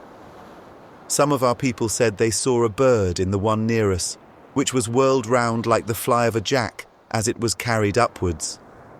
During the time these spouts lasted, we had now and then light puffs of wind from all points of the compass, with some few slight showers of rain, which generally fell in large drops, and the weather continued thick and hazy for some hours after, with variable light breezes of wind. At length the wind fixed in its old point, and the sky resumed its former serenity. Some of these spouts appeared at times to be stationary, and at other times to have a quick but very unequal progressive motion, and always in a crooked line, sometimes one way and sometimes another, so that once or twice we observed them to cross one another. From the ascending motion of the bird and several other circumstances, it was very plain to us that these spouts were caused by whirlwinds, and that the water in them was violently hurried upwards, and did not descend from the clouds as I have heard some assert. The first appearance of them is by the violent agitation and rising up of the water, and presently after you see a round column or tube forming from the clouds above, which apparently descends till it joins the agitated water below. I say apparently, because I believe it not to be so in reality, but that the tube is already formed from the agitated water below, and ascends, though at first it is either too small or too thin to be seen. When the tube is formed, or becomes visible, its apparent diameter increaseth till it is pretty large. After that it decreaseth, and at last it breaks or becomes invisible towards the lower part. Soon after the sea below resumes its natural state, and the tube is drawn, by little and little, up to the clouds, where it is dissipated. The same tube would sometimes have a vertical, and sometimes a crooked or inclined direction. The most rational account I have read of water spouts is in Mr. Falconer's Marine Dictionary, which is chiefly collected from the philosophical writings of the ingenious Dr. Franklin. I have been told that the firing of a gun will dissipate them, and I am very sorry I did not try the experiment, as we were near enough, and had a gun ready for the purpose. But as soon as the danger was past, I thought no more about it, being too attentive in viewing these extraordinary meteors. At the time this happened, the barometer stood at 29.75 and the thermometer at 56.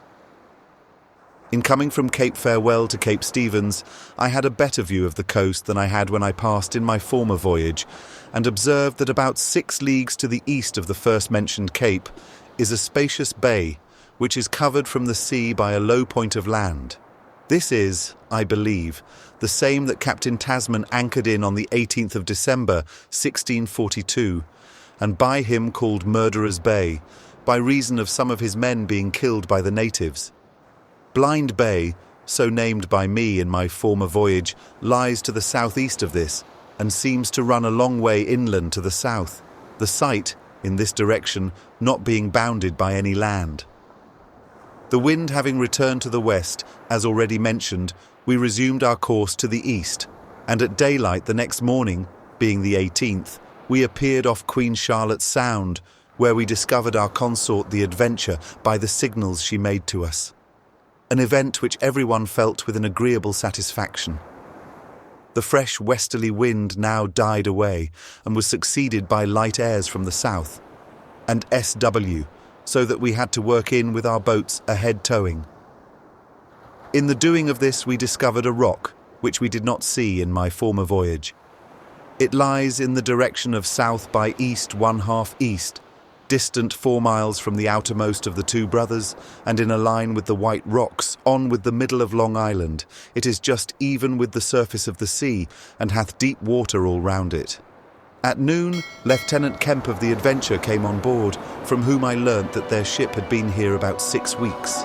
With the assistance of a light breeze, our boats and the tides, we at 6 o'clock in the evening got to an anchor in Ship Cove near the Adventure, when Captain Furneaux came on board and gave me the following account of his proceedings from the time we parted to my arrival here.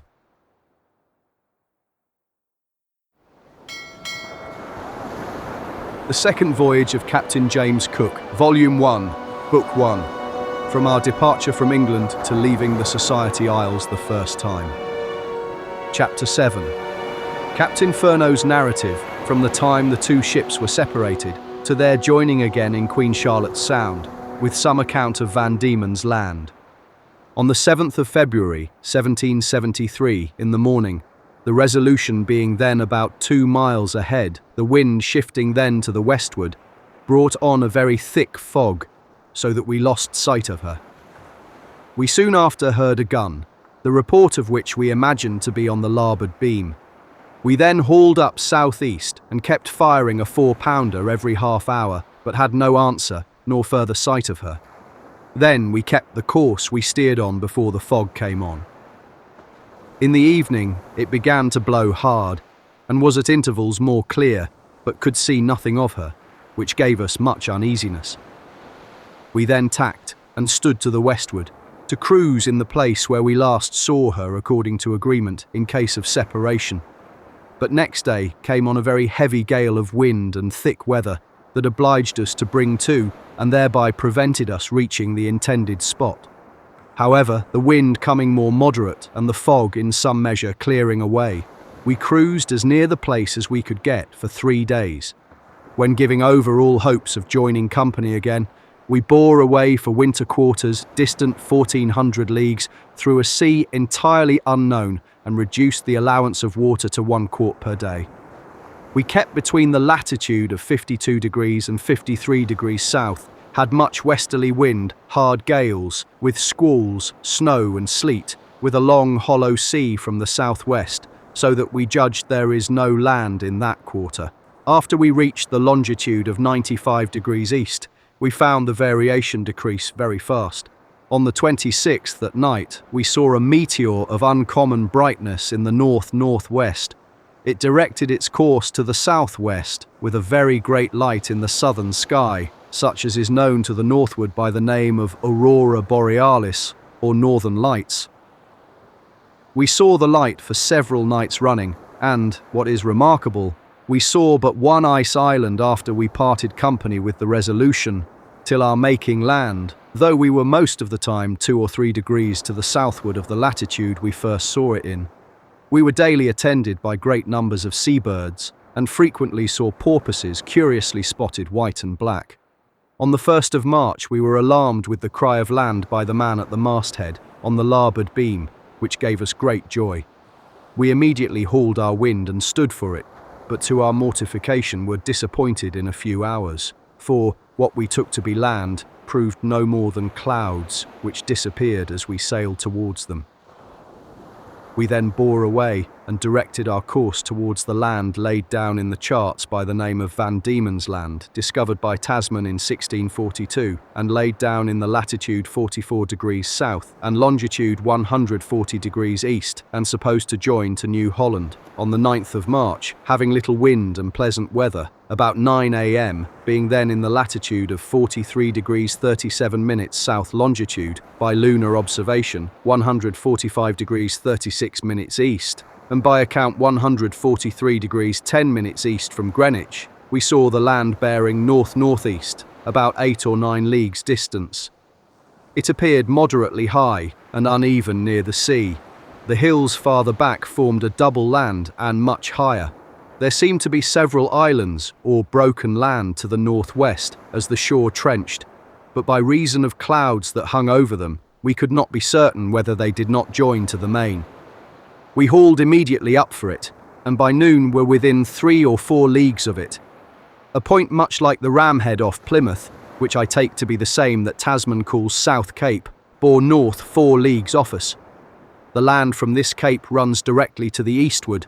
About 4 leagues along shore are 3 islands about 2 miles long and several rocks resembling the Mewstone, particularly one which we so named, about 4 or 5 leagues east-southeast, 1/2 east off the above cape, which Tasman has not mentioned or laid down in his drafts. After you pass these islands, the land lies east by north and west by south, by the compass nearly. It is a bold shore and seems to afford several bays or anchoring places, but believe deep water. From the southwest cape, which is in the latitude of 43 degrees 39 minutes south and longitude 145 degrees 50 minutes east to the southeast cape, in the latitude 43 degrees 36 minutes south, longitude 147 degrees east, is nearly 16 leagues, and sounding from 48 to 70 fathoms, sand and broken shells 3 or 4 leagues offshore. Here the country is hilly and full of trees, the shore rocky and difficult landing, occasioned by the wind blowing here continually from the westward, which occasions such a surf that the sand cannot lie on the shore. We saw no inhabitants here. The morning, on the 10th of March, being calm, the ship then about 4 miles from the land, sent the great cutter on shore with the second lieutenant to find if there was any harbour or good bay. Soon after, it beginning to blow very hard, made the signal for the boat to return several times, but they did not see or hear anything of it. The ship then 3 or 4 leagues off, that we could not see anything of the boat, which gave us great uneasiness as there was a very great sea. At 1:30 p.m, to our great satisfaction, the boat returned on board safe.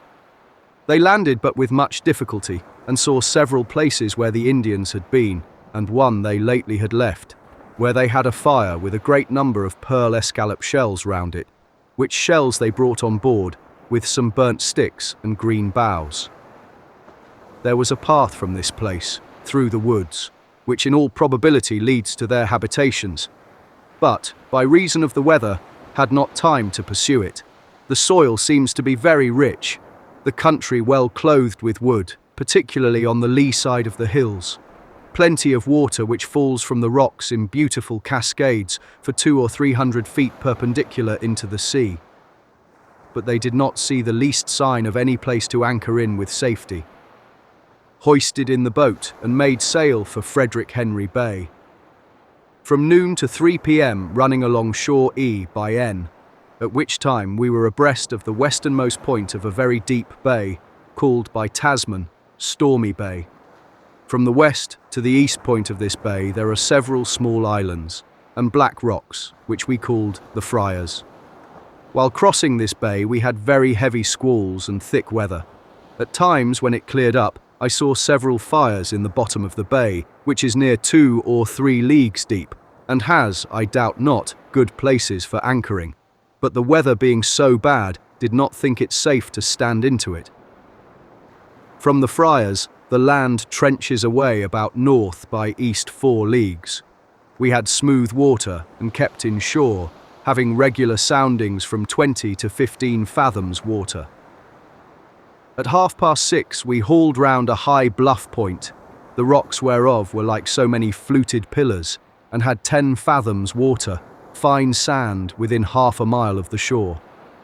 At 7, being abreast of a fine bay and having little wind, we came to, with the small bower in 24 fathoms, sandy bottom.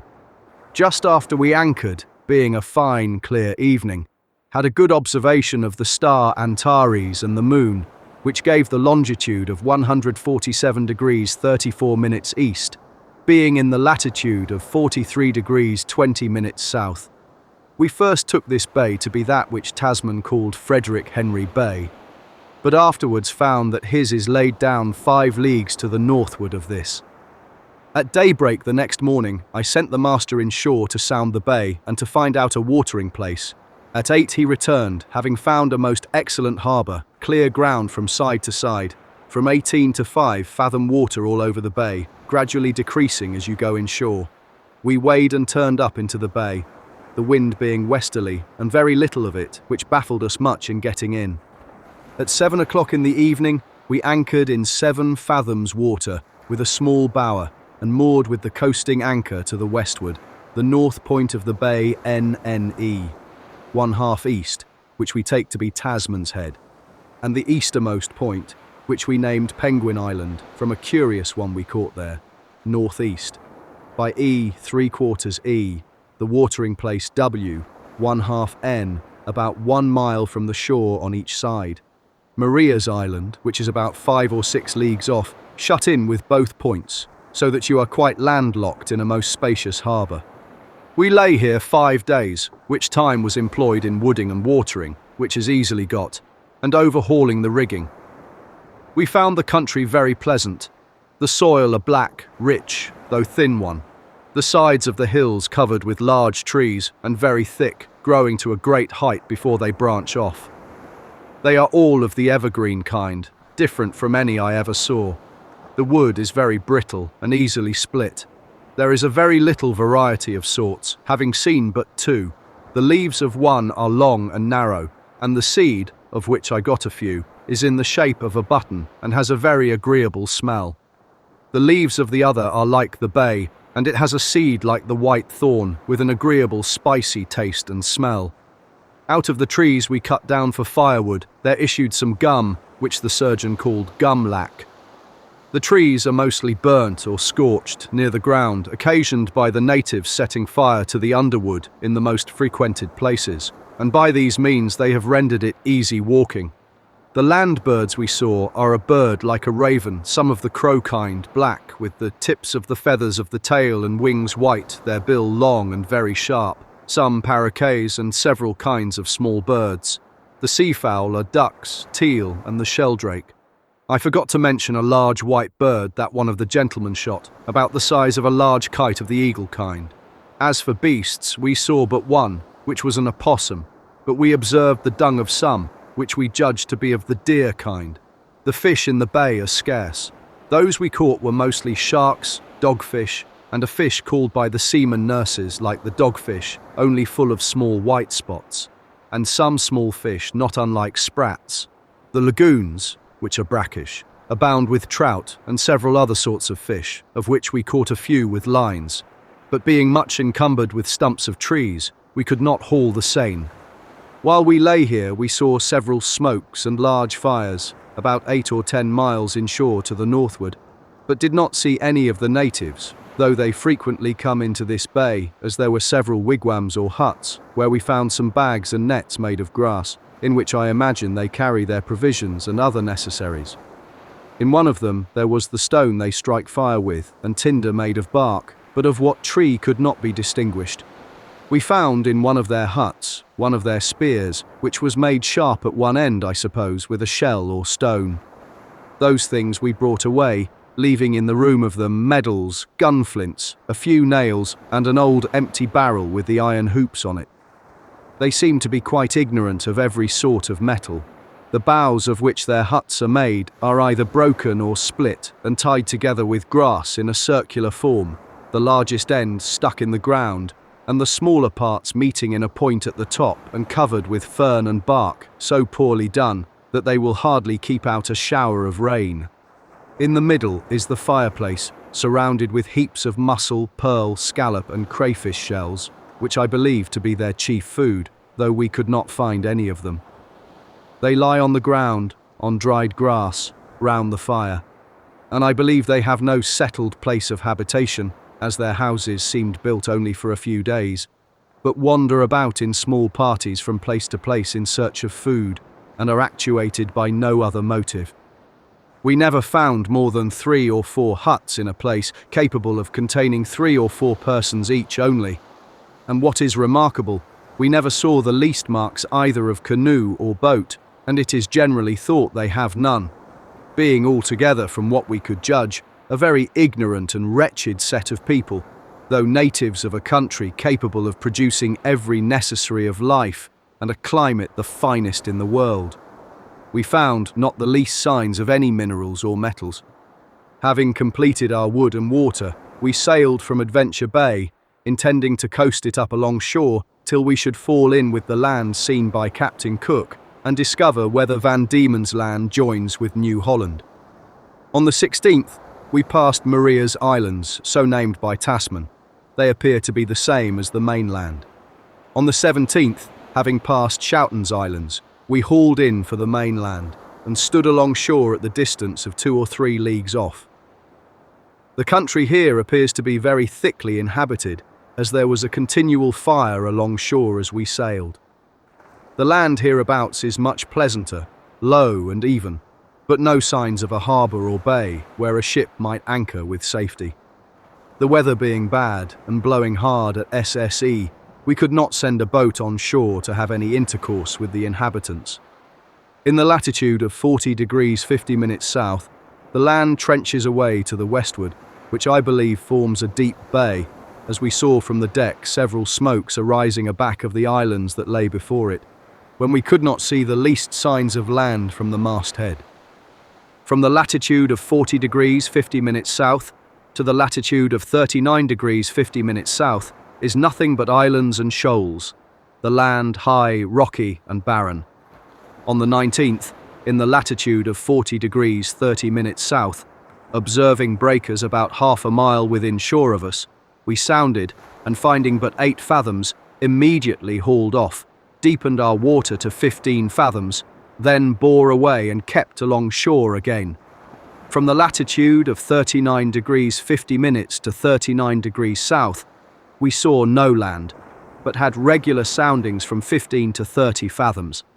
As we stood on to the northward, we made land again in about 39 degrees, after which we discontinued our northerly course as we found the ground very uneven and shoal water some distance off. I think it a very dangerous shore to fall in with. The coast from Adventure Bay to the place where we stood away for New Zealand lies in the direction south 1/2 west and north 1/2 east, about 75 leagues, and it is my opinion that there are no straits between New Holland and Van Diemen's Land, but a very deep bay. I should have stood farther to the northward, but the wind blowing strong at south-southeast and looking likely to haul round to the eastward, which would have blown right on the land, I therefore thought it more proper to leave the coast and steer for New Zealand. After we left Van Diemen's Land, we had very uncertain weather, with rain and very heavy gusts of wind. On the 24th, we were surprised with a very severe squall that reduced us from top-gallant sails to reefed courses in the space of an hour. The sea rising equally quick, we shipped many waves, one of which stove the large cutter and drove the small one from her lashing in the waist, and with much difficulty we saved her from being washed overboard. This gale lasted 12 hours, after which we had more moderate weather intermixed with calms. We frequently hoisted out the boats to try the currents, and in general found a small drift to the west-southwest. We shot many birds, and had upon the whole good weather, but as we got near to the land, it came on thick and dirty for several days, till we made the coast of New Zealand in 40 degrees 30 minutes south, having made 24 degrees of longitude from Adventure Bay after a passage of 15 days. We had the winds much southerly in this passage, and I was under some apprehensions of not being able to fetch the straits, which would have obliged us to steer away for George's Island. I would therefore advise any who sail to this part to keep to the southward, particularly in the fall of the year, when the south and southeast winds prevail. The land, when we first made it, appeared high and formed a confused jumble of hills and mountains. We steered along shore to the northward, but were much retarded in our course by reason of the swell from the NE.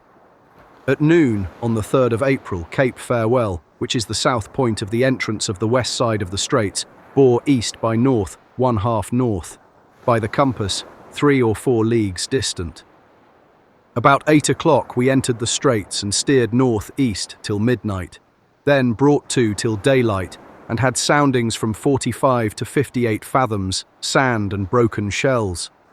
At daylight, made sail and steered southeast by east, had light airs, Mount Egmont north, northeast, 11 or 12 leagues, and Point Stevens southeast, 1/2 east, 7 leagues. At noon, Mount Egmont north by east, 12 leagues, Stevens Island southeast, 5 leagues. In the afternoon we put the dredge overboard in 65 fathoms, but caught nothing except a few small scallops, 2 or 3 oysters, and broken shells. Standing to the eastward for Charlotte Sound, with a light breeze at northwest, in the morning on the 5th, Stevens Island bearing southwest by west. 4 leagues, we were taken aback with a strong easterly gale, which obliged us to haul our wind to the southeast and work to windward up under Port Jackson. The course from Stevens Island to Point Jackson is nearly southeast by the compass, 11 leagues distant, depth of water from 40 to 32 fathoms, sandy ground. As we stood off and on, we fired several guns, but saw no signs of any inhabitants. In the afternoon, at 2:30 o'clock, finding the tide set the ship to the westward, we anchored with the coasting anchor in 39 fathoms water muddy ground, Point Jackson SE 1/2 E 3 leagues, the east point of an inlet, about 4 leagues to the westward of Point Jackson and which appears to be a good harbour. SW by W 1/2 W. At 8 p.m. the tide slackening, we weighed and made sail, having while at anchor caught several fish with hook and line, and found the tide to run to the westward at the rate of 2½ knots per hour. Standing to the east, we found no ground at 70 fathoms, off Point Jackson NNW, 2 leagues. At 8 the next morning, had the sound open, but the wind being down, it obliged us to work up under the western shore, as the tide sets up strong there when it runs down in mid-channel.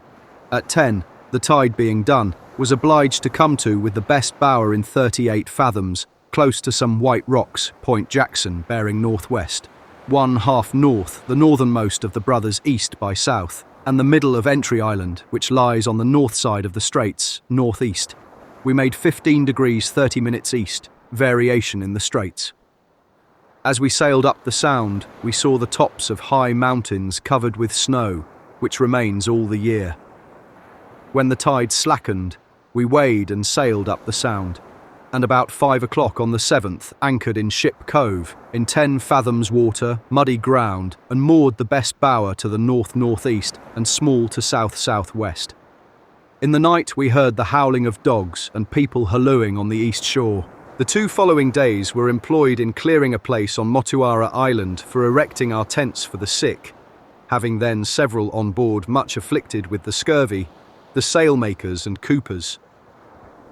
On the top of the island was a post erected by the Endeavour's people with her name and time of departure on it. On the 9th we were visited by 3 canoes with about 16 of the natives, and to induce them to bring us fish and other provisions, we gave them several things with which they seemed highly pleased. One of our young gentlemen, seeing something wrapped up in a better manner than common, had the curiosity to examine what it was, and to his great surprise found it to be the head of a man lately killed. They were very apprehensive of its being forced from them, and particularly the man who seemed most interested in it, whose very flesh crept on his bones for fear of being punished by us, as Captain Cook had expressed his great abhorrence of this unnatural act. They used every method to conceal the head, by shifting it from one to another, and by signs endeavouring to convince us that there was no such thing amongst them, though we had seen it but a few minutes before. They then took their leave of us and went on shore.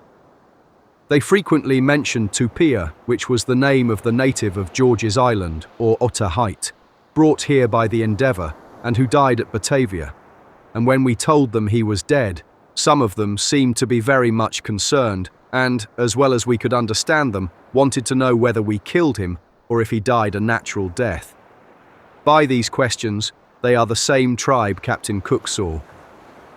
In the afternoon, they returned again with fish and fern roots, which they sold for nails and other trifles, though the nails are what they set the most value on. The man and woman who had the head did not come off again. Having a catalogue of words in their language, we called several things by name, which surprised them greatly.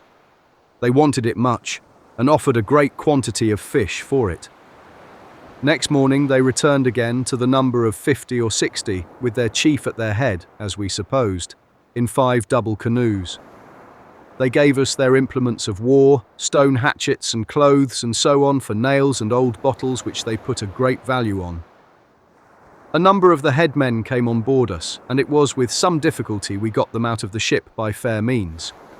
But on the appearance of a musquet with a fixed bayonet, they all went into their canoes very quickly. We were daily visited by more or less, who brought us fish in great plenty for nails, beads and other trifles, and behaved very peaceably. We settled the astronomer with his instruments, and a sufficient guard on a small island that is joined to Motuara at low water, called the Hippa, where there was an old fortified town that the natives had forsaken. Their houses served our people to live in, and by sinking them about a foot inside, we made them very comfortable. Having done this, we struck our tents on the Motuara, and having removed the ship farther into the cove on the west shore, moored her for the winter. We then erected our tents near the river or watering place, and sent ashore all the spars and lumber off the decks, that they might be caulked, and gave her a winter coat to preserve the hull and rigging. On the 11th of May, we felt 2 severe shocks of an earthquake, but received no kind of damage. On the 17th, we were surprised by the people firing guns on the Hippa, and having sent the boat, as soon as she opened the sound, had the pleasure of seeing the Resolution off the mouth of it. We immediately sent out the boats to tow her in, it being calm. In the evening, she anchored about a mile without us, and next morning weighed and warped within us. Both ships felt uncommon joy at our meeting after an absence of 14 weeks.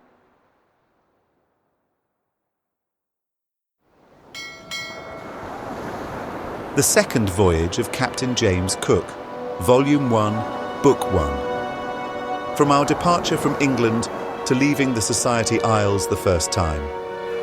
Chapter 8. Transactions in Queen Charlotte's Sound, with some remarks on the inhabitants. Knowing that scurvy grass, celery, and other vegetables were to be found in this sound, I went myself the morning after my arrival, at daybreak, to look for some, and returned on board at breakfast with a boatload. Being now satisfied that enough was to be got for the crews of both ships, I gave orders that they should be boiled, with wheat and portable broth, every morning for breakfast, and with peas and broth for dinner, knowing from experience that these vegetables thus dressed are extremely beneficial in removing all manner of scorbutic complaints. I have already mentioned a desire I had of visiting Van Diemen's Land in order to inform myself if it made a part of New Holland, and I certainly should have done this had the winds proved favourable. But as Captain Furneaux had now in a great measure cleared up that point, I could have no business there, and therefore came to a resolution to continue our researches to the east, between the latitudes of 41 degrees and 46 degrees. I acquainted Captain Furneaux therewith, and ordered him to get his ship in readiness to put to sea as soon as possible. In the morning of the 20th, I sent ashore to the watering place near the Adventure's tent, the only ewe and ram remaining, of those which I brought from the Cape of Good Hope, with an intent to leave them in this country. Soon after I visited the several gardens, Captain Furneaux had caused to be made and planted with various articles, all of which were in a flourishing state, and, if attended to by the natives, may prove of great utility to them. The next day, I set some men to work to make a garden on Long Island, which I planted with garden seeds, roots, and so on.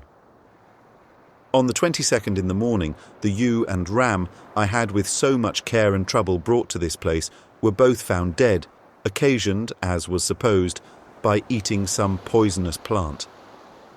Thus, my hopes of stocking this country with a breed of sheep were blasted in a moment. About noon we were visited, for the first time since I arrived, by some of the natives who dined with us, and it was not a little they devoured. In the evening, they were dismissed with presents. Early in the morning of the 24th, I sent Mr. Gilbert the master to sound about the rock we had discovered in the entrance of the sound. Myself, accompanied by Captain Furneaux and Mr. Forster, went in a boat to the West Bay on a shooting party.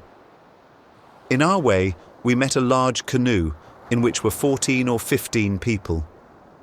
One of the first questions they asked was for Tupia, the person I brought from Otaheite on my former voyage, and they seemed to express some concern when we told them he was dead.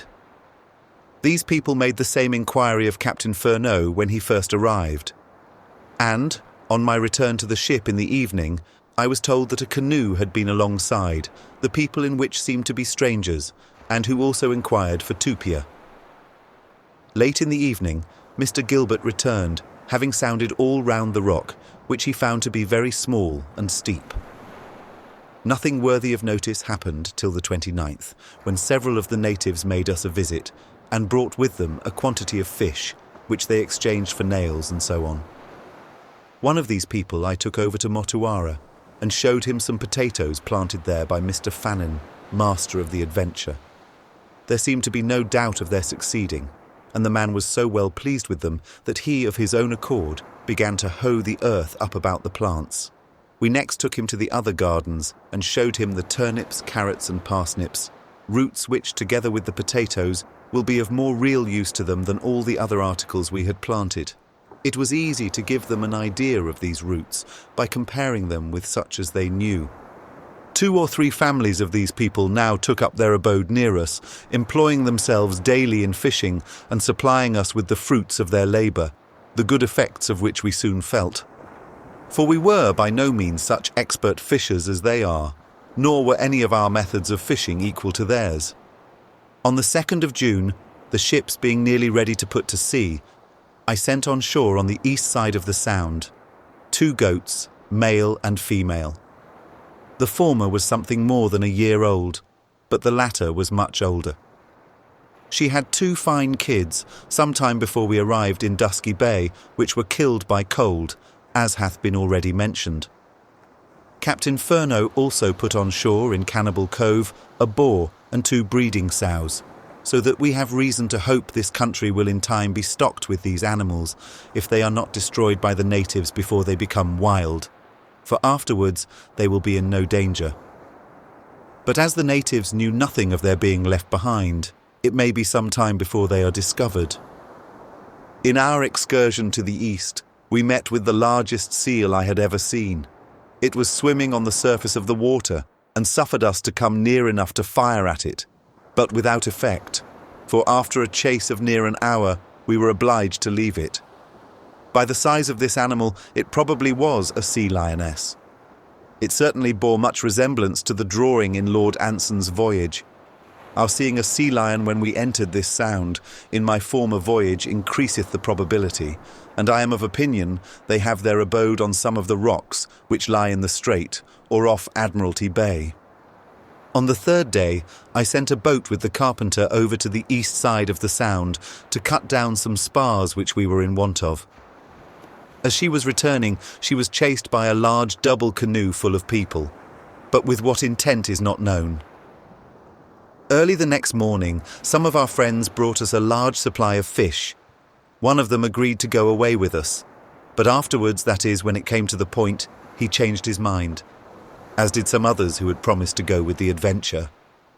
It was even said that some of them offered their children to sail. I, however, found that this was a mistake. The report first took its rise on board the adventure, where they were utter strangers to their language and customs. It was very common for these people to bring their children with them and present them to us in expectation that we would make them presents. This happened to me the preceding morning. A man brought his son, a boy about 9 or 10 years of age, and presented him to me. As the report of selling their children was then current, I thought at first that he wanted me to buy the boy. But at last I found that he wanted me to give him a white shirt, which I accordingly did. The boy was so fond of his new dress that he went all over the ship, presenting himself before everyone that came in his way.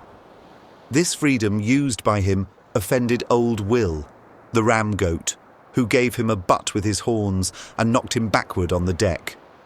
Will would have repeated his blow had not some of the people come to the boy's assistance. The misfortune, however, seemed to him irreparable.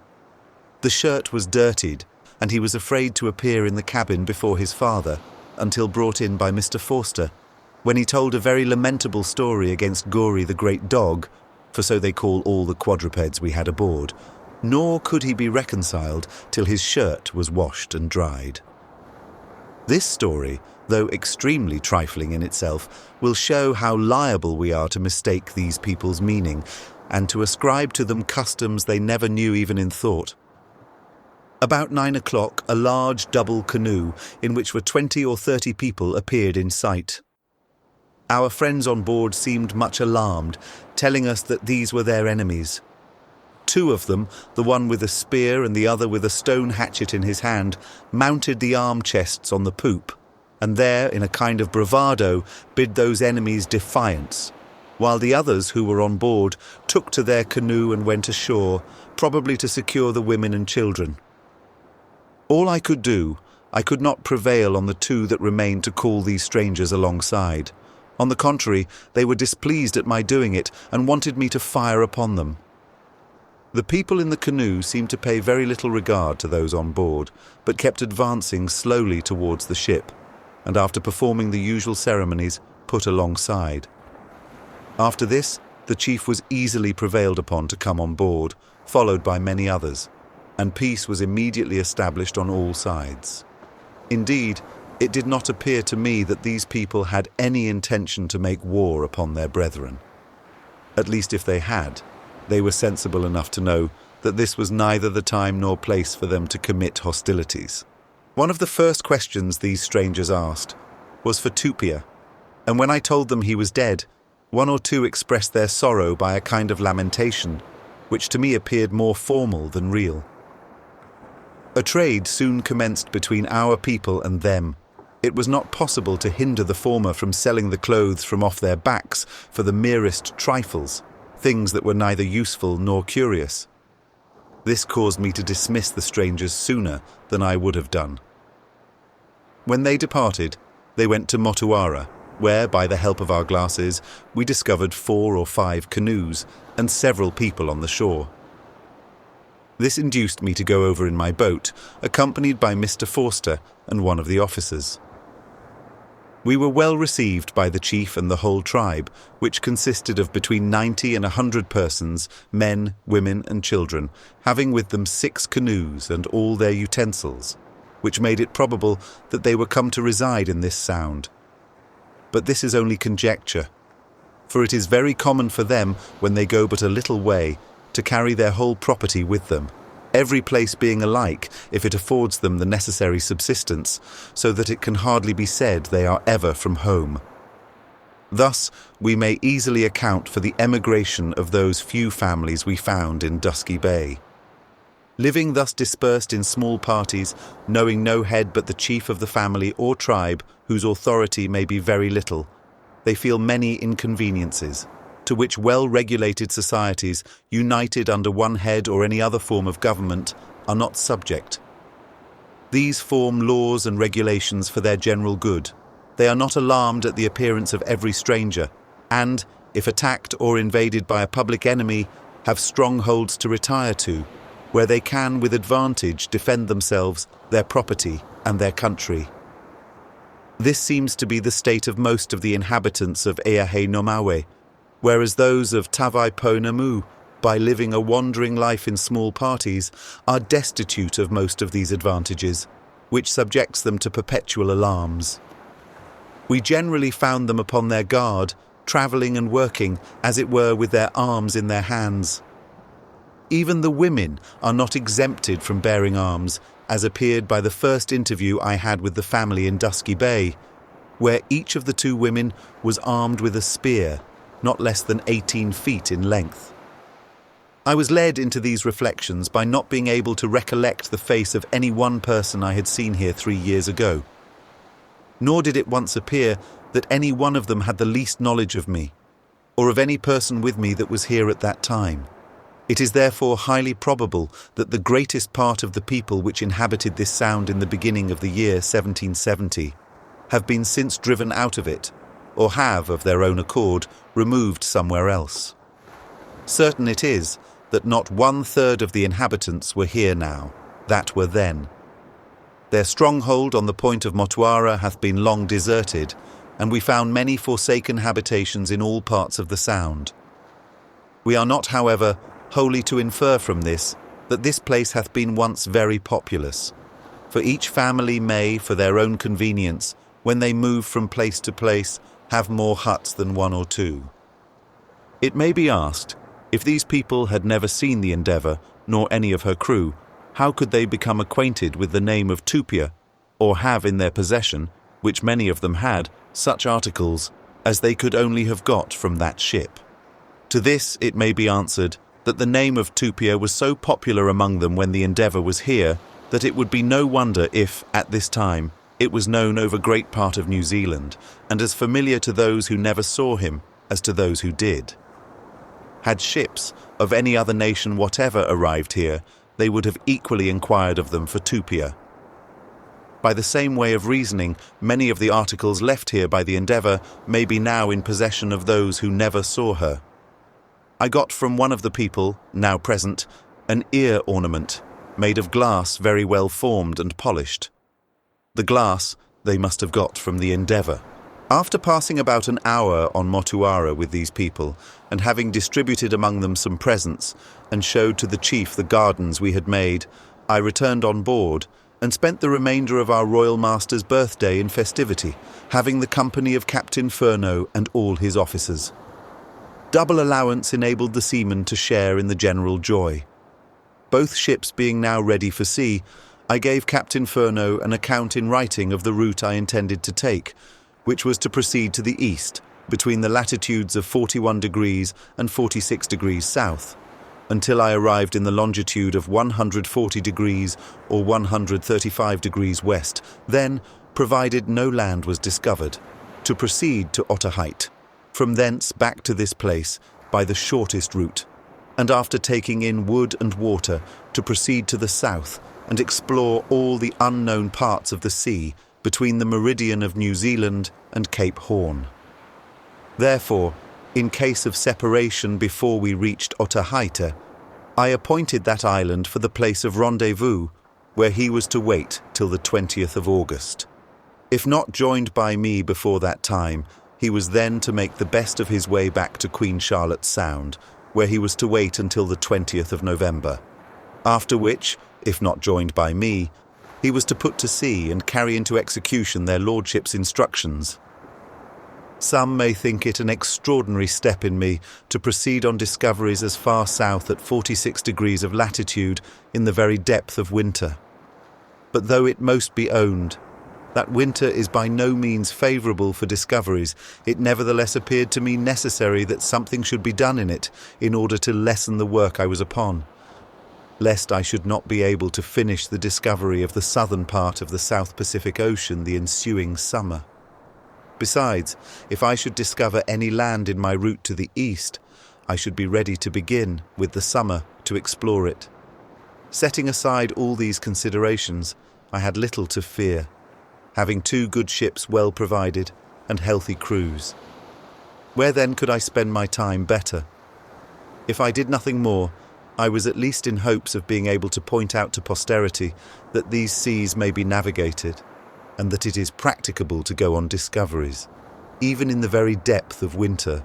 During our stay in the Sound, I had observed that this second visit made to this country had not mended the morals of the natives of either sex. I had always looked upon the females of New Zealand to be more chaste than the generality of Indian women. Whatever favours a few of them might have granted to the people in the Endeavour, it was generally done in a private manner, and the men did not seem to interest themselves much in it. But now, I was told, they were the chief promoters of a shameful traffic, and that for a spike nail, or any other thing they value, they would oblige the women to prostitute themselves, whether they would or no, and even without any regard to that privacy which decency required. During our stay here, Mr. Wales lost no opportunity to observe equal altitudes of the sun for obtaining the rates of the watches. The result of his labours proved that Mr. Kendall's was gaining 9 inches 5 per day and Mr. Arnold's losing 94 inches 15 seconds per day on mean time. The Second Voyage of Captain James Cook, Volume 1, Book 1. From our departure from England to leaving the Society Isles the first time. Chapter 9. Route from New Zealand to Otaheite, with an account of some low islands, supposed to be the same that were seen by Monsieur de Bougainville.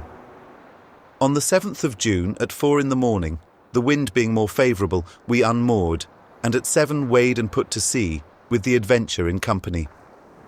We had no sooner got out of the Sound than we found the wind at south, so that we had to ply through the straits.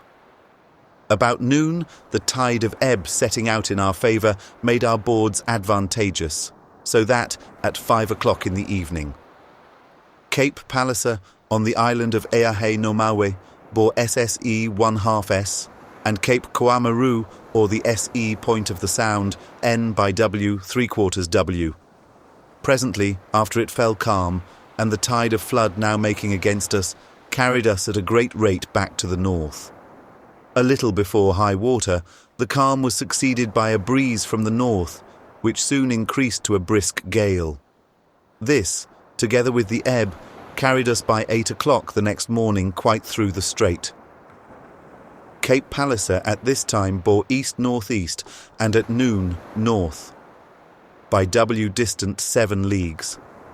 This day at noon, when we attended the winding up of the watches, the fusee of Mr. Arnold's would not turn round, so that after several unsuccessful trials, we were obliged to let it go down. After getting clear of the straits, I directed my course southeast by east, having a gentle gale but variable between the north and west, the late southeast. Winds having caused a swell from the same quarter, which did not go down for some days, we had little hopes of meeting with land in that direction. We, however, continued to steer to the southeast, and on the 11th crossed the meridian of 180 degrees, and got into the west longitude according to my way of reckoning.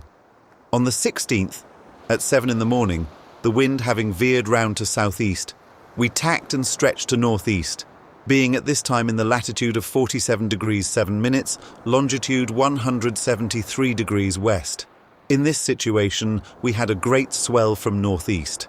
The wind continued at southeast and south-southeast, blew fresh at intervals, and was attended with sometimes fair and at other times rainy weather till the 20th, on which day, being in the latitude of 44 degrees 30 minutes, longitude 165 degrees 45 minutes west, the wind shifted to the west, blew a gentle gale, and was attended with fair weather.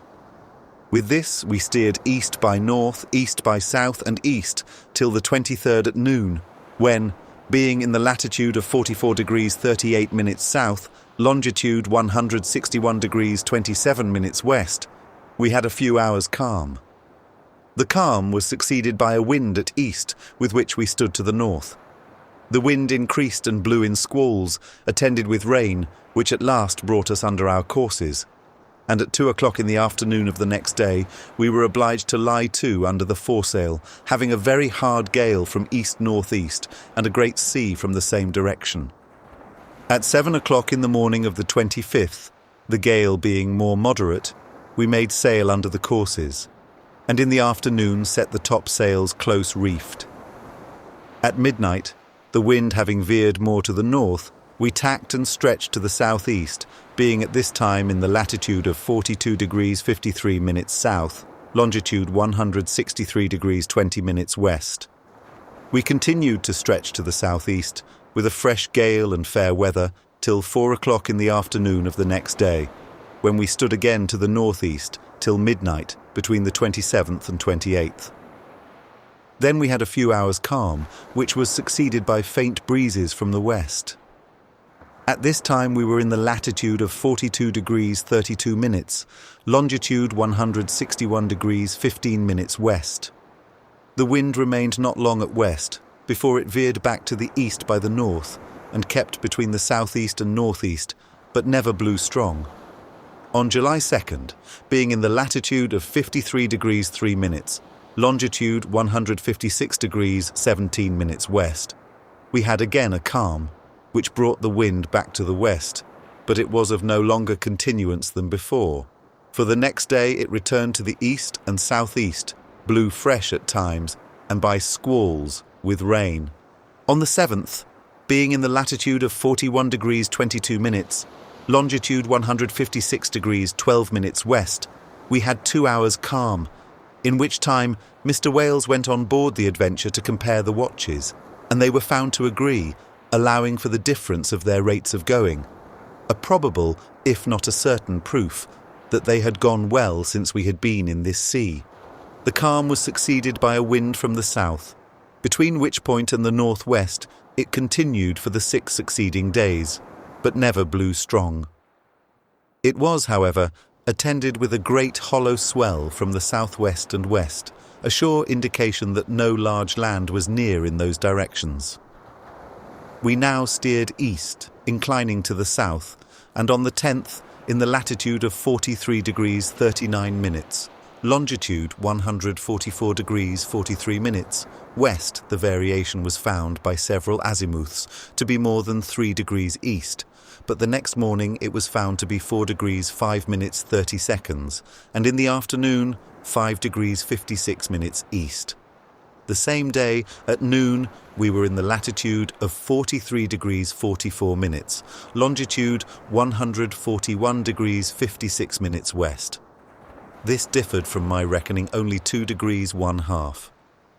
The next morning, in the latitude of 43 degrees 3 minutes, longitude 139 degrees 20 minutes west, we had several lunar observations, which were consonant to those made the day before, allowing for the ship's run in the time. In the afternoon we had, for a few hours, variable light airs next to a calm, after which we got a wind from the northeast, blowing fresh and in squalls, attended with dark, gloomy weather and some rain. We stretched to the SE till 5 o'clock in the afternoon on the 14th, at which time, being in the latitude of 43 degrees 15 minutes, longitude 137 degrees 39 minutes west, we tacked and stood to the north under our courses, having a very hard gale with heavy squalls, attended with rain, till near noon the next day, when it ended in a calm. At this time, we were in the latitude of 42 degrees 39 minutes, longitude 137 degrees 58 minutes west. In the evening, the calm was succeeded by a breeze from southwest, which soon after increased to a fresh gale, and fixing at south-southwest with it, we steered northeast. 1/2 E in the latitude of 41 degrees 25 minutes, longitude 135 degrees 58 minutes west. We saw floating in the sea a billet of wood, which seemed to be covered with barnacles, so that there was no judging how long it might have been there, or from whence, or how far it had come.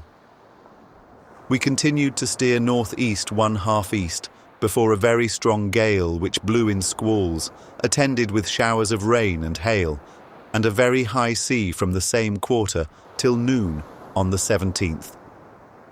Being then in the latitude of 39 degrees 44 minutes, longitude 133 degrees 32 minutes west, which was a degree and a half farther east than I intended to run.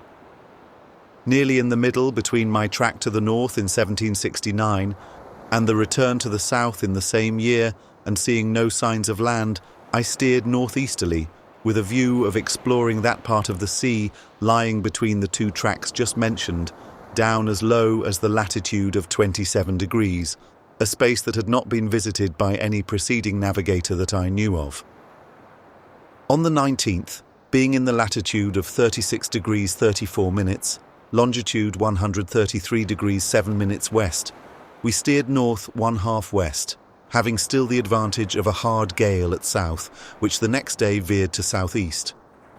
And E blew hard and by squalls, attended with rain and thick hazy weather. This continued till the evening of the 21st, when the gale abated, the weather cleared up, and the wind backed to the south. And SE. We were now in the latitude of 32 degrees 30 minutes, longitude 133 degrees 40 minutes west. From this situation, we steered north-northwest till noon the next day, when we steered a point more to the west, being at this time in the latitude of 31 degrees 6 minutes, longitude 134 degrees 12 minutes west. The weather was now so warm that it was necessary to put on lighter clothes. The mercury in the thermometer at noon rose to 63. It had never been lower than 46 and seldom higher than 54 at the same time of the day since we left New Zealand. This day was remarkable by our not seeing a single bird. Not one had passed since we left the land, without seeing some of the following birds, viz. Albatrosses, shearwaters, pintados, blue peterels, and Port Egmont hens. But these frequent every part of the Southern Ocean in the higher latitudes. Not a bird, nor any other thing, was seen that could induce us to think that we had ever been in the neighbourhood of any land. The wind kept veering round from the south by the west to north-northwest, with which we stretched north till noon the next day, when, being in the latitude of 29 degrees 22 minutes, we tacked and stretched to the westward. The wind soon increased to a very hard gale, attended with rain, and blew in such heavy squalls as to split the most of our sails. This weather continued till the morning of the 25th, when the wind became more moderate and veered to northwest and west-northwest, with which we steered and stretched to northeast, being at that time in the latitude of 29 degrees 51 minutes, longitude 130 degrees 28 minutes west. In the afternoon the sky cleared up and the weather became fair and settled. We now met the first tropic bird we had seen in this sea. On the 26th in the afternoon, being in the latitude of 28 degrees 44 minutes, we had several observations of the sun and moon, which gave the longitude 135 degrees 30 minutes west. My reckoning at the same time was 135 degrees 27 minutes, and I had no occasion to correct it since I left the land. We continued to stretch to the north, with light breezes from the westward, till noon the next day, when we were stopped by a calm. Our latitude at this time being 27 degrees 53 minutes, longitude 135 degrees 17 minutes west. In the evening, the calm was succeeded by a breeze from the north and northwest, with which we plied to the north. On the 29th, I sent on board the Adventure to inquire into the state of her crew, having heard that they were sickly, and this I now found was but too true. Her cook was dead, and about 20 of her best men were down in the scurvy and flux. At this time, we had only 3 men on the sick list, and only one of them attacked with the scurvy. Several more, however, began to show symptoms of it and were accordingly put upon the wort. Marmalade of carrots, rob of lemons and oranges. I know not how to account for the scurvy raging more in the one ship than the other, unless it was owing to the crew of the Adventure being more scorbutic when they arrived in New Zealand than we were, and to their eating few or no vegetables while they lay in Queen Charlotte's Sound, partly for want of knowing the right sorts, and partly because it was a new diet, which alone was sufficient for seamen to reject it. To introduce any new article of food among seamen, let it be ever so much for their good, requires both the example and authority of a commander, without both of which it will be dropped before the people are sensible of the benefits resulting from it. Were it necessary, I could name 50 instances in support of this remark. Many of my people, officers as well seamen, at first disliked celery, scurvy grass and so on, being boiled in the peas and wheat, and some refused to eat it. But, as this had no effect on my conduct, this obstinate kind of prejudice by little and little wore off. They began to like it as well as the others, and now I believe there was hardly a man in the ship that did not attribute our being so free from the scurvy to the beer and vegetables we made use of at New Zealand. After this, I seldom found it necessary to order any of my people to gather vegetables whenever we came where any were to be got, and if scarce, happy was he who could lay hold on them first. I appointed one of my seamen to be cook of the Adventure, and wrote to Captain Furneaux, desiring him to make use of every method in his power to stop the spreading of the disease amongst his people, and proposing such as I thought might tend towards it. But I afterwards found all this unnecessary, as every method had been used they could think of. The wind continued in the northwest quarter, and blew fresh at times, attended with rain, with which we stood to the northeast. On the 1st of August at noon, we were in the latitude of 25 degrees 1 minute, longitude 134 degrees 6 minutes west, and had a great hollow swell from northwest. The situation we were now in was nearly the same that Captain Carteret assigns for Pitcairn's Island, discovered by him in 1767. We therefore looked well out for it, but saw nothing. According to the longitude in which he has placed it, we must have passed about 15 leagues to the west of it. But as this was uncertain, I did not think it prudent, considering the situation of the Adventure's people, to lose any time in looking for it. A sight of it would, however, have been of use in verifying or correcting not only the longitude of this isle, but of the others that Captain Carteret discovered in this neighbourhood. His longitude not being confirmed, I think, by astronomical observations, and therefore liable to errors which he could have no method to correct. As we had now got to the northward of Captain Carteret's tracks, all hopes of discovering a continent vanished. Islands were all we were to expect to find, until we returned again to the south. I had now, that is on this and my former voyage, crossed this ocean in the latitude of 40 degrees and upwards, without meeting anything that in the least induced me to think I should find what I was in search after. On the contrary, everything conspired to make me believe there is no southern continent between the meridian of America and New Zealand. At least, this passage did not produce any indubitable signs of any, as will appear by the following remarks. After leaving the coasts of New Zealand, we daily saw floating on the sea rockweed, for the space of 18 degrees of longitude. In my passage to New Zealand in 1769, we also saw this weed, for the space of 12 or 14 degrees of longitude before we made the land. The weed is undoubtedly the produce of New Zealand, because the nearer the coast, the greater quantity you see. At the greatest distance from the coast, we saw it only in small pieces, generally more rotten and covered with barnacles, an indubitable sign that it had been long at sea. Were it not for this, one might be led to conjecture that some other large land lay in the neighbourhood, for it cannot be a small extent of coast to produce such a quantity of weed as to cover so large a space of sea. It hath been already mentioned that we were no sooner clear of the straits than we met with a large hollow swell from the SE, which continued till we arrived in the longitude of 177 degrees west and latitude 46 degrees. There we had large billows from the north and northeast for 5 days successively, and until we got 5 degrees of longitude more to the east, although the wind, great part of the time, blew from different directions. This was a strong indication that there was no land between us and my track to the west in 1769.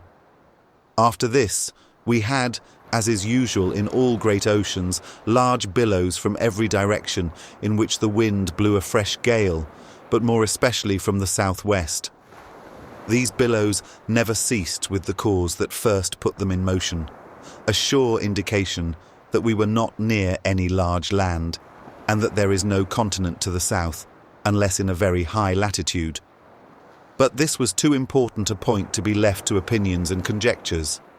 Facts were to determine it, and these could only be obtained by visiting the southern parts, which was to be the work of the ensuing summer, agreeable to the plan I had laid down. As the winds continued to blow from the northwest and west, we had no other choice but to stand to the north, inclining more or less every day to the east. In the latitude of 21 degrees, west saw flying fish, gannets, and egg birds. On the 6th, I hoisted a boat out and sent for Captain Furneaux to dinner, from whom I learnt that his people were much better, the flux having left them, and the scurvy was at a stand. Some cider which he happened to have, and which he gave to the Scorbutic people, contributed not a little to this happy change. The weather today was cloudy, and the wind very unsettled. This seemed to announce the approach of the so much wished-for trade wind, which at 8 o'clock in the evening, after 2 hours calm and some heavy showers of rain, we actually got at southeast. We were at this time in the latitude of 19 degrees, 36 minutes south, longitude 131 degrees, 32 minutes west. The not meeting with the southeast trade wind sooner is no new thing in this sea. As we had now got it, I directed my course to the west-northwest, as well to keep in the strength of it as to get to the north of the islands discovered in my former voyage, that if any other islands lay in the way, I might have a chance to discover them. During the daytime we made all the sail we could, but in the night either run an easy sail or lay to.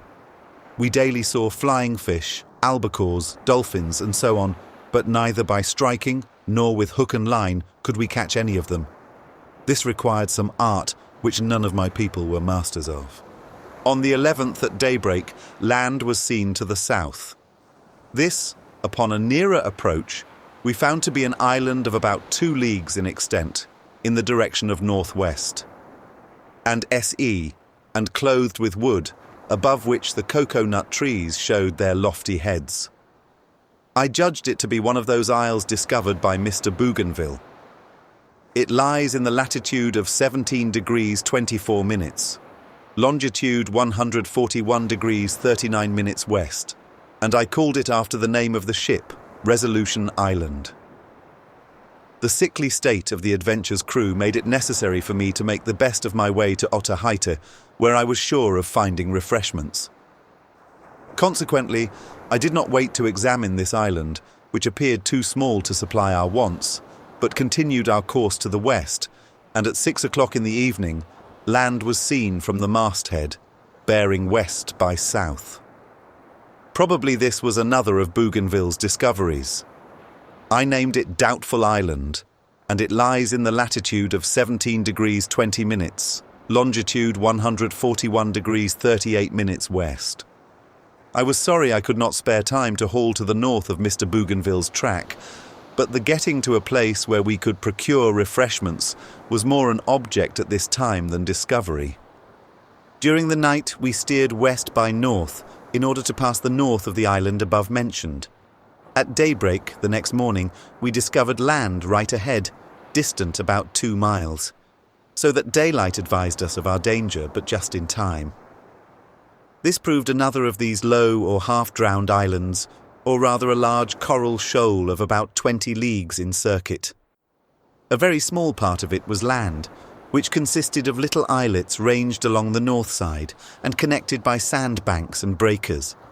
These islets were clothed with wood, among which the cocoa-nut trees were only distinguishable. We ranged the south side of this isle or shoal at the distance of 1 or 2 miles from the coral bank, against which the sea broke in a dreadful surf. In the middle is a large lake or inland sea, in which was a canoe under sail.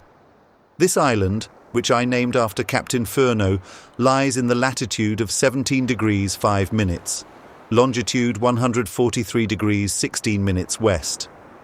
The situation is nearly the same that is assigned for one of those discovered by Bougainville. I must here observe that amongst these low and half-drowned isles, which are numerous in this part of the ocean, Mr. Bougainville's discoveries cannot be known to that degree of accuracy which is necessary to distinguish them from others. We were obliged to have recourse to his chart for the latitudes and longitudes of the isles he discovered, as neither the one nor the other is mentioned in his narrative. Without waiting to examine this island, we continued to steer to the west, all sails set, till 6 o'clock in the evening, when we shortened sail to 3 topsails, and at 9 brought to. The next morning at 4 a.m. we made sail, and at daybreak saw another of these low islands, situated in the latitude of 17 degrees 4 minutes, longitude 144 degrees 30 minutes west, which obtained the name of Adventure Island. Monsieur de Bougainville very properly calls this cluster of low, overflowed isles the dangerous archipelago. The smoothness of the sea sufficiently convinced us that we were surrounded by them, and how necessary it was to proceed with the utmost caution, especially in the night. At 5 p.m, we again saw land, bearing southwest by south, which we afterwards found to be Chain Island, discovered in my former voyage. But as I was not sure of it at this time, and being desirous of avoiding the delay which lying by in the night occasioned, I hoisted out the cutter and manned her with an officer and 7 men, with orders to keep as far ahead of the ships, with a light at her masthead, as a signal could be distinguished, which she was to make in case she met with any danger. In this manner we continued to run all night, and at 6 o'clock the next morning I called her on board and hoisted her in. For it did not appear she would be wanted again for this purpose, as we had now a large swell from the south, a sure sign that we were clear of the low islands. Therefore, I steered for Otaheite without being apprehensive of meeting with any danger.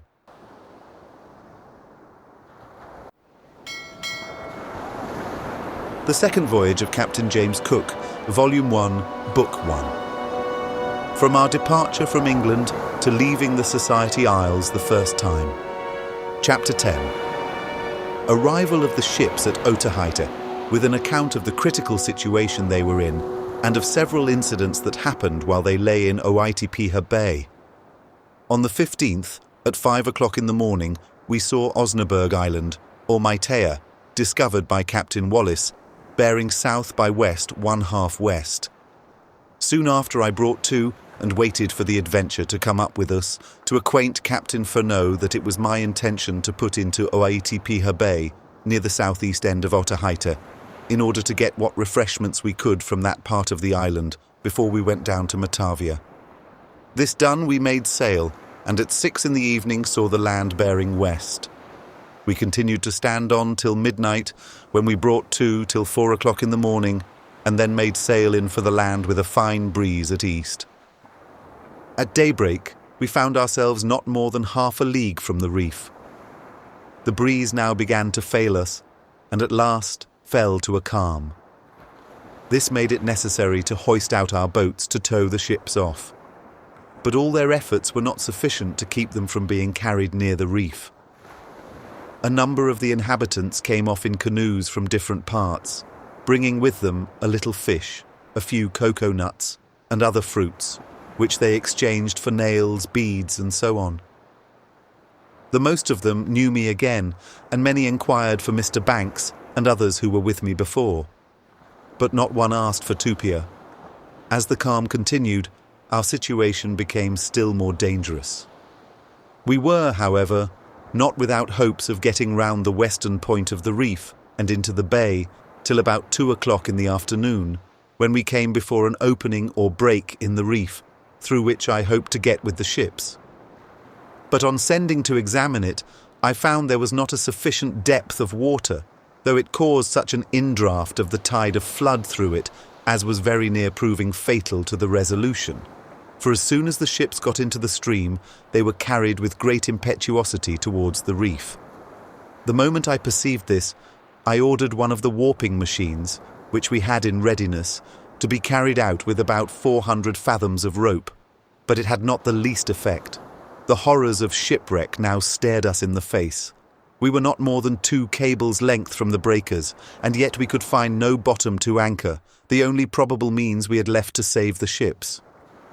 We, however, dropped an anchor, but before it took hold and brought us up, the ship was in less than 3 fathom water and struck at every fall of the sea, which broke close under our stem in a dreadful surf and threatened us every moment with shipwreck.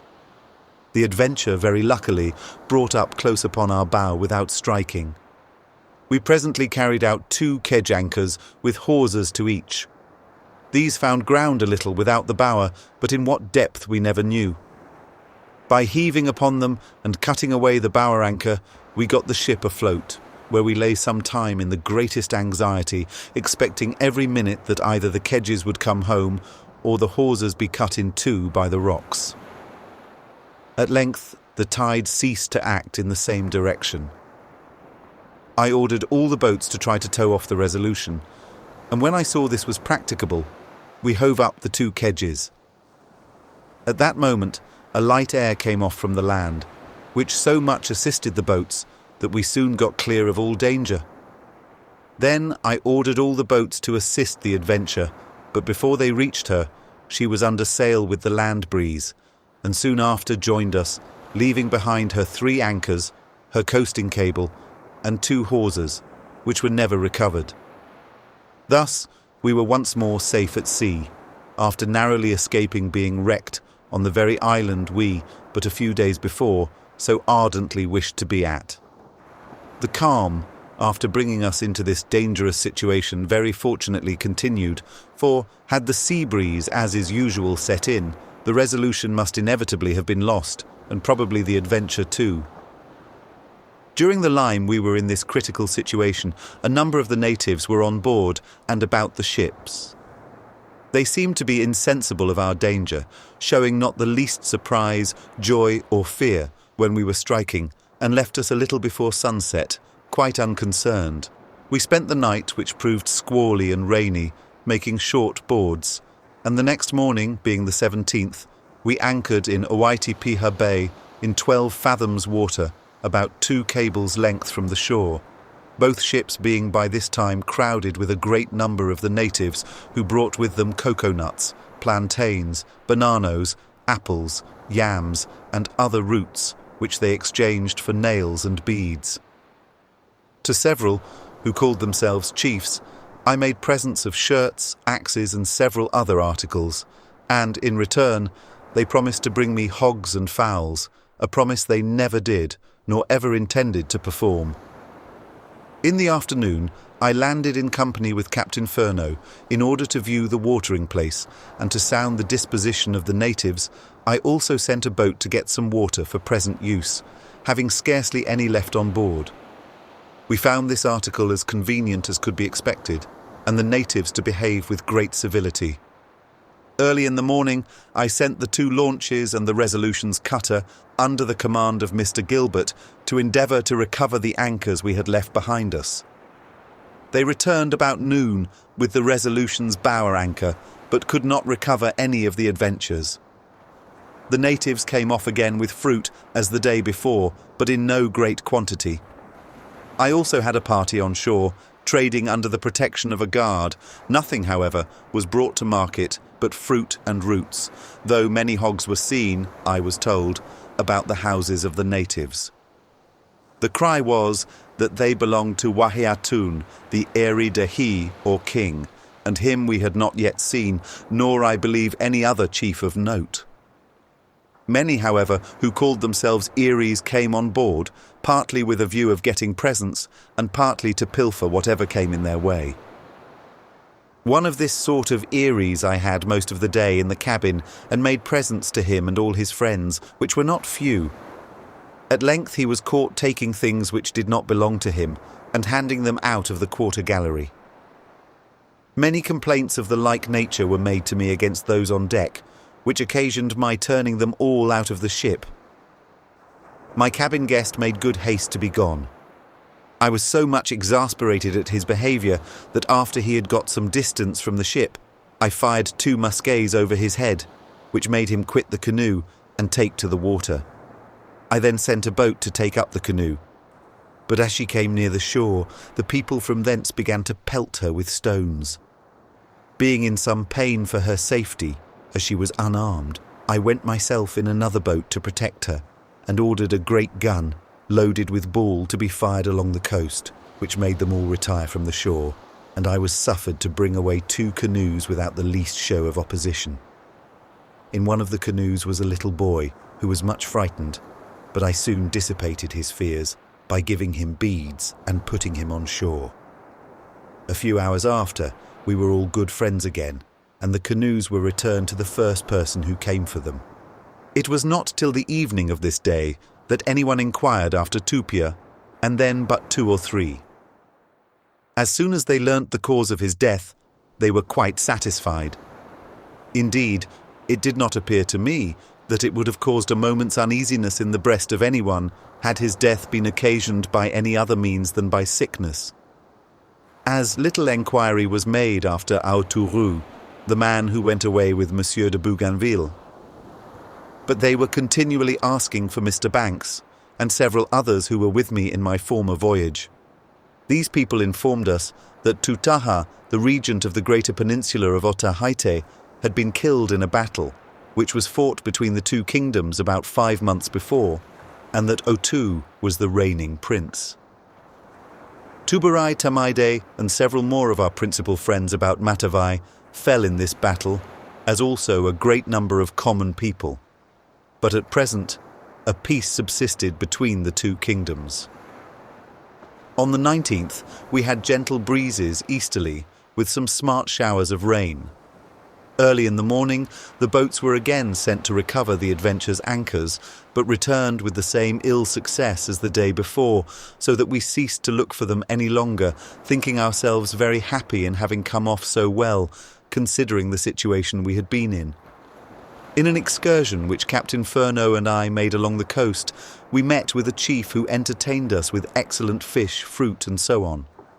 In return for his hospitality, I made him a present of an axe and other things, and he afterwards accompanied us back to the ships, where he made but a short stay.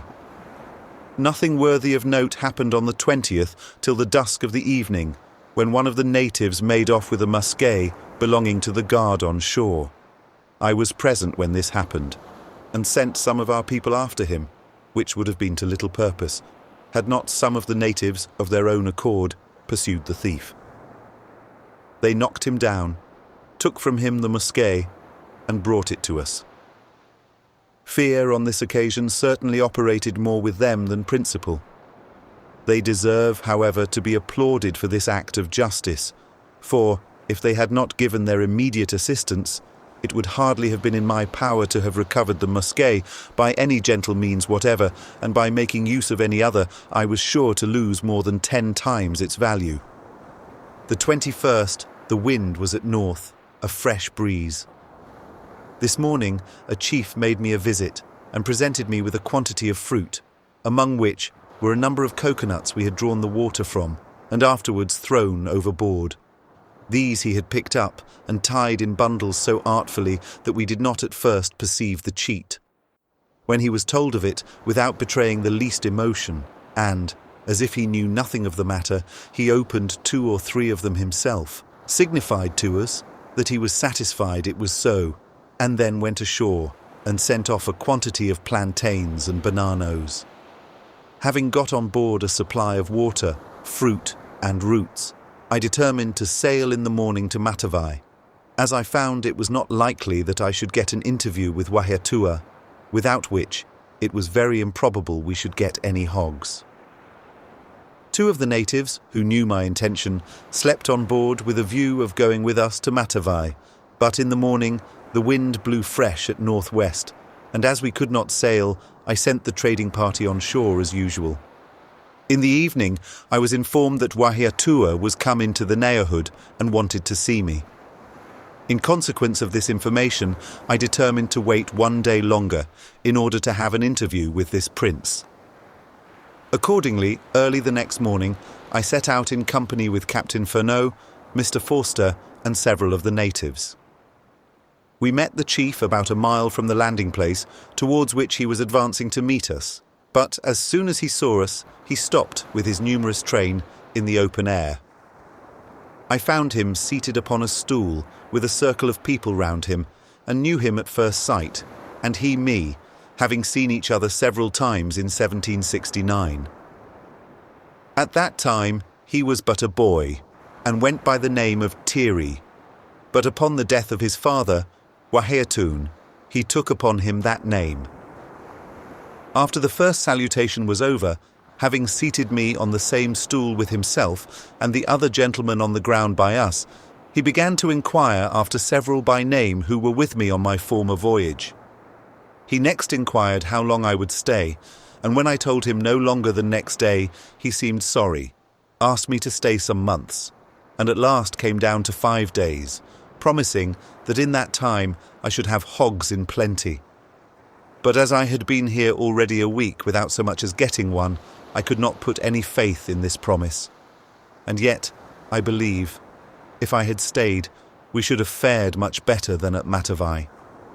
The present I made him consisted of a shirt, a sheet, a broad axe, spike nails, knives, looking-glasses, medals, beads, and so on. In return, he ordered a pretty good hog to be carried to our boat. We stayed with him all the morning, during which time he never suffered me to go from his side, where he was seated. I was also seated on the same stool, which was carried from place to place by one of his attendants, whom he called stool-bearer. At length we took leave, in order to return on board to dinner, after which we visited him again and made him more presents, and he, in return, gave Captain Furneaux and me, each of us, an hog. Some others were got by exchanges at the trading places, so that we got in the whole today as much fresh pork as gave the crews of both the ships a meal, and this in consequence of our having this interview with the chief. The 24th, early in the morning, we put to sea with a light land breeze. Soon after we were out, we got the wind at west, which blew in squalls, attended with heavy showers of rain. Many canoes accompanied us out to sea, with coconuts and other fruits, and did not leave us till they had disposed of their cargoes. The fruits we got here greatly contributed towards the recovery of the Adventure's sick people. Many of them, who had been so ill as not to be able to move without assistance, were in this short time so far recovered that they could walk about of themselves. When we put in here, the Resolution had but one scorbutic man on board, and a marine who had been long sick and who died the second day after our arrival, of a complication of disorders, without the least mixture of the scurvy. I left Lieutenant Pickersgill with the cutter behind the bay to purchase hogs, as several had promised to bring some down today, and I was not willing to lose them. On the 25th, about noon, Mr. Pickersgill returned with 8 hogs, which he got at Oaiti-piha. He spent the night at Oedidee and was well entertained by Oedidee, the chief of that district. It was remarkable that this chief never once asked after Otoo, nor did he take the least notice when Mr. Pickersgill mentioned his name. And yet, Monsieur de Bougainville tells us, this is the very chief who presented Otoo to him, which makes it the more extraordinary that he should neither inquire after him now, nor when he was with us at Matavai, especially as they believed that we and Monsieur de Bougainville came from the same country, that is, from Bretagne, for so they called our country. They had not the least knowledge of any other European nation, nor probably will they, unless some of those men should return who had lately gone from the isle, of which mention shall be made by and by. We told several of them that Monsieur de Bougainville came from France, a name they could by no means pronounce, nor could they pronounce that of Paris much better, so that it is not likely that they will remember either the one or the other long, whereas Bretagne is in every child's mouth and will hardly ever be forgotten. It was not till the evening of this day that we arrived in Matavai Bay.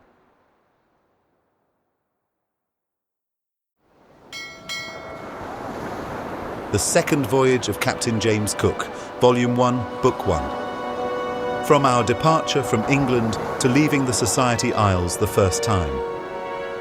Chapter 11. An account of several visits to and from Otoo, of goats being left on the island, and many other particulars which happened while the ships lay in Matavai Bay. Before we got to an anchor, our decks were crowded with the natives, many of whom I knew, and almost all of them knew me. A great crowd were gotten together upon the shore, amongst whom was Otoo their king. I was just going to pay him a visit when I was told he was mataued and gone to Opari. I could not conceive the reason of his going off in a fright, as everyone seemed pleased to see me. A chief, whose name was Maritata, was at this time on board, and advised me to put off my visit till the next morning, when he would accompany me, which I accordingly did.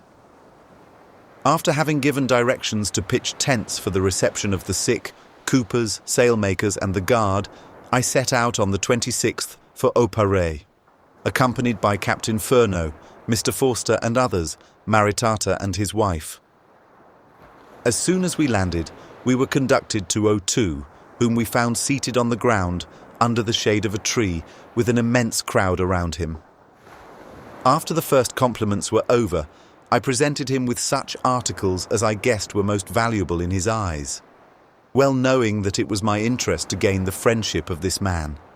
I also made presents to several of his attendants, and in return they offered me cloth, which I refused to accept, telling them that what I had given was for tio, friendship. The king inquired for Tupia and all the gentlemen that were with me in my former voyage by name, although I do not remember that he was personally acquainted with any of us. He promised that I should have some hogs the next day, but I had much ado to obtain a promise from him to visit me on board. He said he was, Matau, no tupupu that is, afraid of the guns. Indeed, all his actions showed him to be a timorous prince. He was about 30 years of age, 6 feet high, and a fine, personable, well-made man as one can see. All his subjects appeared uncovered before him, his father not excepted. What is meant by uncovering is the making bare the head and shoulders, or wearing no sort of clothing above the breast. When I returned from Opere, I found the tents and the astronomers' observatories set up on the same spot where we observed the transit of Venus in 1769. In the afternoon, I had the sick landed, 20 from the Adventure, all ill of the scurvy, and 1 from the Resolution. I also landed some Marines for a guard and left the command to Lieutenant Edgecombe of the Marines. On the 27th, early in the morning, Otoo, attended by a numerous train, paid me a visit. He first sent into the ship a large quantity of cloth, fruits, a hog, and 2 large fish, and after some persuasion came aboard himself with his sister, a younger brother, and several more of his attendants. To all of them I made presents, and after breakfast took the king, his sister, and as many more as I had room for, into my boat, and carried them home to Opere. I had no sooner landed than I was met by a venerable old lady, the mother of the late Tutaha. She seized me by both hands and burst into a flood of tears, saying, "Tutaha tio no tute mati Tutaha." Tutaha, your friend, or the friend of Cook, is dead. I was so much affected with her behaviour that it would have been impossible for me to have refrained mingling my tears with hers had not Otoo come and taken me from her. I, with some difficulty, prevailed on him to let me see her again, when I gave her an axe and some other things. Captain Furneaux, who was with me, presented the king with 2 fine goats, male and female, which if taken care of, or rather if no care at all is taken of them, will no doubt multiply. After a short stay, we took leave and returned on board. Very early in the morning on the 28th, I sent Mr. Pickersgill with the cutter as far as Otaheite to procure hogs. A little after sunrise I had another visit from Otoo, who brought me more cloth, a pig, and some fruit. His sister, who was with him, and some of his attendants came on board, but he and others went to the Adventure with the like present to Captain Furneaux. It was not long before he returned with Captain Furneaux on board the Resolution, when I made him a handsome return for the present he had brought me, and dressed his sister out in the best manner I could. She, the king's brother, and 1 or 2 more, were covered before him today. When Otoo came into the cabin, Uliietea and some of his friends were sitting there. The moment they saw the king enter, they stripped themselves in great haste, being covered before. Seeing I took notice of it, they said, "Eerie, eerie," giving me to understand that it was on account of Otoo being present. This was all the respect they paid him, for they never rose from their seats, nor made him any other obeisance. When the king thought proper to depart, I carried him again to Opari in my boat, where I entertained him and his people with the bagpipes, of which music they are very fond, and dancing by the seamen. He then ordered some of his people to dance also, which consisted chiefly of contortions. There were some, however, who could imitate the seamen pretty well, both in country dances and hornpipes. While we were here, I had a present of cloth from the late Tutaha's mother. This good old lady could not look upon me without shedding tears. However, she was far more composed than before. When we took leave, the king promised to visit me again the next day, but said that I must first come to him. In the evening, Mr. Pickersgill came back empty, but with a promise of having some hogs if he would return in a few days. Next morning after breakfast, I took a trip to Opari to visit Otoo as he had requested, accompanied by Captain Furneaux and some of the officers. We made him up a present of such things as he had not seen before. One article was a broadsword, at the sight of which he was so intimidated that I had much ado to persuade him to accept of it and to have it buckled upon him, where it remained but a short time before he desired leave to take it off and send it out of his sight. Soon after we were conducted to the theatre, where we were entertained with a dramatic huver or play in which were both dancing and comedy. The performers were 5 men and 1 woman, who was no less a person than the king's sister. The music consisted of 3 drums only. It lasted about an hour and a half or 2 hours, and upon the whole was well conducted. It was not possible for us to find out the meaning of the play. Some parts seemed adapted to the present time, as my name was frequently mentioned. Other parts were certainly wholly unconnected with us. It apparently differed in nothing, that is, in the manner of acting it, from those we saw at Ulietea in my former voyage. The dancing dress of the lady was more elegant than any I saw there, by being decorated with long tassels, made of feathers, hanging from the waist downward.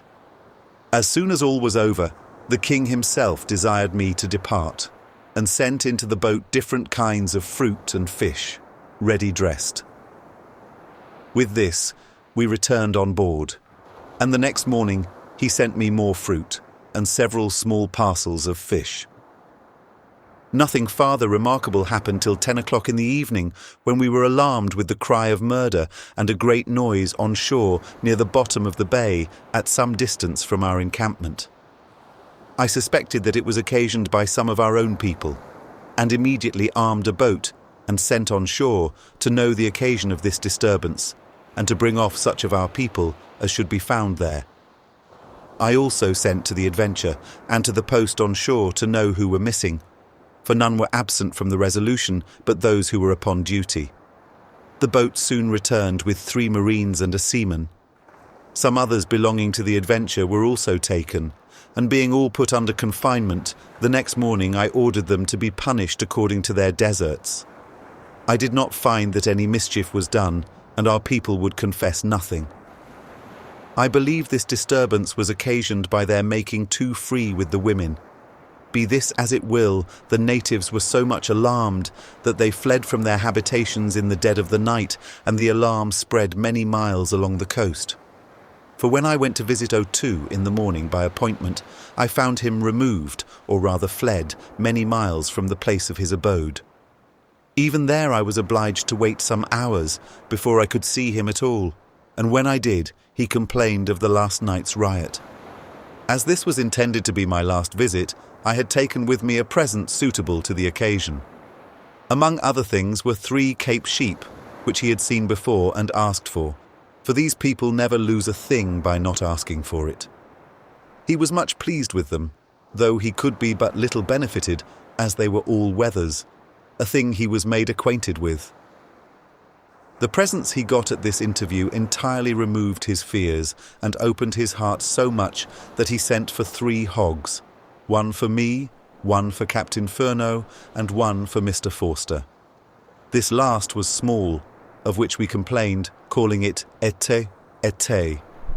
Presently, after a man came into the circle and spoke to the king with some warmth and in a very peremptory manner, saying something or other about hogs. We at first thought he was angry with the king for giving us so many, especially as he took the little pig away with him. The contrary, however, appeared to be the true cause of his displeasure, for presently after he was gone, a hog, larger than either of the other 2, was brought us in lieu of the little one. When we took leave, I acquainted him that I should sail from the island the next day, at which he seemed much moved, and embraced me several times. We embarked to return on board, and he, with his numerous train, directed his march back to Opari. The sick being all pretty well recovered, our water casks repaired, and water completed as well as the necessary repairs of the ships, I determined to put to sea without farther delay. Accordingly, on the 1st of September, I ordered everything to be got off from the shore and the ships to be unmoored. On this work, we were employed the most of the day. In the afternoon, Mr. Pickersgill returned from Atahuru, to which place I had sent him 2 days before for the hogs he had been promised. My old friend Otoo, the chief of that district, his wife, or mistress, I know not which, and some more of his friends came along with Mr. Pickersgill in order to visit me. They brought me a present of 2 hogs and some fish, and Mr. Pickersgill got 2 more hogs by exchange from Oamo, for he went in the boat as far as Papara, where he saw old Oberea. She seemed much altered for the worse, poor, and of little consequence. The first words she said to Mr. Pickersgill were, "Iari matau ina boa iari is frightened. You can have no hogs." By this it appeared that she had little or no property and was herself subject to the Erie, which I believe was not the case when I was here before. The wind, which had blown westerly all day, having shifted at once to the east, we put to sea, and I was obliged to dismiss my friends sooner than they wished to go, but well satisfied with the reception they had met with. Some hours before we got under sail, a young man, whose name was Poreo, came and desired I would take him with me. I consented, thinking he might be of service to us on some occasion. Many more offered themselves, but I refused to take them. This youth asked me for an axe and a spike nail for his father, who was then on board. He had them accordingly, and they parted just as we were getting under sail, more like 2 strangers than father and son. This raised a doubt in me whether it was so, which was farther confirmed by a canoe conducted by 2 men coming alongside as we were standing out of the bay and demanding the young man in the name of Otoo. I now saw that the whole was a trick to get something from me, well knowing that Otoo was not in the neighbourhood and could know nothing of the matter. Poreo seemed, however, at first undetermined whether he should go or stay, but he soon inclined to the former. I told them to return me the axe and nails, and then he should go, and so he really should, but they said they were on shore, and so departed. Though the youth seemed pretty well satisfied, he could not refrain from weeping when he viewed the land astern.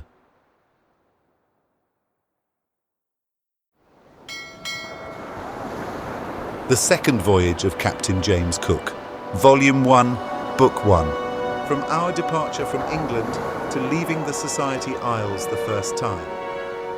Chapter 12. An account of the reception we met with at Huaheine, with the incidents that happened while the ships lay there, and of Omai, one of the natives, coming away in the adventure. As soon as we were clear of the bay, and our boats in, I directed my course for the island of Huaheine, where I intended to touch. We made it the next day and spent the night making short boards under the north end of the island. At daylight, in the morning of the 3rd, we made sail for the harbour of Auhar, in which the Resolution anchored about 9 o'clock in 24 fathoms water.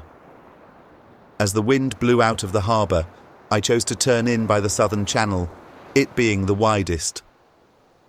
The Resolution turned in very well, but the Adventure, missing stays, got ashore on the north side of the channel. I had the Resolution's launch in the water ready in case of an accident of this kind, and sent her immediately to the Adventure. By this timely assistance, she was got off again, without receiving any damage. Several of the natives, by this time, had come off to us, bringing with them some of the productions of the island. And as soon as the ships were both in safety, I landed with Captain Furneaux, and was received by the natives with the utmost cordiality. I distributed some presents among them, and they presently after brought down hogs, fowls, dogs, and fruits, which they willingly exchanged for hatchets, nails, beads, and so on. The like trade was soon opened on board the ships, so that we had a fair prospect of being plentifully supplied with fresh pork and fowls. and to people in our situation, this was no unwelcome thing. I learnt that my old friend Ori, chief of the isle, was still living, and that he was hastening to this part to see me. Early next morning, Lieutenant Pickersgill sailed with the cutter on a trading party toward the south end of the isle. I also sent another trading party on shore near the ships, with which I went myself, to see that it was properly conducted at the first setting out, a very necessary point to be attended to.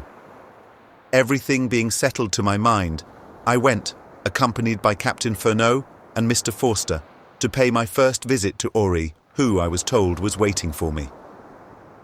We were conducted to the place by one of the natives, but were not permitted to go out of our boat till we had gone through some part of the following ceremony usually performed at this isle on such like occasions.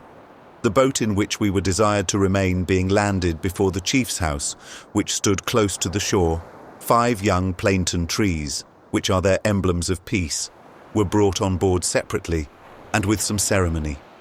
3 young pigs, with their ears ornamented with cocoa nut fibres, accompanied the first 3, and a dog, the 4th.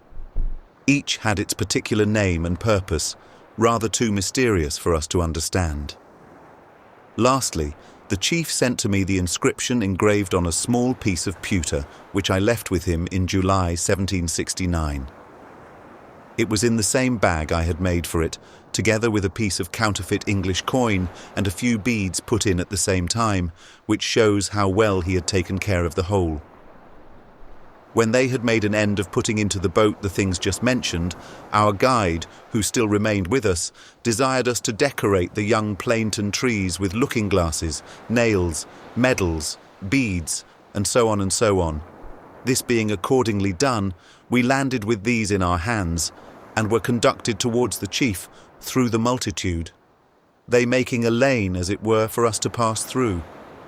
We were made to sit down a few paces short of the chief, and our plantains were then taken from us, and, one by one, laid before him, as the others had been laid before us. One was for Eatua, or God, the second for the Iri, or king, and the third for Tio, or friendship. This being done, I wanted to go to the king, but was told that he would come to me, which he accordingly did, fell upon my neck and embraced me. This was by no means ceremonious. The tears which trickled plentifully down his venerable old cheeks sufficiently bespoke the language of his heart. The whole ceremony being over, all his friends were introduced to us, to whom we made presents.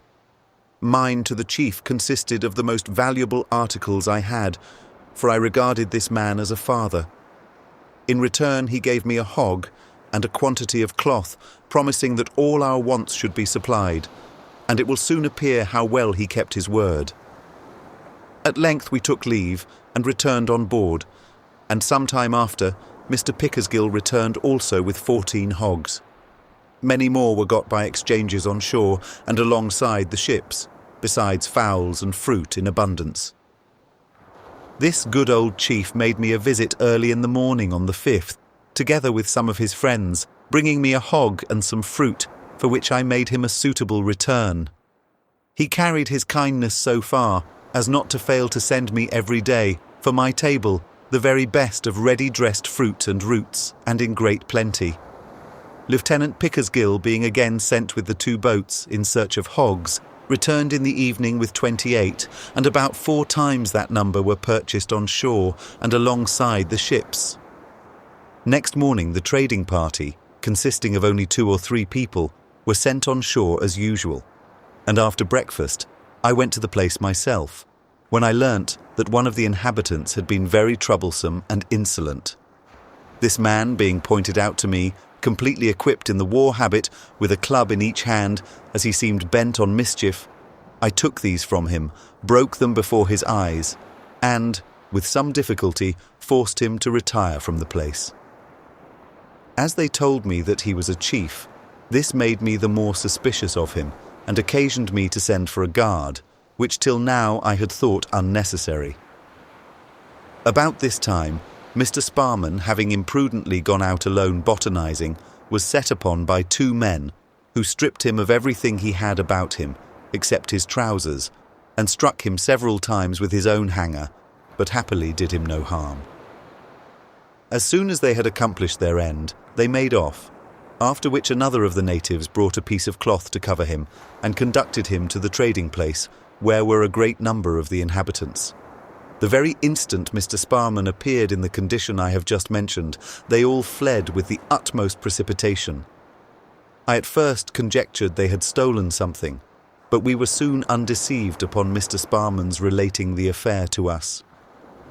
As soon as I could recall a few of the natives, and had made them sensible that I should take no step to injure those who were innocent, I went to Ori to complain of this outrage, taking with us the man who came back with Mr. Sparrman to confirm the complaint. As soon as the chief heard the whole affair related, he wept aloud, as did many others. After the first transports of his grief were over, he began to expostulate with his people, telling them, as far as we could understand, how well I had treated them, both in this and my former voyage, and how base it was in them to commit such actions. He then took a very minute account of the things Mr. Sparrman had been robbed of, promised to do all in his power to recover them, and, rising up, desired me to follow him to my boat. When the people saw this, being, as I supposed, apprehensive of his safety, they used every argument to dissuade him from what they, no doubt, thought a rash step. He hastened into the boat, notwithstanding all they could do or say. As soon as they saw their beloved chief wholly in my power, they set up a great outcry. The grief they showed was inexpressible. Every face was bedewed with tears. They prayed, entreated, nay, attempted to pull him out of the boat. I even joined my entreaties to theirs, for I could not bear to see them in such distress. All that could be said or done availed nothing. He insisted on my coming into the boat, which was no sooner done than he ordered it to be put off. His sister, with a spirit equal to that of her royal brother, was the only person who did not oppose his going. As his intention in coming into our boat was to go with us in search of the robbers, we proceeded accordingly as far as was convenient by water, then landed, entered the country, and travelled some miles inland, the chief leading the way, inquiring of everyone he saw. At length he stepped into a house by the roadside, ordered some cocoa-nuts for us, and after we were a little refreshed, wanted to proceed still farther. But this I opposed, thinking that we might be carried to the very farthest end of the island, after things, the most of which, before they came into our hands again, might not be worth the bringing home. The chief used many arguments to persuade me to proceed, telling me that I might send my boat round to meet us, or that he would get a canoe to bring us home if I thought it too far to travel. But I was resolved to return, and he was obliged to comply and return with me when he saw I would follow him no farther.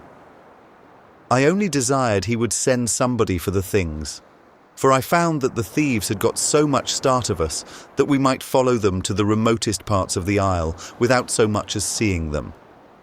Besides, as I intended to sail the next morning, this occasioned a great loss to us by putting a stop to all manner of trade. For the natives were so much alarmed that none came near us but those that were about the chief. It therefore became the more necessary for me to return, to restore things to their former state. When we got back to our boat, we there found Ori's sister and several more persons who had travelled by land to the place. We immediately stepped into the boat in order to return on board, without so much as asking the chief to accompany us. He, however, insisted on going also, and followed us into the boat in spite of the opposition and entreaties of those about. His sister followed his example, and the tears and prayers of her daughter, who was about 16 or 18 years of age, had no weight with her on this occasion. The chief sat at table with us, and made a hearty dinner. His sister, according to custom, eat nothing. After dinner, I sufficiently rewarded them for the confidence they had put in me, and soon after carried them both on shore, where some hundreds of people waited to receive them, many of whom embraced their chief with tears of joy. All was now joy and peace. The people crowded in, from every part, with hogs, fowls, and fruit, so that we presently filled 2 boats. Ori himself presented me with a large hog and a quantity of fruit. The hanger, the only thing of value Mr. Sparman had lost, with part of his coat, were brought us, and we were told we should have the others the next day. Some of the officers, who were out on a shooting party, had some things stolen from them, which were returned in like manner. Thus ended the troublesome transactions of this day, which I have been the more particular in relating, because it shows what great confidence this brave old chief put in us. It also in some degree shows that friendship is sacred with them. Ori and I were professed friends in all the forms customary among them, and he seemed to think that this could not be broken by the act of any other persons. Indeed, this seemed to be the great argument he made use of to his people when they opposed his going into my boat. His words were to this effect: Ori, meaning me, for so I was always called, and I are friends. I have done nothing to forfeit his friendship. Why then should I not go with him? We, however, may never find another chief who will act in the same manner under similar circumstances. It may be asked, what had he to fear? To which I answer, nothing. For it was not my intention to hurt a hair of his head or to detain him a moment longer than he desired. But how was he or the people to know this? They were not ignorant that if he was once in my power, the whole force of the island could not take him from me, and that, let my demands for his ransom have been ever so high, they must have complied with them. Thus far their fears, both for his and their own safety, were founded in reason. On the 7th, early in the morning, while the ships were unmooring, I went to pay my farewell visit to Auray, accompanied by Captain Furneaux and Mr. Forster. We took with us for a present such things as were not only valuable, but useful. I also left with him the inscription plate he had before in keeping, and another small copper plate, on which were engraved these words: Anchored here, His Britannic Majesty's ships, Resolution and Adventure, September 1773, together with some medals, all put up in a bag, of which the chief promised to take care, and to produce to the first ship or ships that should arrive at the island. He then gave me a hog, and after trading for 6 or 8 more, and loading the boat with fruit, we took leave, when the good old chief embraced me with tears in his eyes. At this interview, nothing was said about the remainder of Mr. Sparman's clothes. I judged they were not brought in, and for that reason did not mention them, lest I should give the chief pain about things I did not give him time to recover, for this was early in the morning. When we returned to the ships, we found them crowded round with canoes full of hogs, fowls and fruit, as at our first arrival. I had not been long on board before Ori himself came to inform me, as we understood, that the robbers were taken, and to desire us to go on shore, either to punish or to see them punished. But this could not be done, as the Resolution was just under sail, and the Adventure already out of the harbour. The chief stayed on board till we were a full half-league out at sea, then took a most affectionate leave of me, and went away in a canoe, conducted by one man and himself, all the others having gone long before. I was sorry that it was not convenient for me to go on shore with him, to see in what manner these people would have been punished, for I am satisfied this was what brought him on board. During our short stay at the small but fertile isle of Huaheine, we procured to both ships not less than 300 hogs, besides fowls and fruits, and, had we stayed longer, might have got many more. For none of these articles of refreshment were seemingly diminished, but appeared everywhere in as great abundance as ever. Before we quitted this island, Captain Furneaux agreed to receive on board his ship a young man named Omai, a native of Ulietea, where he had had some property, of which he had been dispossessed by the people of Bolabola. I at first rather wondered that Captain Furneaux would encumber himself with this man, who, in my opinion, was not a proper sample of the inhabitants of these happy islands, not having any advantage of birth or acquired rank, nor being eminent in shape, figure, or complexion. For their people of the first rank are much fairer, and usually better behaved and more intelligent than the middling class of people among whom Omai is to be ranked. I have, however, since my arrival in England, been convinced of my error. For accepting his complexion, which is undoubtedly of a deeper hue than that of the Eries or gentry, who, as in other countries, live a more luxurious life and are less exposed to the heat of the sun, I much doubt whether any other of the natives would have given more general satisfaction by his behaviour among us. Omai has most certainly a very good understanding, quick parts and honest principles. He has a natural good behaviour which rendered him acceptable to the best company, and a proper degree of pride which taught him to avoid the society of persons of inferior rank. He has passions of the same kind as other young men, but has judgment enough not to indulge them in any improper excess. I do not imagine that he has any dislike to liquor, and if he had fallen into company where the person who drank the most met with the most approbation, I have no doubt, but that he would have endeavoured to gain the applause of those with whom he associated. But fortunately for him, he perceived that drinking was very little in use but among inferior people, and as he was very watchful into the manners and conduct of the persons of rank who honoured him with their protection, he was sober and modest, and I never heard that, during the whole time of his stay in England, which was 2 years, he ever once was disguised with wine, or ever showed an inclination to go beyond the strictest rules of moderation.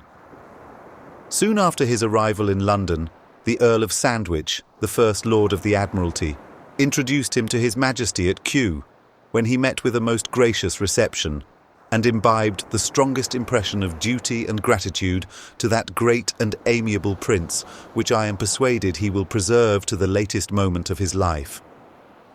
During his stay among us, he was caressed by many of the principal nobility, and did nothing to forfeit the esteem of any one of them.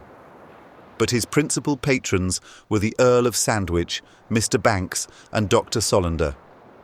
The former probably thought it a duty of his office to protect and countenance an inhabitant of that hospitable country, where the wants and distresses of those in his department had been alleviated and supplied in the most ample manner. The others, as a testimony of their gratitude for the generous reception they had met with during their residence in his country. It is to be observed that though Omai lived in the midst of amusements during his residence in England, his return to his native country was always in his thoughts, and though he was not impatient to go, he expressed a satisfaction as the time of his return approached. He embarked with me in the Resolution, when she was fitted out for another voyage, loaded with presents from his several friends, and full of gratitude for the kind reception and treatment he had experienced among us.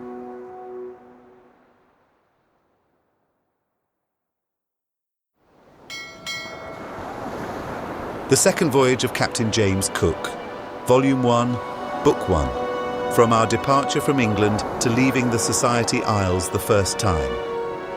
Chapter 13, Arrival at and Departure of the Ships from Ulietea, with an account of what happened there and of Oedidee, one of the natives, coming away in the Resolution.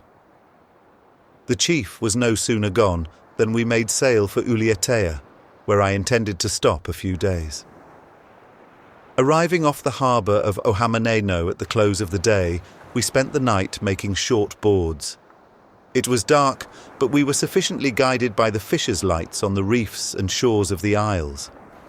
The next morning, after making a few trips, we gained the entrance of the harbour, and, as the wind blew directly out, I sent a boat to lie in soundings that we might know when to anchor. As soon as the signal was made by her, we borrowed close to the south point of the channel, and with our sails set, shooting within the boat, we anchored in 17 fathoms water. We then carried out anchors and hawsers to warp in by, and as soon as the Resolution was out of the way, the Adventure came up in like manner and warped in by the Resolution. The warping in and mooring the ships took up the whole day. We were no sooner at anchor at the entrance of the harbour than the natives crowded round us in their canoes with hogs and fruit. The latter they exchanged for nails and beads. The former we refused as yet, having already as many on board as we could manage. Several we were, however, obliged to take, as many of the principal people brought off little pigs, pepper or iavoa root, and young plantain trees, and handed them into the ship or put them into the boats alongside, whether we would or no. For if we refused to take them on board, they would throw them into the boats. In this manner did these good people welcome us to their country. I had forgot to mention that Tupia was much inquired after at Huaheine, but at this place everyone asked about him and the occasion of his death, and like true philosophers were perfectly satisfied with the answers we gave them. Indeed, as we had nothing but the truth to tell, the story was the same, by whomsoever told. Next morning we paid a formal visit to Oreo, the chief of this part of the isle, carrying with us the necessary presents. We went through no sort of ceremony at landing, but were at once conducted to him.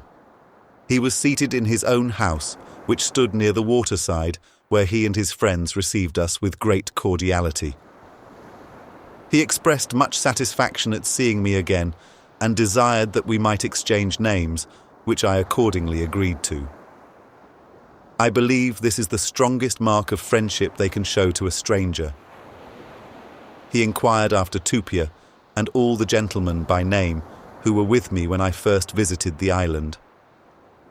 After we had made the chief and his friends the necessary presents, we went on board with a hog and some fruit received from him in return, and in the afternoon he gave me another hog, still larger, without asking for the least acknowledgement. Exchanges for fruit and so on were mostly carried on alongside the ships. I attempted to trade for these articles on shore, but did not succeed, as the most of them were brought in canoes from distant parts and carried directly to the ships. After breakfast on the 10th, Captain Furneaux and I paid the chief a visit, and we were entertained by him with such a comedy or dramatic hiava as is generally acted in these isles. The music consisted of 3 drums. The actors were 7 men and 1 woman, the chief's daughter. The only entertaining part in the drama was a theft committed by a man and his accomplice in such a masterly manner as sufficiently displayed the genius of the people in this vice. The theft is discovered before the thief has time to carry off his prize. Then a scuffle ensues with those set to guard it, who, though 4 to 2, are beat off the stage, and the thief and his accomplices bear away their plunder in triumph. I was very attentive to the whole of this part, being in full expectation that it would have ended very differently. For I had before been informed that Tito, that is, the thief, was to be acted, and had understood that the theft was to be punished with death, or a good tiparahiing, or beating, a punishment, we are told, they inflict on such as are guilty of this crime. Be this as it may, strangers are certainly excluded from the protection of this law. Them they rob with impunity on every occasion that offers. After the play was over, we returned on board to dinner, and in the cool of the evening took a walk on shore, where we learnt from one of the natives that 9 small islands, 2 of which were uninhabited, lay to the westward, at no great distance from hence. On the 11th, early in the morning, I had a visit from Oreo and his son, a youth about 12 years of age. The latter brought me a hog and some fruit, for which I made him a present of an axe, and dressed him in a shirt and other things, which made him not a little proud of himself. Having stayed some hours, they went on shore, as I also did soon after, but to another part. The chief, hearing I was on shore, came to the place where he found the boat, into which he put a hog and a quantity of fruit, without saying a word to anybody, and, with some of his friends, came on board, and dined with us. After dinner, I had a visit from Uuru, the principal chief of the isle. He was introduced to us by Oreo and brought with him, as a present, a large hog, for which I made him a handsome return. Oreo employed himself in buying hogs for me, for we now began to take of them, and he made such bargains as I had reason to be satisfied with. At length they all took leave, after making me promise to visit them next morning, which I accordingly did, in company with several of the officers and gentlemen. Oreo ordered an hiava to be acted for our entertainment, in which two very pretty young women were the actresses. This hiava was somewhat different from the one I saw before, and not so entertaining. Oreo, after it was over, accompanied us on board, together with two of his friends. The following day was spent much in the same manner, and early in the morning of the 14th, I sent Mr. Pickersgill with the Resolution's launch and Adventure's cutter to Otaheite to procure an additional supply of bananos and plantains for a sea store, for we could get little more of these articles at Ulietea than were sufficient for present consumption. Oreo and some of his friends paid me a pretty early visit this morning. I acquainted the chief that I would dine with him, and desired he would order 2 pigs to be dressed after their manner, which he accordingly did, and, about 1 o'clock, I and the officers and gentlemen of both ships went to partake of them. When we came to the chief's house, we found the cloth laid, that is, green leaves were strewed thick on the floor. Round them we seated ourselves. Presently one of the pigs came over my head souse upon the leaves, and immediately after the other, both so hot as hardly to be touched. The table was garnished round with hot breadfruit and plantains, and a quantity of cocoa nuts brought for drink. Each man being ready, with his knife in his hand, we turned to without ceremony, and it must be owned, in favour of their cookery, that victuals were never cleaner nor better dressed.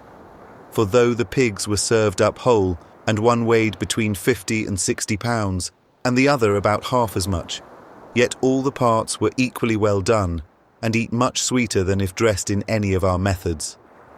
The chief and his son and some other of his male friends eat with us, and pieces were handed to others who sat behind, for we had a vast crowd about us, so that it might be truly said we dined in public. The chief never failed to drink his glass of Madeira whenever it came to his turn, not only now, but at all other times when he dined with us, without ever being once affected by it. As soon as we had dined, the boat's crew took the remainder, and by them and those about them the whole was consumed. When we rose up, many of the common people rushed in to pick up the crumbs which had fallen, and for which they searched the leaves very narrowly. This leads me to believe that though there is plenty of pork at these isles, but little falls to their share. Some of our gentlemen being present when these pigs were killed and dressed, observed the chief to divide the entrails, lard, and so on into 10 or 12 equal parts, and serve it out to certain people. Several daily attended the ships and assisted the butchers for the sake of the entrails of the hogs we killed. Probably little else falls to the share of the common people. It, however, must be owned that they are exceedingly careful of every kind of provision and waste nothing that can be eaten by man, flesh and fish especially. In the afternoon we were entertained with a play. Plays, indeed, had been acted almost every day since we had been here, either to entertain us, or for their own amusement, or perhaps both. Next morning produced some circumstances which fully proved the timorous disposition of these people. We were surprised to find that none of them came off to the ships as usual. 2 men belonging to the Adventure having stayed on shore all night, contrary to orders, my first conjectures were that the natives had stripped them, and were now afraid to come near us, lest we should take some step to revenge the insult. But in order to be better satisfied, Captain Furneaux and I went ashore to Oreo's house, which we found quite empty. He and all his family gone, and the whole neighbourhood in a manner quite deserted. The 2 men belonging to the Adventure made their appearance and informed us that they had been very civilly treated by the natives, but could give no account of the cause of their precipitate flight. All that we could learn from the very few that durst come near us was that severals were killed, others wounded by our guns, pointing out to us where the balls went in and out of the body, and so on. This relation gave me a good deal of uneasiness for the safety of our people gone to Otaheite, fearing that some disturbance had happened at that island. However, in order to be better informed, I determined, if possible, to see the chief himself. Accordingly, we embarked in our boat, having one of the natives with us, and rowed along shore to the northward, the way we were told he was gone. We soon came in sight of the canoe in which he was. but before we could come up with her, he had got on shore. We landed presently after, and found he was gone still farther. An immense crowd, however, waited our landing, who entreated me to follow him. One man offered to carry me on his back, but the whole story appearing rather more mysterious than ever, and being all unarmed, I did not choose to separate myself from the boat, but embarked again and rowed after him.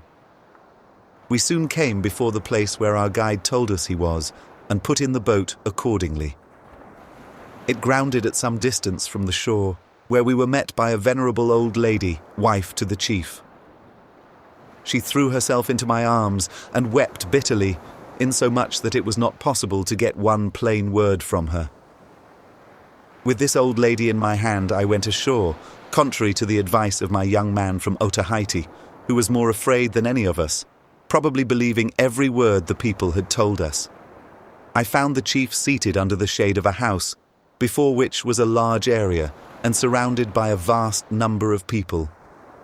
As soon as I came to him, he threw his arms about me and burst into tears, in which he was accompanied by all the women and some of the men, so that the lamentation became general. Astonishment alone kept me from joining with them. It was some time before I could get a word from anyone. At last, all my inquiries gave me no other information than that they were alarmed on account of our boats being absent, thinking that the people in them had deserted from us and that I should take some violent means to recover them, for when we assured them that the boats would return back, they seemed cheerful and satisfied, and to a man denied that anyone was hurt, either of their own or our people, and so it afterwards proved. Nor did it appear that there was the least foundation for these alarms, nor could we ever find out by what means this general consternation first took its rise. After a stay of about an hour, I returned on board, 3 of the natives coming along with us, who proclaimed the peace as we rowed along shore to all they saw. Thus matters were again restored to their former footing, and the next morning they came off to the ships as usual. After breakfast, Captain Furneaux and I paid the chief a visit. We found him at his own house perfectly easy, insomuch that he and some of his friends came on board and dined with us. I was now told that my Otaheitean young man, Poreo, had taken a resolution to leave me. I have just mentioned before his being with us when I followed Oreo, and his advising me not to go on shore. He was so much afraid at that time that he remained in the boat till he heard all matters were reconciled. Then he came out, and presently after, met with a young woman for whom he had contracted a friendship. Having my powder horn in keeping, he came and gave it to one of my people who was by me, and then went away with her, and I saw him no more. In the afternoon, our boats returned from Otaha, pretty well laden with plantains, an article we were most in want of. They made the circuit of the island, conducted by one of the Eries, whose name was Boba, and were hospitably entertained by the people, who provided them with victuals and lodging. The first night they were entertained with a play. The second, their repose was disturbed by the natives stealing their military chest. This put them on making reprisals, by which means they recovered the most of what they had lost. Having now got on board a large supply of refreshments, I determined to put to sea the next morning, and made the same known to the chief, who promised to see me again before we departed. At 4 o'clock, we began to unmoor, and as soon as it was light, Oreo, his son, and some of his friends came aboard. Many canoes also came off with fruit and hogs. The latter they even begged of us to take from them, calling out Tioboa Atoi. I am your friend, take my hog, and give me an axe. But our decks were already so full of them that we could hardly move, having, on board both ships, between 300 and 400. By the increase of our stock, together with what we had salted and consumed, I judge that we got at this island 400 or upwards. Many indeed were only roasters, others again weighed 100 pounds or upwards, but the general run was from 40 to 60. It is not easy to say how many we might have got, could we have found room for all that were offered us. The chief and his friends did not leave me till we were under sail, and before he went away, pressed me much to know if I would not return, and when. questions which were daily put to me by many of these islanders. My Otaheitean youths leaving me proved of no consequence, as many young men of this island voluntarily offered to come away with us.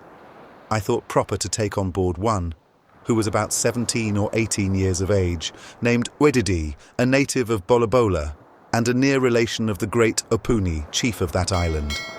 Soon after we were out of the harbour and had made sail, we observed a canoe following us, conducted by 2 men. Whereupon I brought to, and they presently came alongside, having brought me a present of roasted fruit and roots from Oreo. I made them a proper return before I dismissed them, and then set sail to the west, with the Adventure in company.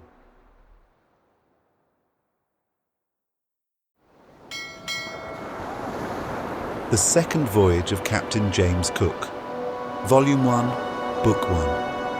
From our departure from England to leaving the Society Isles the first time. Chapter 14. An account of a Spanish ship visiting Otaheite, the present state of the islands, with some observations on the diseases and customs of the inhabitants, and some mistakes concerning the women corrected.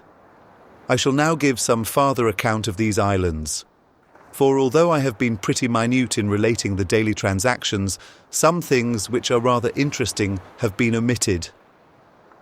Soon after our arrival at Otaheite, we were informed that a ship about the size of the Resolution had been in at Ohaurua harbour, near the SE end of the island, where she remained about 3 weeks, and had been gone about 3 months before we arrived. We were told that 4 of the natives were gone away with her, whose names were Debedebia, Paudu, Tanadui, and Opahaya.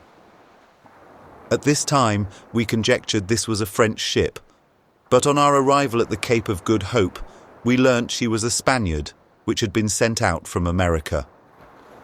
The Otaheiteans complained of a disease communicated to them by the people in this ship, which they said affected the head, throat, and stomach, and at length killed them.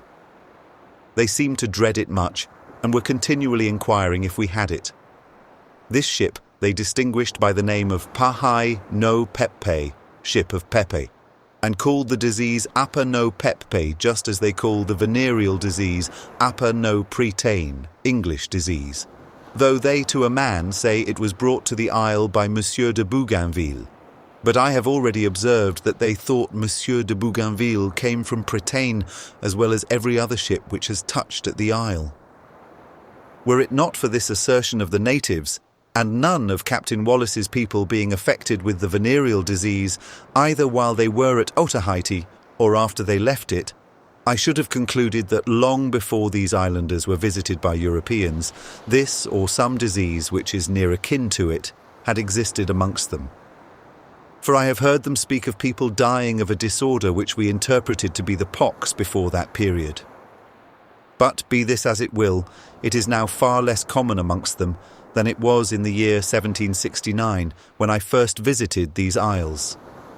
They say they can cure it, and so it fully appears, for notwithstanding most of my people had made pretty free with the women, very few of them were afterwards affected with the disorder, and those who were had it in so slight a manner that it is easily removed. But among the natives, whenever it turns to a pox, they tell us it is incurable. Some of our people pretend to have seen some of them who had this last disorder in a high degree, but the surgeon, who made it his business to inquire, could never satisfy himself in this point. These people are, and were, before Europeans visited them, very subject to scrofulous diseases, so that a seaman might easily mistake one disorder for another.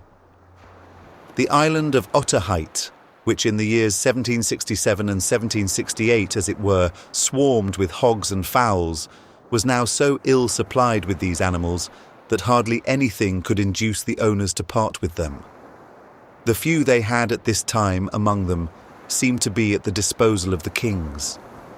For while we lay at Oaiti-piha Bay, in the kingdom of Tiaraboo, or Lesser Peninsula, every hog or fowl we saw, we were told belonged to Waheatua, and all we saw in the kingdom of Oporionu, or the Greater Peninsula, belonged to Otoo. During the 17 days we were at this island, We got but 24 hogs, the half of which came from the two kings themselves, and I believe the other half were sold us by their permission or order.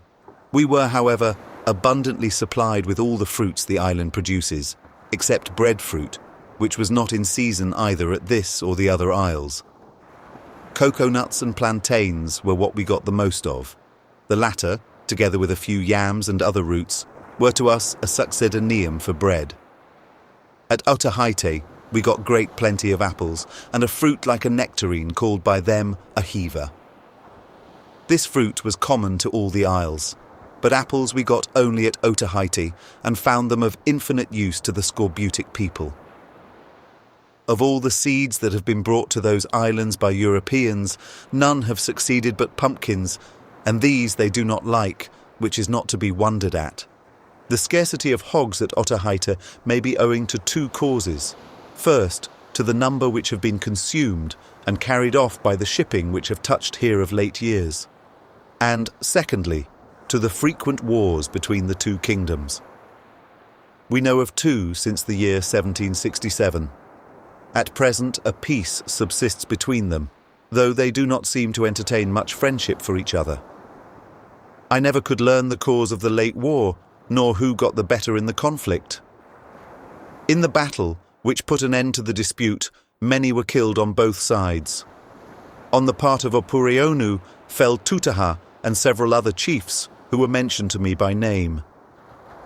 Tutaha lies interred in the family marae at Opare, and his mother and several other women who were of his household are now taken care of by Otoo, the reigning prince, a man who, at first, did not appear to us to much advantage. I know but little of Wahitua of Tiarabu. This prince, who is not above 20 years of age, appeared with all the gravity of a man of 50.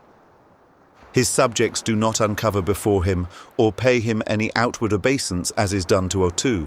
Nevertheless, they seem to show him full as much respect, and he appeared in rather more state. He was attended by a few middle-aged or elderly men who seemed to be his counsellors. This is what appeared to me to be the then state of Otaheite. The other islands, that is, Huaheine, Ulietea, and Otaha, were in a more flourishing state than they were when I was there before. Since that time, they had enjoyed the blessing of peace. The people seemed to be as happy as any under heaven. And well they may, for they possess not only the necessaries, but many of the luxuries of life in the greatest profusion. And my young man told me that hogs, fowls, and fruits are in equal plenty at Bola Bola, a thing which Tupia would never allow. To clear up this seeming contradiction, I must observe that the one was prejudiced against and the other in favour of this isle. The produce of the islands, the manners and customs of the natives, and so on having been treated at large in the narrative of my former voyage, it will be unnecessary to take notice of these subjects in this, unless where I can add new matter or clear up any mistakes which may have been committed. As I had some reason to believe that amongst their religious customs human sacrifices were sometimes considered as necessary, I went one day to a marae in Matavai in company with Captain Furneaux, having with us, as I had upon all other occasions, one of my men who spoke their language tolerably well, and several of the natives, one of whom appeared to be an intelligent, sensible man. In the marae was a tupapau, on which lay a corpse and some viands, so that everything promised success to my inquiries.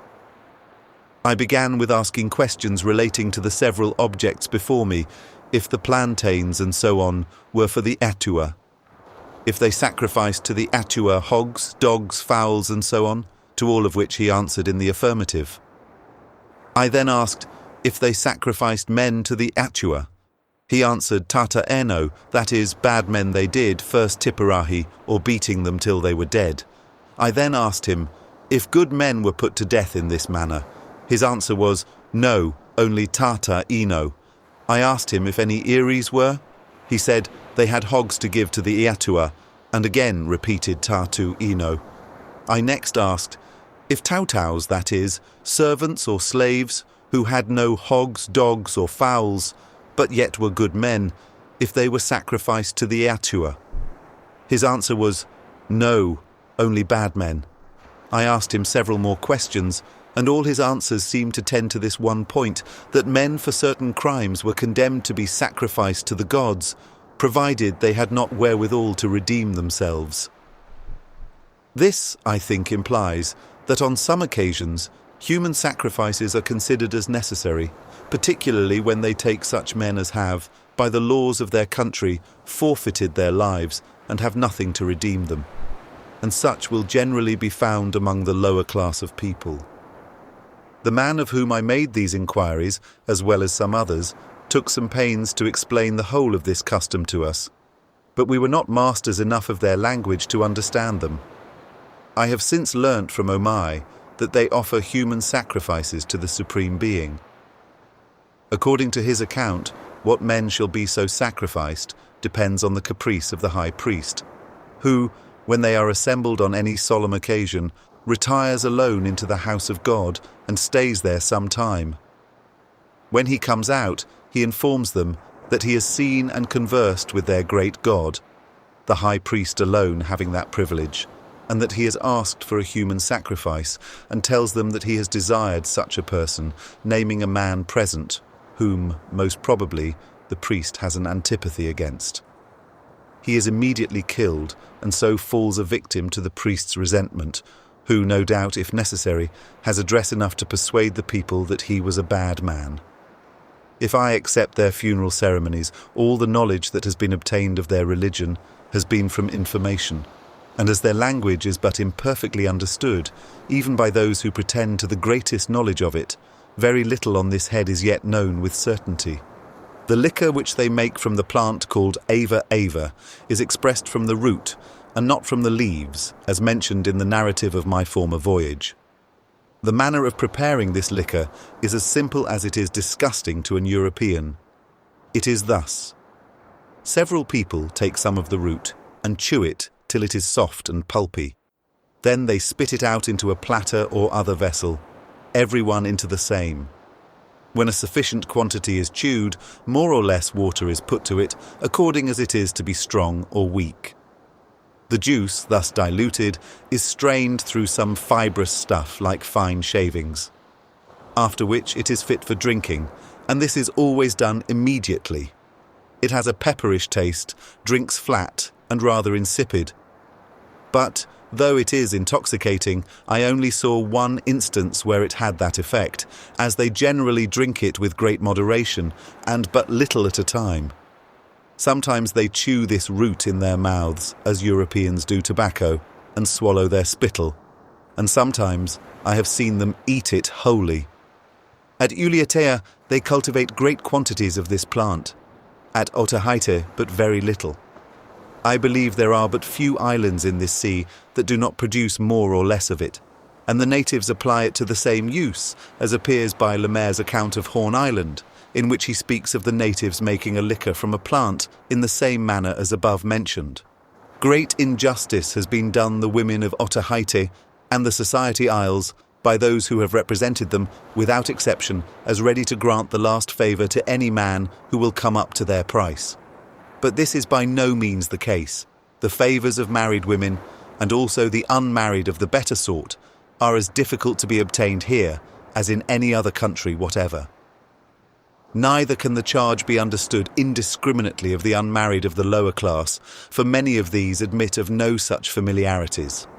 That there are prostitutes here, as well as in other countries, is very true, perhaps more in proportion, and such were those who came on board the ships to our people, and frequented the post we had on shore. By seeing these mix indiscriminately with those of a different turn, even of the first rank, one is at first inclined to think that they are all disposed the same way, and that the only difference is in the price. But the truth is, the woman who becomes a prostitute does not seem, in their opinion, to have committed a crime of so deep a dye as to exclude her from the esteem and society of the community in general. On the whole, a stranger who visits England might, with equal justice, draw the characters of the women there from those which he might meet with on board the ships in one of the naval ports or in the purlieus of Covent Garden and Drury Lane. I must, however, allow that they are all completely versed in the art of coquetry, and that very few of them fix any bounds to their conversation. It is therefore no wonder that they have obtained the character of libertines. To what hath been said of the geography of these isles in the narrative of my former voyage, I shall now only add that we found the latitude of Oaiti-piha Bay in Otaheite to be 17 degrees 43 minutes 26 seconds south, and the longitude 0 degrees 21 minutes 25 seconds 1/2 east from Point Venus, or 149 degrees 13 minutes 24 seconds west from Greenwich.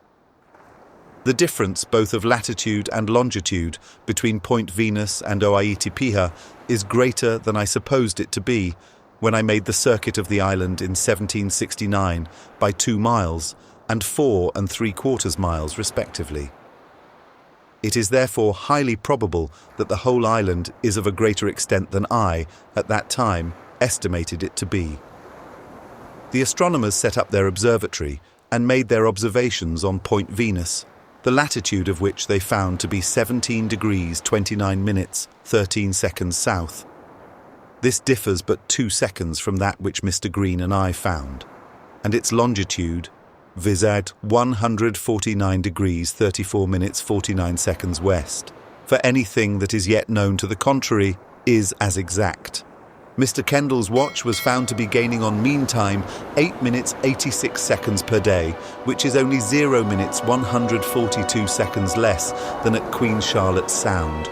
Consequently, its error in longitude was trifling. This is the end of Volume 1, Book 1 of Captain James Cook's relation of his second voyage. Thank you for listening.